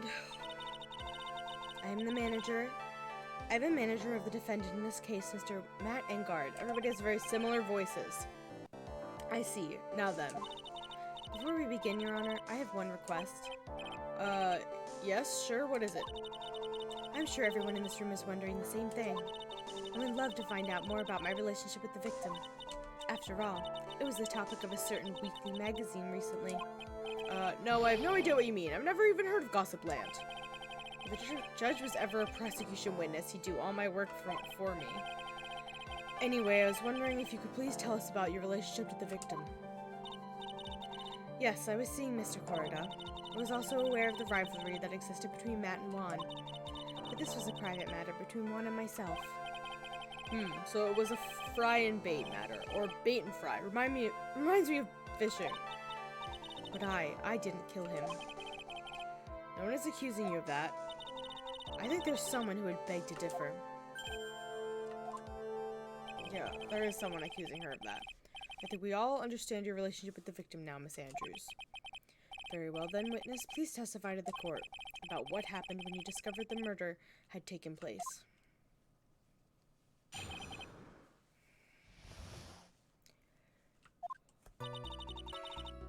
Oh my gosh. I can't stop yawning. It's time for the show to start, so I went to get Matt from his room. After that, I went to Juan's room.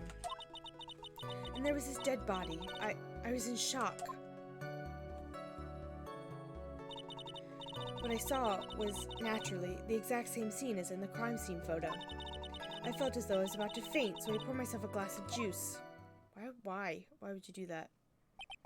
You poured yourself a glass of juice? Yes, sadly I didn't remember not to touch things at the scene of a crime. And I disturbed the crime scene by moving this one thing. And that is when the fingerprints on the wine glass were made, Your Honor. I see. Well, Mr. Wright, you may cross-examine the witness. Phoenix. She is one cool and collected customer, and she has the brains to match. Yes, I know. In order to catch a person like her, you have to avoid head-on confrontations. You should disrupt her pacing. Disrupt her pacing? She's the type of woman who is easily thrown off by things inconsistent with her thinking.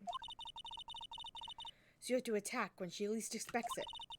The instant you let up on your offense is the instant this trial is over, understand? Okay.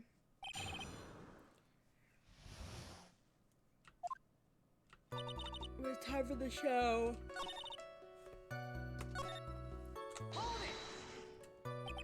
And what was Mr. Engard doing at the time? He was taking a nap. He was worn out from his many performances as the Nickel Samurai during the ceremony. Mr. Engard did say he was taking a nap. Then I guess you could say it...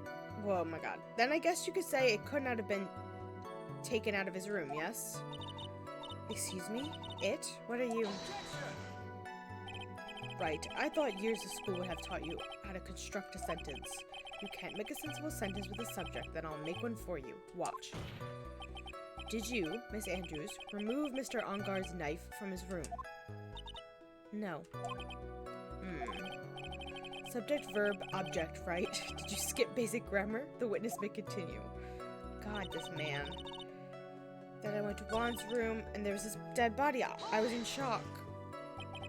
You were in shock? What, was I not supposed to be?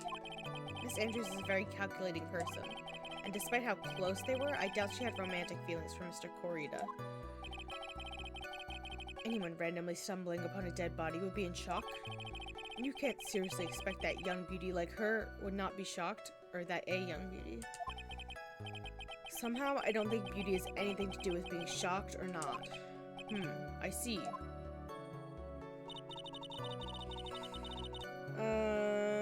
The exact same scene as in the crime photo. Is the photo you're referring to correct? Yes, the one with the knife lodged in his chest. But the guitar case was like this too. Oh, it's open and empty, of course. And then, what did you do next, witness? I felt as though I was going to faint, so I poured myself a glass of juice. Juice? Yes, there was a bottle of tomato juice on the table, so I helped myself. But you didn't drink any of it, did you? Huh? And there were no lip marks left on this wine glass to suggest that anyone drank from it. I wasn't feeling terribly great, so I set the glass down without drinking it. Miss Andrews, I would like to confirm with you one more time. When you discovered the dead body of Juan Corrida, you were in great shock. And that's when you poured yourself a glass of juice, correct? And what of it? My mind really is a complete blank at the time. My mind was a complete blank. I didn't think that was possible for you. Aren't you rude today? I was so dazed that I made one careless mistake. That one thing. What one thing? Never mind. It's no big deal. What was she starting to say just now? Miss Andrews, I'm convinced that, as you said, you made a mistake at the scene of the crime. What I really want to know is what this mistake was. Actually, so would I. I'm sorry, it's kind of embarrassing. When I set the glass down on the dresser, I accidentally knocked the flower vase over. Hi, Maya. Maya's in trouble again. Maya's been kidnapped. This case is a hot mess. How you doing, my love? Look at her fabulous pants. But flower vase? Are you talking about the one on the floor, the crime photo?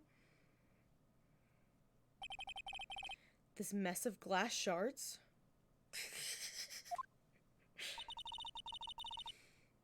It was originally on top of the dresser. But when I bumped into it with my elbow, it fell onto the guitar case. Why did you withhold such an important piece of information? I'm sorry. I thought since the crime scene was already in disarray, that people would simply assume the vase was just another part of the mess. It looks like yet another fact has come to light here. Please add this and anything else you have to reveal to your testimony. I'm sorry, but I have nothing more to add. I didn't touch anything else. Just got back from a concert, about to take some banana bread, make some banana bread with borderline questionable ripe bananas. I fucking love banana bread. I'm jealous. I gotta make a tart tomorrow. A lemon tart.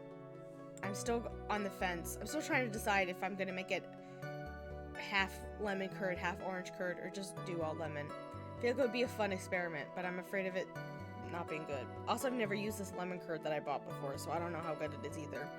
And I wish I could just, like, taste the orange curd, but if I open it, I have to use it, like, and I don't know what I would use it for. Yes! Please! We're still going out to dinner we're still going out to dinner, the three of us, yes? I assume?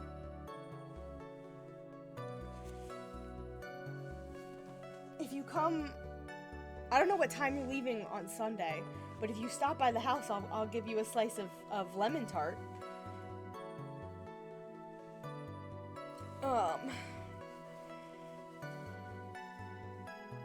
That's what I thought too, but I'll probably text tomorrow morning and just, like, double check.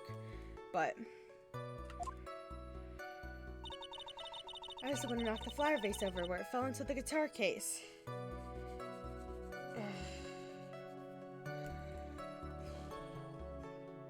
onto the guitar case, but the guitar case was open.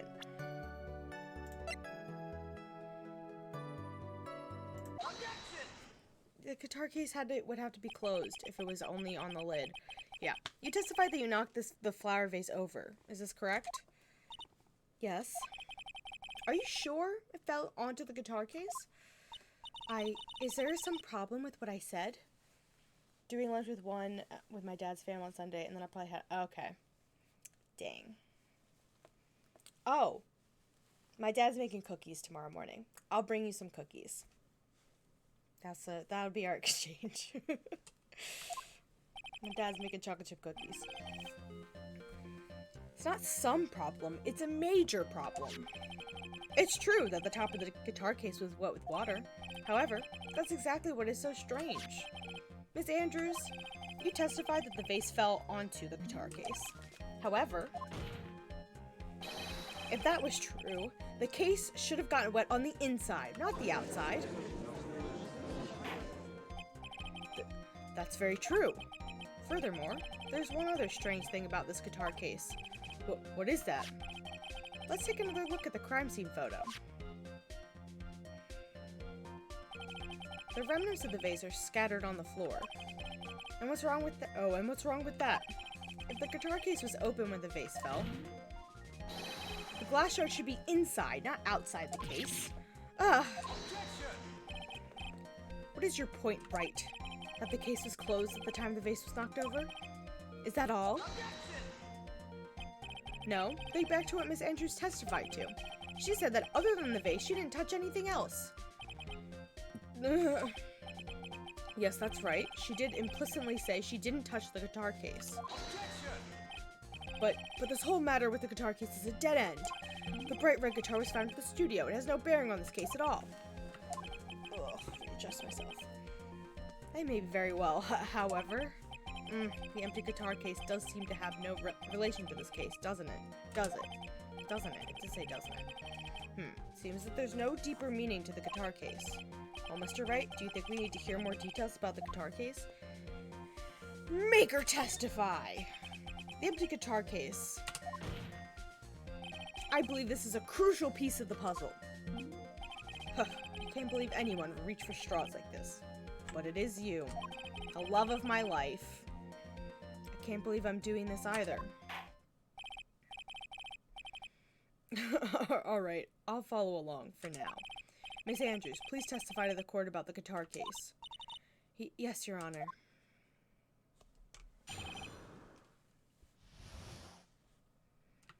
I don't remember too clearly because I was a bit dazed. I suppose I must have opened the guitar case after I knocked the vase over. It's not a big deal though, right? The case was empty after all.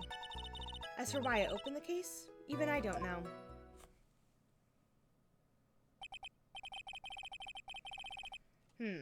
Looks like this wasn't a very important point. This wastefulness has such a familiar feeling by now, it's almost comforting. Anyway, I'll just go ahead and start the cross-examination. Using anyway to change the topic. A convenient escape for a weak man. Shut the fuck up, Edgeworth, you piece of shit. I love how I go from 1 minute like, oh, I love him, to shut the fuck up, you little gremlin man. That's what he is, a little gremlin man. Anyway. I don't remember.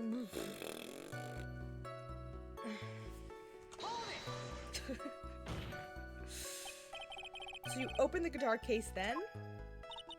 Yes, well, maybe. Why did you open the guitar case? Huh? Mr. Corda's dead body was right there in front of you, wasn't it? I would think that the first thing you would do is call for help, not open a guitar case. As the witnesses said multiple times when she found the dead body, she was dazed. Maybe I was curious to know if the bright red guitar was alright or not. I thought maybe the criminal took it. Why would she care about the bright red guitar? But getting back on topic. Not a big deal though, the case was empty after all.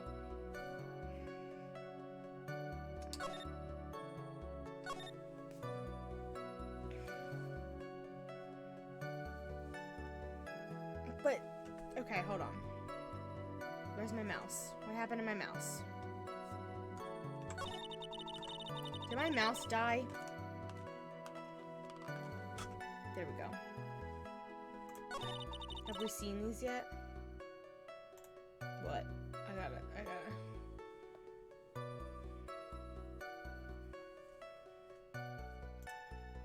It'll load. Hold on. Back to my train of thought.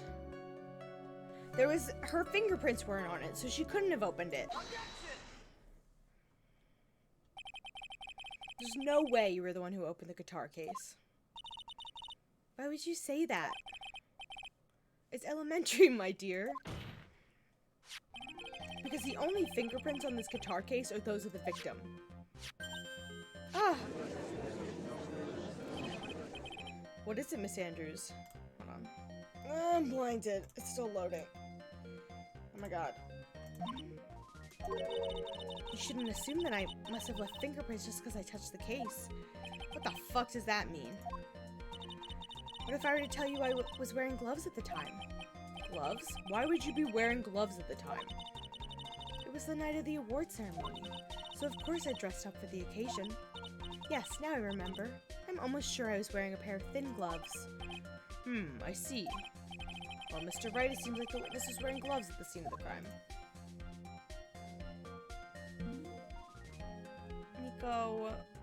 Nico, why do you send me these things? That's strange. Because she left fingerprints on the glass. You're wearing gloves? Isn't that a little strange? It's a jump scare. Why is that strange? Do you have something that could prove I was not wearing gloves at the time? The fucking glass. I have your proof right here. This wine glass. The wine glass? You left your fingerprints very clearly on this wine glass. Even if you took your gloves off when you poured yourself this glass of juice, wouldn't you think it was just a little strange that you put your gloves back on just to open the guitar case? But anyways, have we seen the Jesse from Jesse angle yet? Of Edgeworth? I don't think so. I don't think we have. He's got like a new, like, sassy angle. Actually, maybe we did? I don't think, oh, I don't know. We have to wait till we're in, like, the like, court area between cases. Because he doesn't usually make that face in court. Because we're not looking at him head on. Sorry, my eyes are sticky.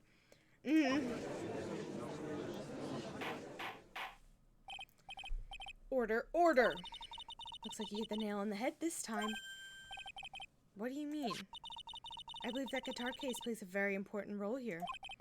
But it's just an empty case. I wonder if it really was empty, though. I don't think it was. I think the person took it and then, like, took it back to the studio. But the guitar, the bright red guitar, was at the studio. Phoenix, drop all your presumptions. What was in the guitar case was not the bright red guitar. Oh, okay. You don't mean it was a bright white guitar? Wait, that's not right either. Phoenix! What would have been in the case? The fake costume. Because he was gonna go on stage and, like, present something fake. Yeah, okay. I put that puzzle together earlier and now it's coming back. I admit it would be unnatural for someone to do that. Is the fake costume that the murderer wore, because he was gonna dress up as Juan was gonna dress up as the samurai, the nickel samurai, and go on stage for the press conference and, like, confess something, a lie or something, probably to damage his reputation, because Matt didn't know anything about it. Anyway. So the witness was not wearing gloves, despite the fact that on the case... Your Honor, this is obviously the defense's usual misdirection tactic at work. Steer the court towards an unrelated topic and lull us all into his misguided... Fuck you, Edgeworth. No, Your Honor. Please recall that Miss Andrews had testified that the vase fell onto the guitar case, which means that the case was closed when the crime took place. However, it is wide open in this photo of the crime scene. I'm sure this guitar case has some relation to the murder. You're so sure, right? Then I'm sure you can somehow substantiate your outrageous claim, correct? Please enlighten us as to why that guitar case has anything to do with this murder. Can you do that, Mr. Wright? Well, let's suppose for a second that the bright red guitar was not the only thing that could have been in that case. The bright red guitar was not being the only thing? You don't mean to suggest that a bright black guitar was... So, you intend to push your theory that the case was not empty? Is that it, right? I wouldn't say something I didn't intend to prove. Deflate that head of yours. You haven't proven anything yet. Edward is like, I'm so attracted to him. Anyway. What could have been in it? It's this. Take that! This is a photograph. Yes, but what is important is in that picture, Your Honor. In the picture. It doesn't take a genius to see what I mean. What I'm proposing is, inside the guitar case was the Nickel Samurai, the hero's very own costume. What? Mr. Wright, explain yourself. Right, are you saying that the witness opened the guitar case to take out a costume? What insane point would there be to doing something like that? Oh my god. That insane point would be to wear the costume, of course. And Miss Andrews put it on to hide her identity so she could make her escape. After all, you couldn't let anyone see you, could you, Miss Andrews? I refuse to accept your theory. Do you have anything to support such a preposterous idea? Just outside the door was an investigative photographer who was starving for a big scoop. And in the end, she managed to get this shot, correct? You mean this photo? Yeah, I do mean that photo. Order, order! Looks like we've wandered into quite another mess again, haven't we? Nice job, Phoenix. Well, you know my strategy, speak first, think later. So the real murderer was hiding inside a costume. Wait 1 second, Your Honor. The Nickel Samurai's costume would have been Mr. Matt on guards. Why would something of the defendant's be in the victim's room?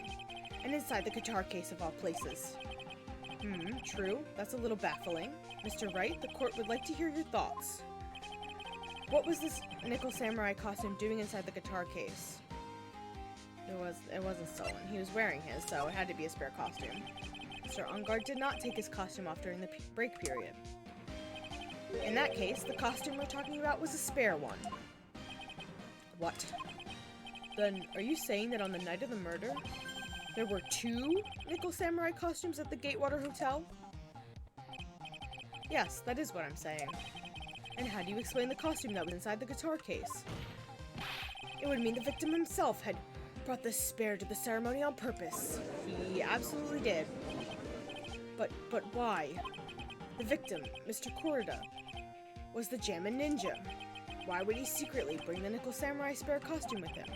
What could be the reason behind such a peculiar act? And therein lies the sticking point.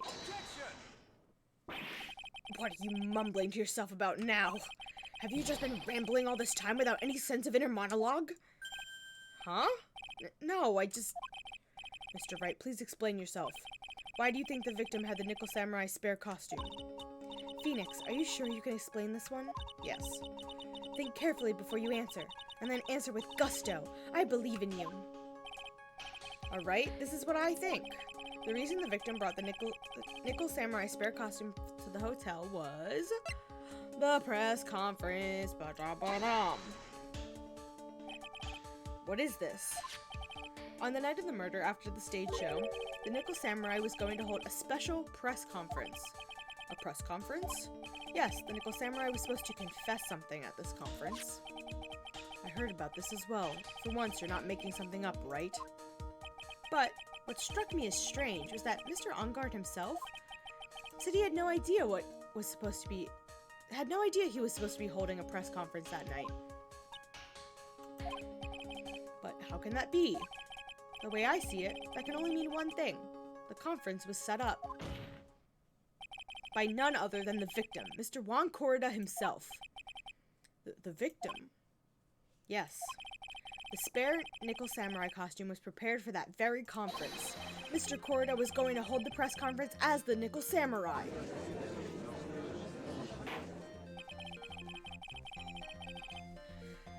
He was going to dress up as the nickel samurai and hold a conference? But why would the victim do such a thing? That's something I don't quite know yet. However, what I am concerned with right now is what he intended to reveal at that conference. The nickel samurai was going to confess something. And by confess, I'd wager he was going to reveal something about himself. Which means that Juan Corrida, posing as the nickel samurai, was going to speak about Matt Ungard. Yes, I guess that is what it would mean. But if that's the case, that's not a confession, that's public disclosure. Okay. Semantics. Miss Andrews? I can see why you're pros at this. Pardon me? Yes, just as you say, the press conference was set up by Juan.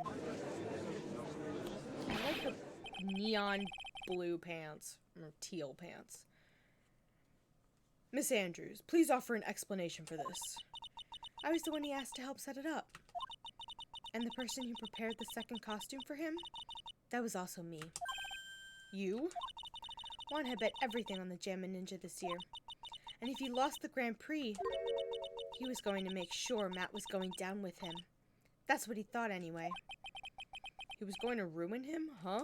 Looked like somehow Juan had his hands in a secret so powerful that it would destroy Matt's acting career had it been revealed. Excuse me. What?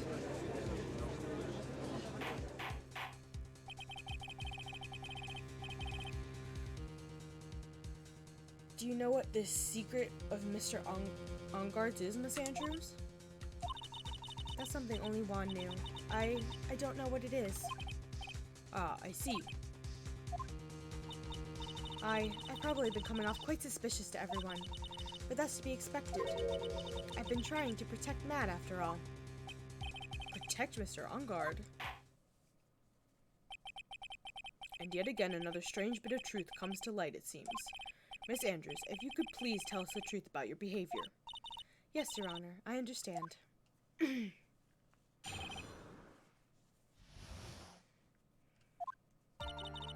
From the moment I saw the crime scene, I had a feeling that Matt was the murderer. Matt had to kill Juan no matter what, and he didn't have an alibi for what he was doing at the time of the murder. My thoughts were confirmed by the evidence, of course, the button and the knife. But I'm Matt's manager, so I felt I had to protect him.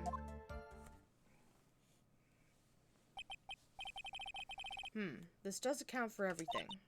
Well, I am the logical type. We're finally seeing her true self. She's more nervous than a scared rabbit. If the defense could find no fault with his testimony, I'm ready to make a ruling. Please keep in mind as you cross-examine Mr. Wright. Looks like somehow everything has swung to the opposite end of the scale again. That just means I have to put my weight into this and turn her logic upside down.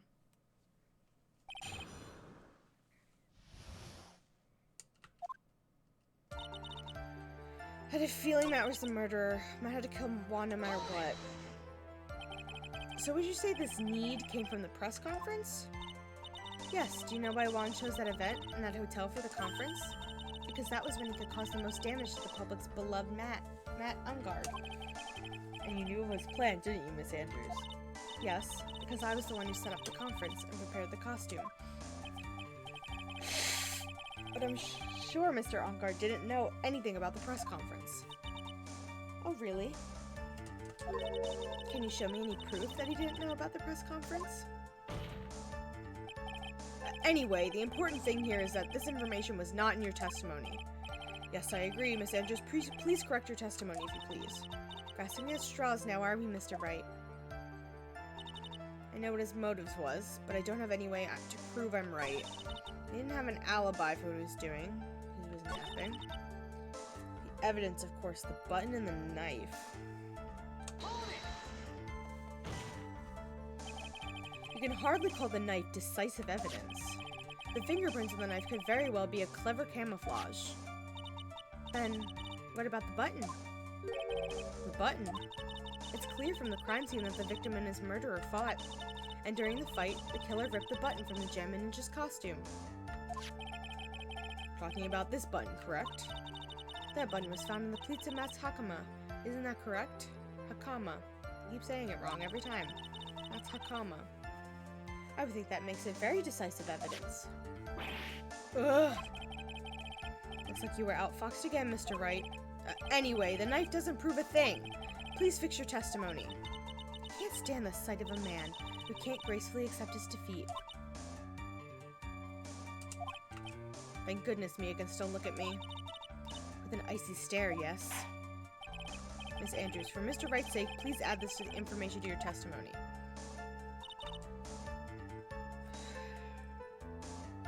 That's not right. That's not right at all.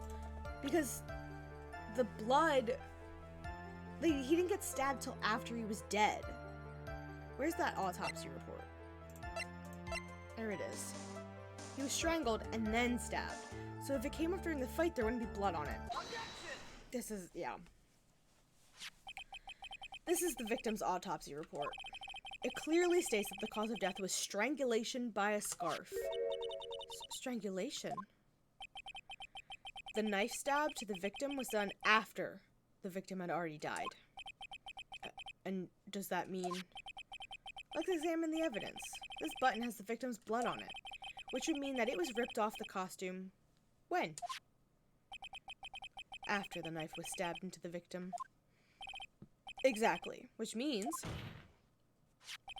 It is impossible that this button was torn off during the victim's final struggle, because the victim was strangled to death in that fight. That's right, Miss Andrews. There's no way that this button was ripped off during the struggle. This button was consciously pulled off the victim's already dead body. Some of these phrases my brain just can't read. Order, order. What is the meaning of this? What is the meaning of this, Wright? So what if the button was torn off the body after the victim had already died? What does that change? Let me ask you one simple question, Mr. Edgeworth. Why was the button torn off? What purpose did it serve? What purpose?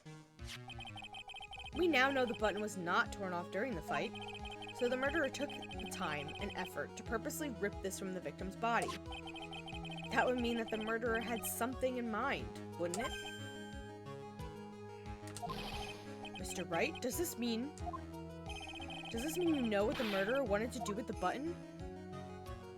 To pin the crime on and guard.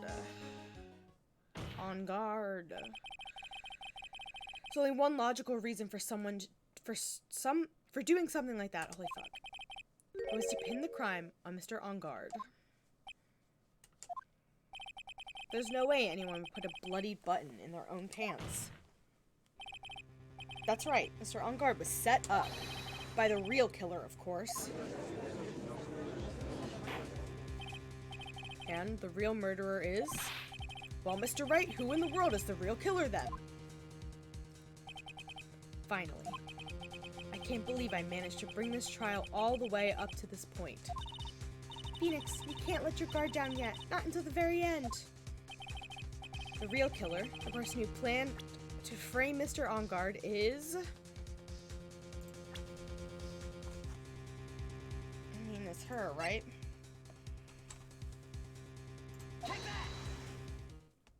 Yeah, it's her. Miss Adrian Andrews. I choose you. You are Mr. Corrida's killer. Corrida's killer. What? Her glasses broke. Order, order, order.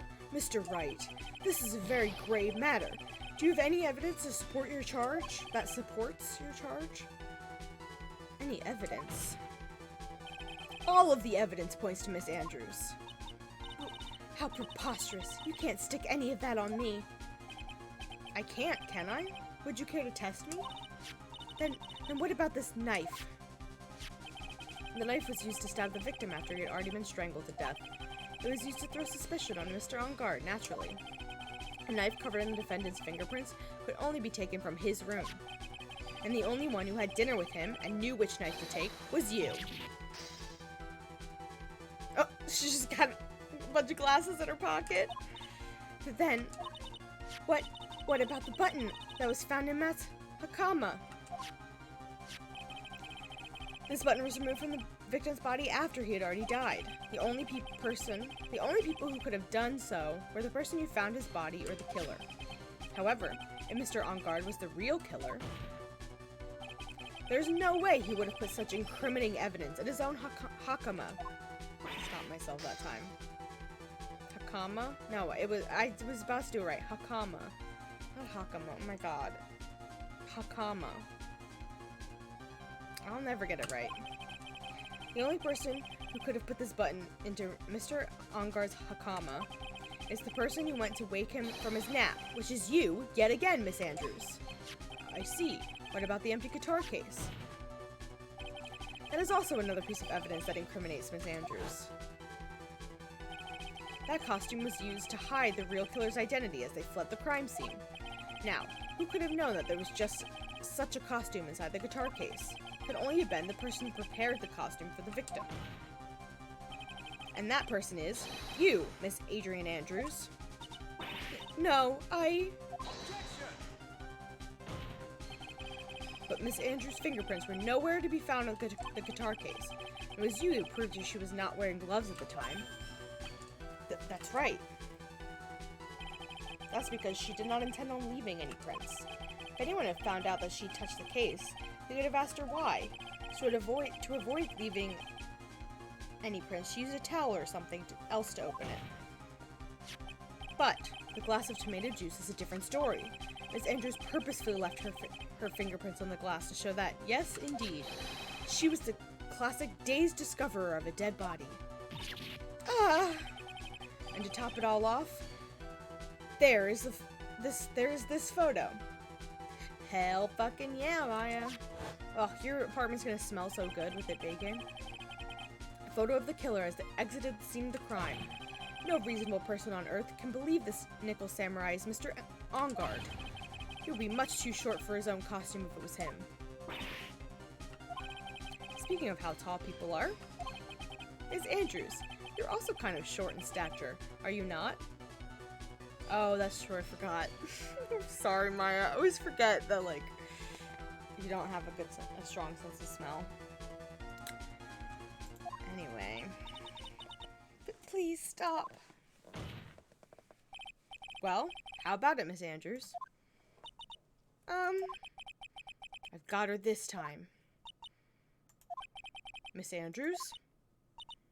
I refuse to testify. What was that? I can't smell things that are baking unless I'm opening the oven to take it out. Okay, fair enough, fair enough. There's a law. It says I can't be forced to testify about something if it can incriminate me. Well, yes. You are absolutely correct, Miss Andrews. The law does provide us with a way to avoid self-incrimination by allowing a witness to not testify if the testimony can cause damage to themselves. What? Pleading the fifth is not something most people would think to do on the spot. Actually, thinking back to yesterday in Mr. Onguard's room, Adrian Andrews. Yes. Think hard about what we just discussed. Understood? All right.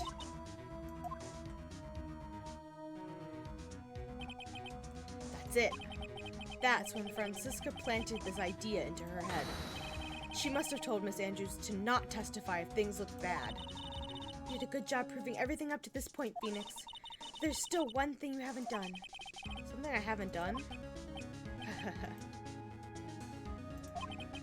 What's wrong, Wright? Are you finished already? Run out of evidence? What is so humorous, Mr. Edgeworth? I'm sure you realize this as well, Your Honor. But everything the good lawyer here has proven up to this point is meaningless. What? Everything you have proven is circumstantial. Circumstantial? Yes, circumstantial. You have yet to provide a single piece of definitive proof. Proof that Miss Andrews did in fact harbor a wish to murder Mr. Corrida. Well, you gave me that evidence, so...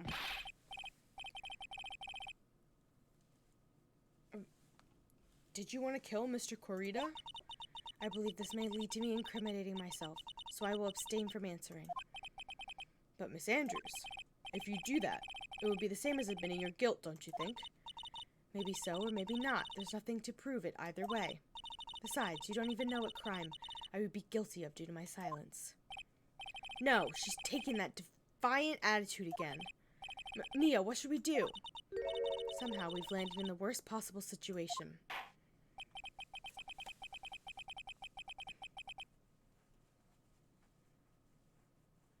I think we have reached a certain conclusion at this point in time. Miss Adrian Andrews has refused to testify, and the defense's theory that she is the actual murderer has not been fully substantiated with solid definitive proof. But that's not true! In this situation, there's only one thing the court can do, and that is to declare recess. We can't do that. Recess? I request that both the prosecution and the defense look further into this matter, and at tomorrow's trial... Tomorrow? We don't have a tomorrow. If we don't get a not guilty verdict today, then... Please wait, Your Honor. That's not necessary. The trial... Please continue the trial! What are you sweating for? Your client is getting one more day to live, isn't he? That's not it. This isn't about that. Edgeworth, I know you know who the real killer is. Please, let the trial continue. If I don't get the verdict, then Maya... It is impossible to continue as long as the witness refuses to testify. Now then, this court is... Edgeworth heard Maya and he said, something's wrong. This is not impossible for this it is not impossible for this trial to continue. Mr. Edgeworth, what are you? It's true, Miss Andrews holds the right against self-incrimination. However, if the topic of conversation is something unrelated to whatever she may be guilty of, then she has no right to withhold testimony. His voice is like floating around in a million directions. Yes, that is very true, but... What the fuck? Oh, I hit options on accident. Actually, there is one little thing I'm curious about. Miss Andrews. When you found the victim's dead body, you poured yourself a glass of juice. Yes, and... I can't help but think how unnatural that is. Usually when one finds a body, they're shaken up, not stirring a glass of juice. So my actions were unusual, but I've already... Before you speak, I want to state that if you have a reason behind your actions, I would like you to testify to that effect. Testify? Your Honor, I would like to request that the witness testify again as to what happened when she first discovered the victim's body. Whatever we find out in this testimony should in no way implicate the witness.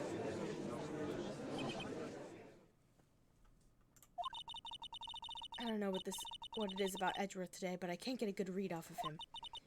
Is he friend or foe? I just don't know. Yeah, I kind of can't tell. Court acknowledges the prosecution's request. Miss Andrews, if you please.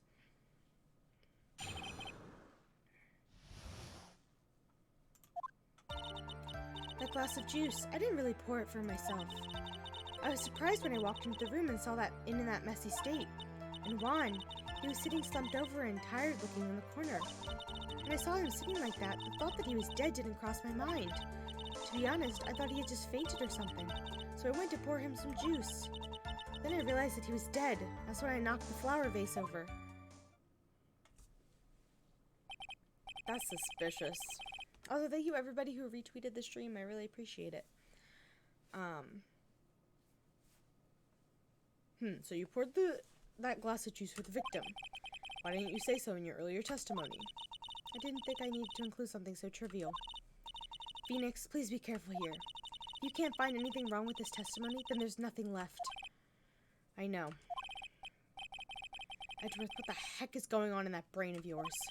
Now then, Mr. Wright, you may begin your cross-examination.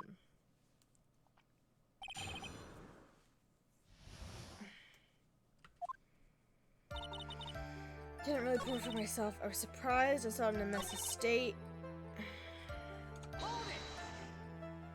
Slumped over? Yes, he was just sitting there, with his head tilted forward, eyes closed. He really looked like he was sleeping. Is it just me, or did that right there sound a little odd? When I saw him sitting there like that, the thought that he was dead didn't cross my mind. But he had a knife sticking out of him.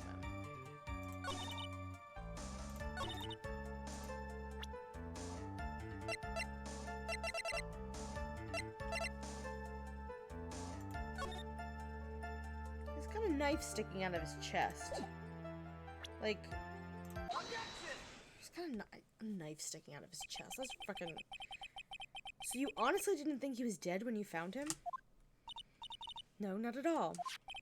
Even though this is what you saw when you discovered the body? Ah! What is the meaning of this? You've all seen this picture a dozen times now. Isn't it obvious, Your Honor? There's a knife sticking straight out of Mr. Corrida's chest. Anyone who saw this scene would have immediately thought that here was a dead man. Well, you see, I doubt a single person in the world would mistake this for someone who fainted, then so nonchalantly go pour something to drink. Your point is? Miss Andrews, your testimony just now, it was all one giant lie. Ah! And your lie has proven one thing very clearly, that you are the real killer.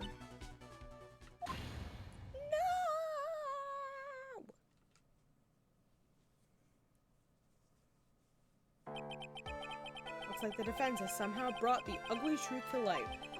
The defendant, Mr. Matt Ongard, is not guilty after all.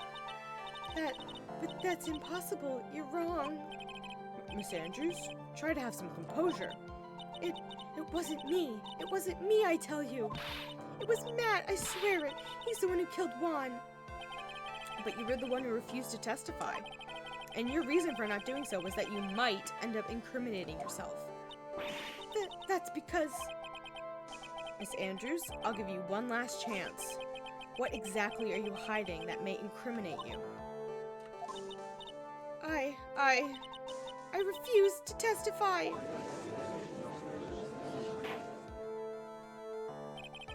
And there's no need for this court to continue any further. Mr. Matt Ongard's innocence has been clearly demonstrated. Is it over? Have we found the truth at last? What's wrong, Phoenix? Usually the real killer confesses his or her guilt. And now that I think about it, this is the first time someone hasn't. Now then, I would like to hand down my verdict for Mr. Matt Ongard. Objection! Your Honor, the prosecution feels that it would be premature to pass down a verdict at this time. What? The reason is quite simple. This witness has yet to speak the absolute real truth. The absolute real truth? What are you? The witness. Don't you understand yet? Huh? I don't know who planted this silly idea in your head, but as long as you protect yourself through your silence, Matt Ongard will go free, and in his place, you will become the guilty party. That's a lie. I don't believe you. What? I was told if I spoke, then it would be all over, and Matt would never be declared guilty. What in the world is she talking about? Has she lost it? It's Francesca's meddling. I can't speak about it. I'm too scared. It's Francisca von Karma. Huh? Don't you remember, Phoenix? Miss Andrews lives by gripping tightly to the words of another, because she doesn't have the strength to believe in herself. Then right now, Miss Andrews is... Yesterday, she was tossed a lifesaver by Miss Von Karma. Don't say a word, no matter what happens. If you do, Matt Ongard will be acquitted. Miss Andrews undyingly believes in those words right now and is clinging to them. Then what should we do? This is the first time I've ever come across anything like this. Well, Miss Andrews has to be the killer, right? All we have to do now is get our own not guilty. That is my only priority. It wasn't me. I'm begging you. Please believe me. I didn't kill Juan. Help. Please. Someone help me. Mr. Wright? Yes, Your Honor. The court can't continue on like this, therefore I'd like to hear what you intend to do. What I intend to do? What am I supposed to do? What am I supposed to say? Right, I suggest you think very carefully about this. Think about what this witness did and what she did not do. And think about who is the real mastermind behind this crime. Who's the real mastermind? Isn't that obvious? There's no one else who it could be except the woman crying over there, right? Come now. What will you do? What kind of man are you, Mr. Phoenix Wright?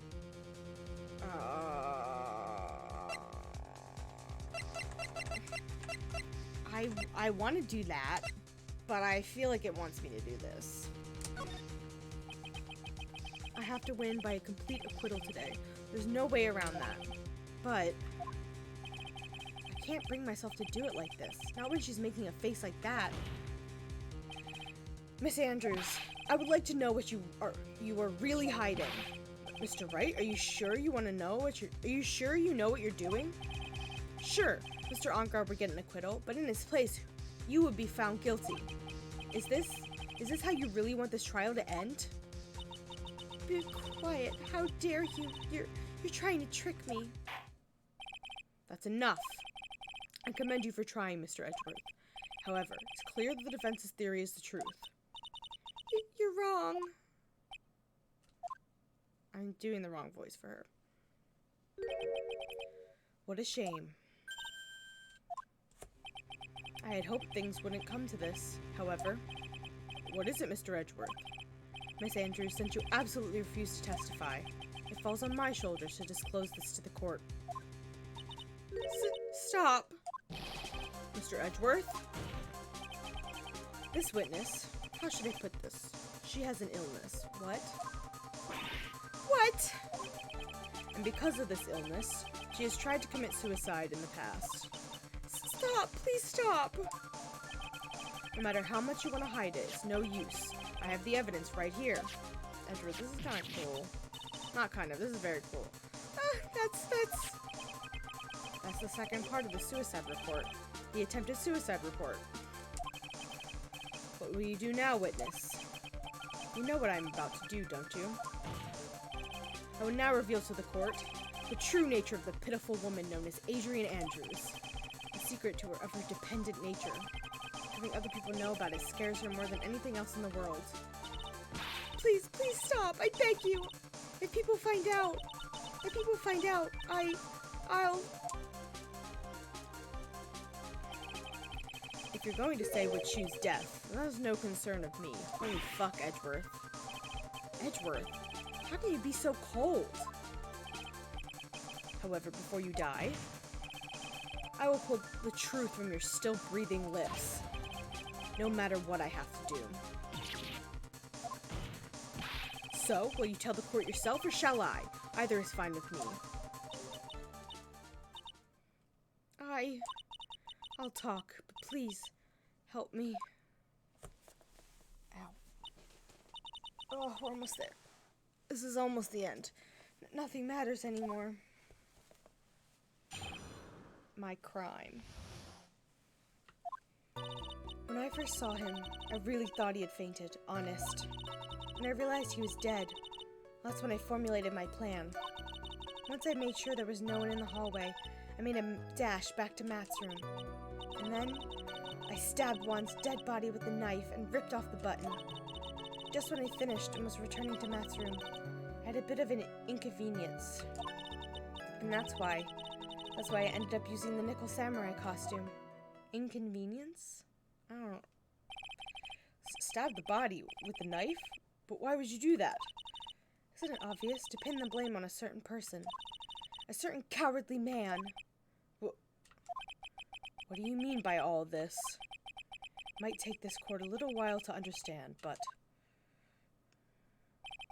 this is the truth. The real killer is Matt, that scumbag of a man. I'll never forgive him. He's trying to escape his guilt again, just like last time. Last time? So, Miss Andrews stabbed the victim, Juan Corrida, in the chest with a knife. However, she didn't do it with the murder in mind. She did it with the intent of framing Matt Ungard for the murder. And this is her crime. What? How is this possible? I mean, wasn't Miss Andrews supposed to be the real murderer? Mr. Wright, please get over your shock and commence cross-examination.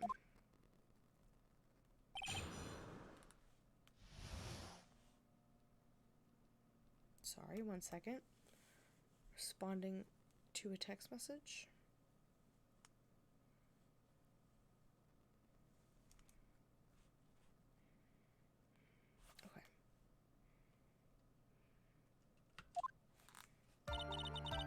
When I first saw him, I really thought he had fainted, honest.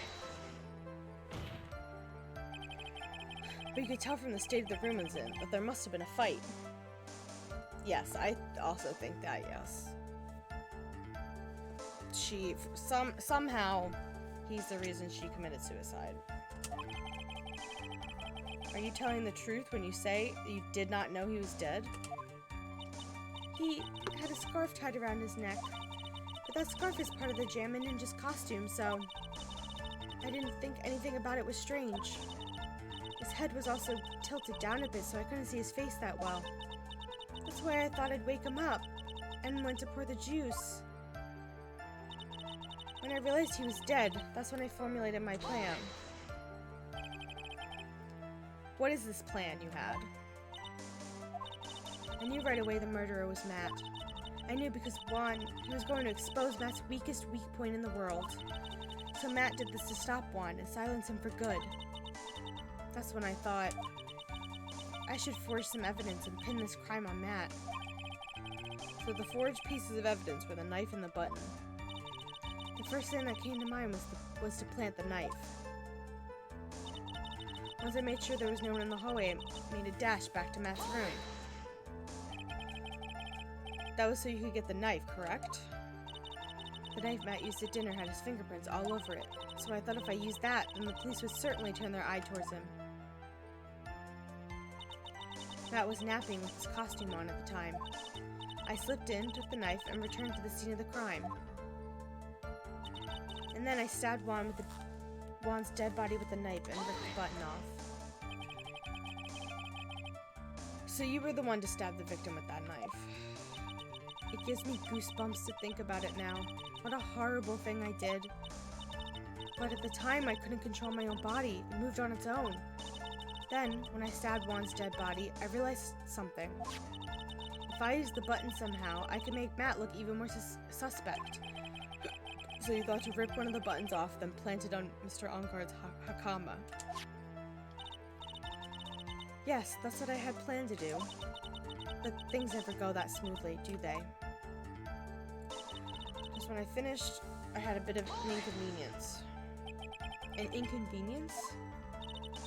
There was a woman with a camera at the ready, loitering in the hallway.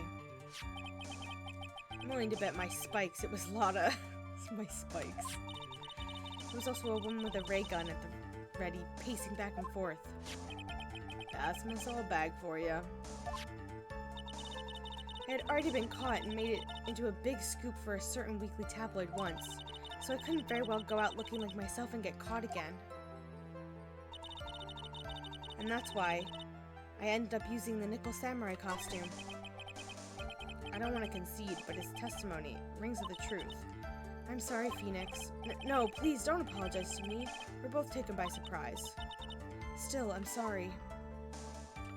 No, I think I didn't press the last one. You were the one who prepared that costume, weren't you? Yes, I took it from Global Studios. I also put it in Juan's guitar case the day before the award ceremony. You did this in preparation for the press conference, correct?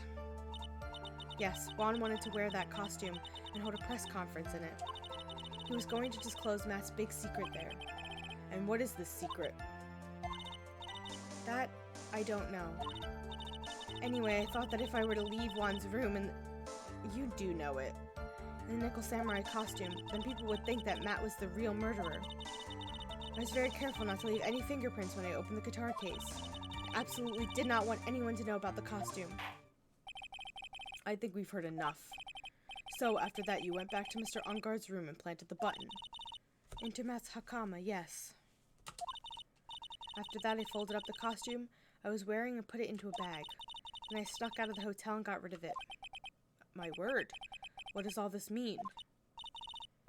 Mr. Edgeworth, is it? The real criminal is Matt Ungard. Yesterday, that woman prosecutor sat me down for a talk. Francisca, huh? She said I should, under no circumstances, confess to what I had done. That if I just kept quiet, then Matt would be found guilty for sure. I had no choice but to believe in her words.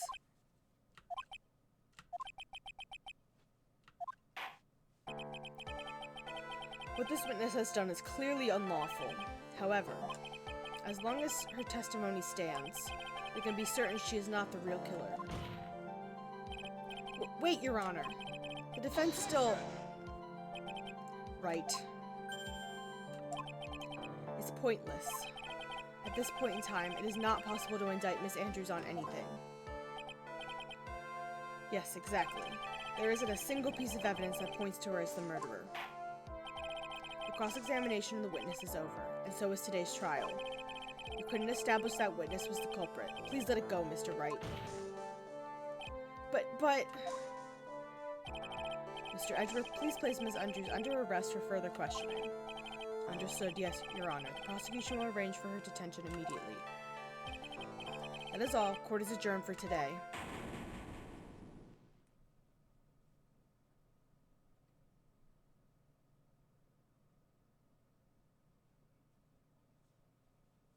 This is ominous. Yeah. Today's trial. It's over. And I didn't win an acquittal. Witness, would you mind if I asked you something? Edgeworth? What is it? Before you leave court today, I wondered if I might look at one thing. That card in your hand. It had my interest for quite some time now. What exactly is it? Oh, this thing? Mr. Wright also asked about this thing. Or, Mr. Wright also asked about this. Oh my god. Although I didn't remember at the time you asked me about it, Mr. Wright. I remember just now. I found this in the room on that day. The room? That day? Yes. I found this card when I discovered Juan's body. It was lying there, right next to him. You found that card next to the victim's body? I suppose I must have unconsciously slipped it into my pocket. But it's not as if this card has any relevance to Juan's murder, right? Yeah, I guess not, but it's still a strange card, if you ask me. But as far as a clue to this case, I don't see why. Witness, that card, give it to me now, hurry! Edgeworth? Do you have any idea what you have stupidly yet inadvertently done? I can't believe you hid this from me all this time. I didn't mean to. What is this all about? I've never seen Edgeworth so emotional before. I mean, I have, but it's okay. He freaks out a lot. That card. What in the world is it? What does it mean? To be continued. And that's where we're gonna stop tonight. Ow. I just kicked my desk. Let's save it. And then we're gonna very quickly close the game. There we go. Ugh. So in this trilogy, we're on game 2. This is the last one in game 2. Oh god, what happened here? Okay, that's fun. Love that for me. Anyway, ignore that. We're gonna speak this way. So this is the last game in Justice for All. And then we have the next one. I don't know. The third one in the trilogy. I don't know how many cases that one has. At least 4. This one was 4. I would say at least 4 or 5. I feel like I've heard that game gets buck wild, so I don't know. Yeah, but yeah. We're more than halfway done the trilogy. We should be able to finish the case next week. This case. Because it's only another investigation section and then court section. So, it should be good. Also, oh, you had off work today? That's really nice. I did not, though my boss let me leave like an hour early. Leave. Turn my computer off. You zonked out for a bit, Nico? Well, that's good. Sleepy boy. Didn't you not see that one of the Club Penguin things got shut down? I just saw like a news thing that it got shut down. Then like the London police were involved with it.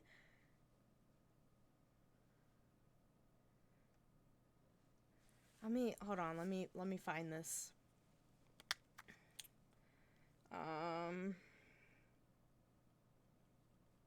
Club Penguin news.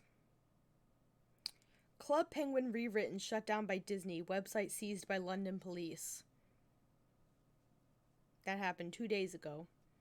I remember seeing it on either Twitter or Tumblr. I would do it if it hadn't been shut down.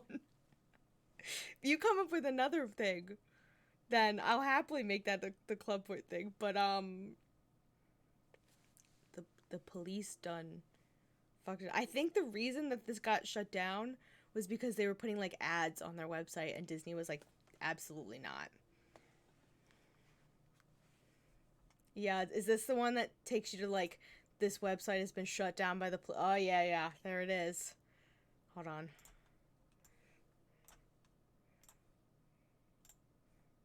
This ominous web page. Yeah. Which is depressing. My webcam needs to be flipped. There we go.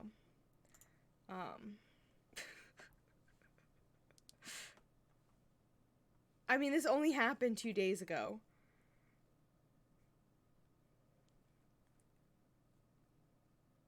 Oh my god. Amount of notifications that I got during stream. Yeah, so unfortunately, I don't think that will be an option. But, like I said, if you think of something else you want me to do, like, let me know, and I'll happily make it a channel point goal. Because, I haven't touched that since the frickin' What's It stream. Whatever I'm trying to say. Yoga. You have 43k points you gotta spend. Yeah. I guess I don't have a ton of, like, redemption things. I should come up with more options. Damn, should have called it Coob Penguin rewritten to throw up Mickey's bloodhounds. You got the best ideas, Nico. Let me see if anybody is online so I can host them.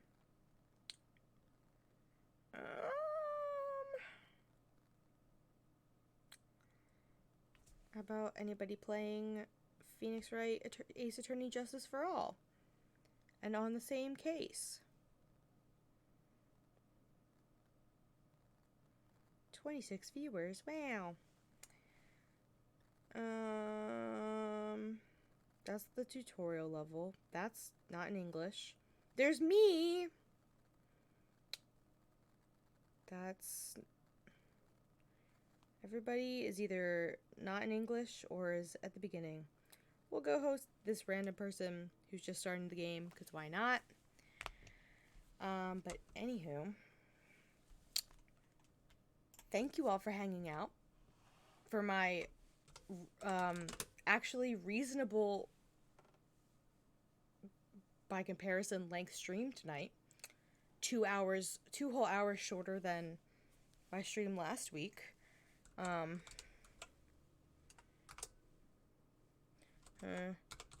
Which that is on YouTube now.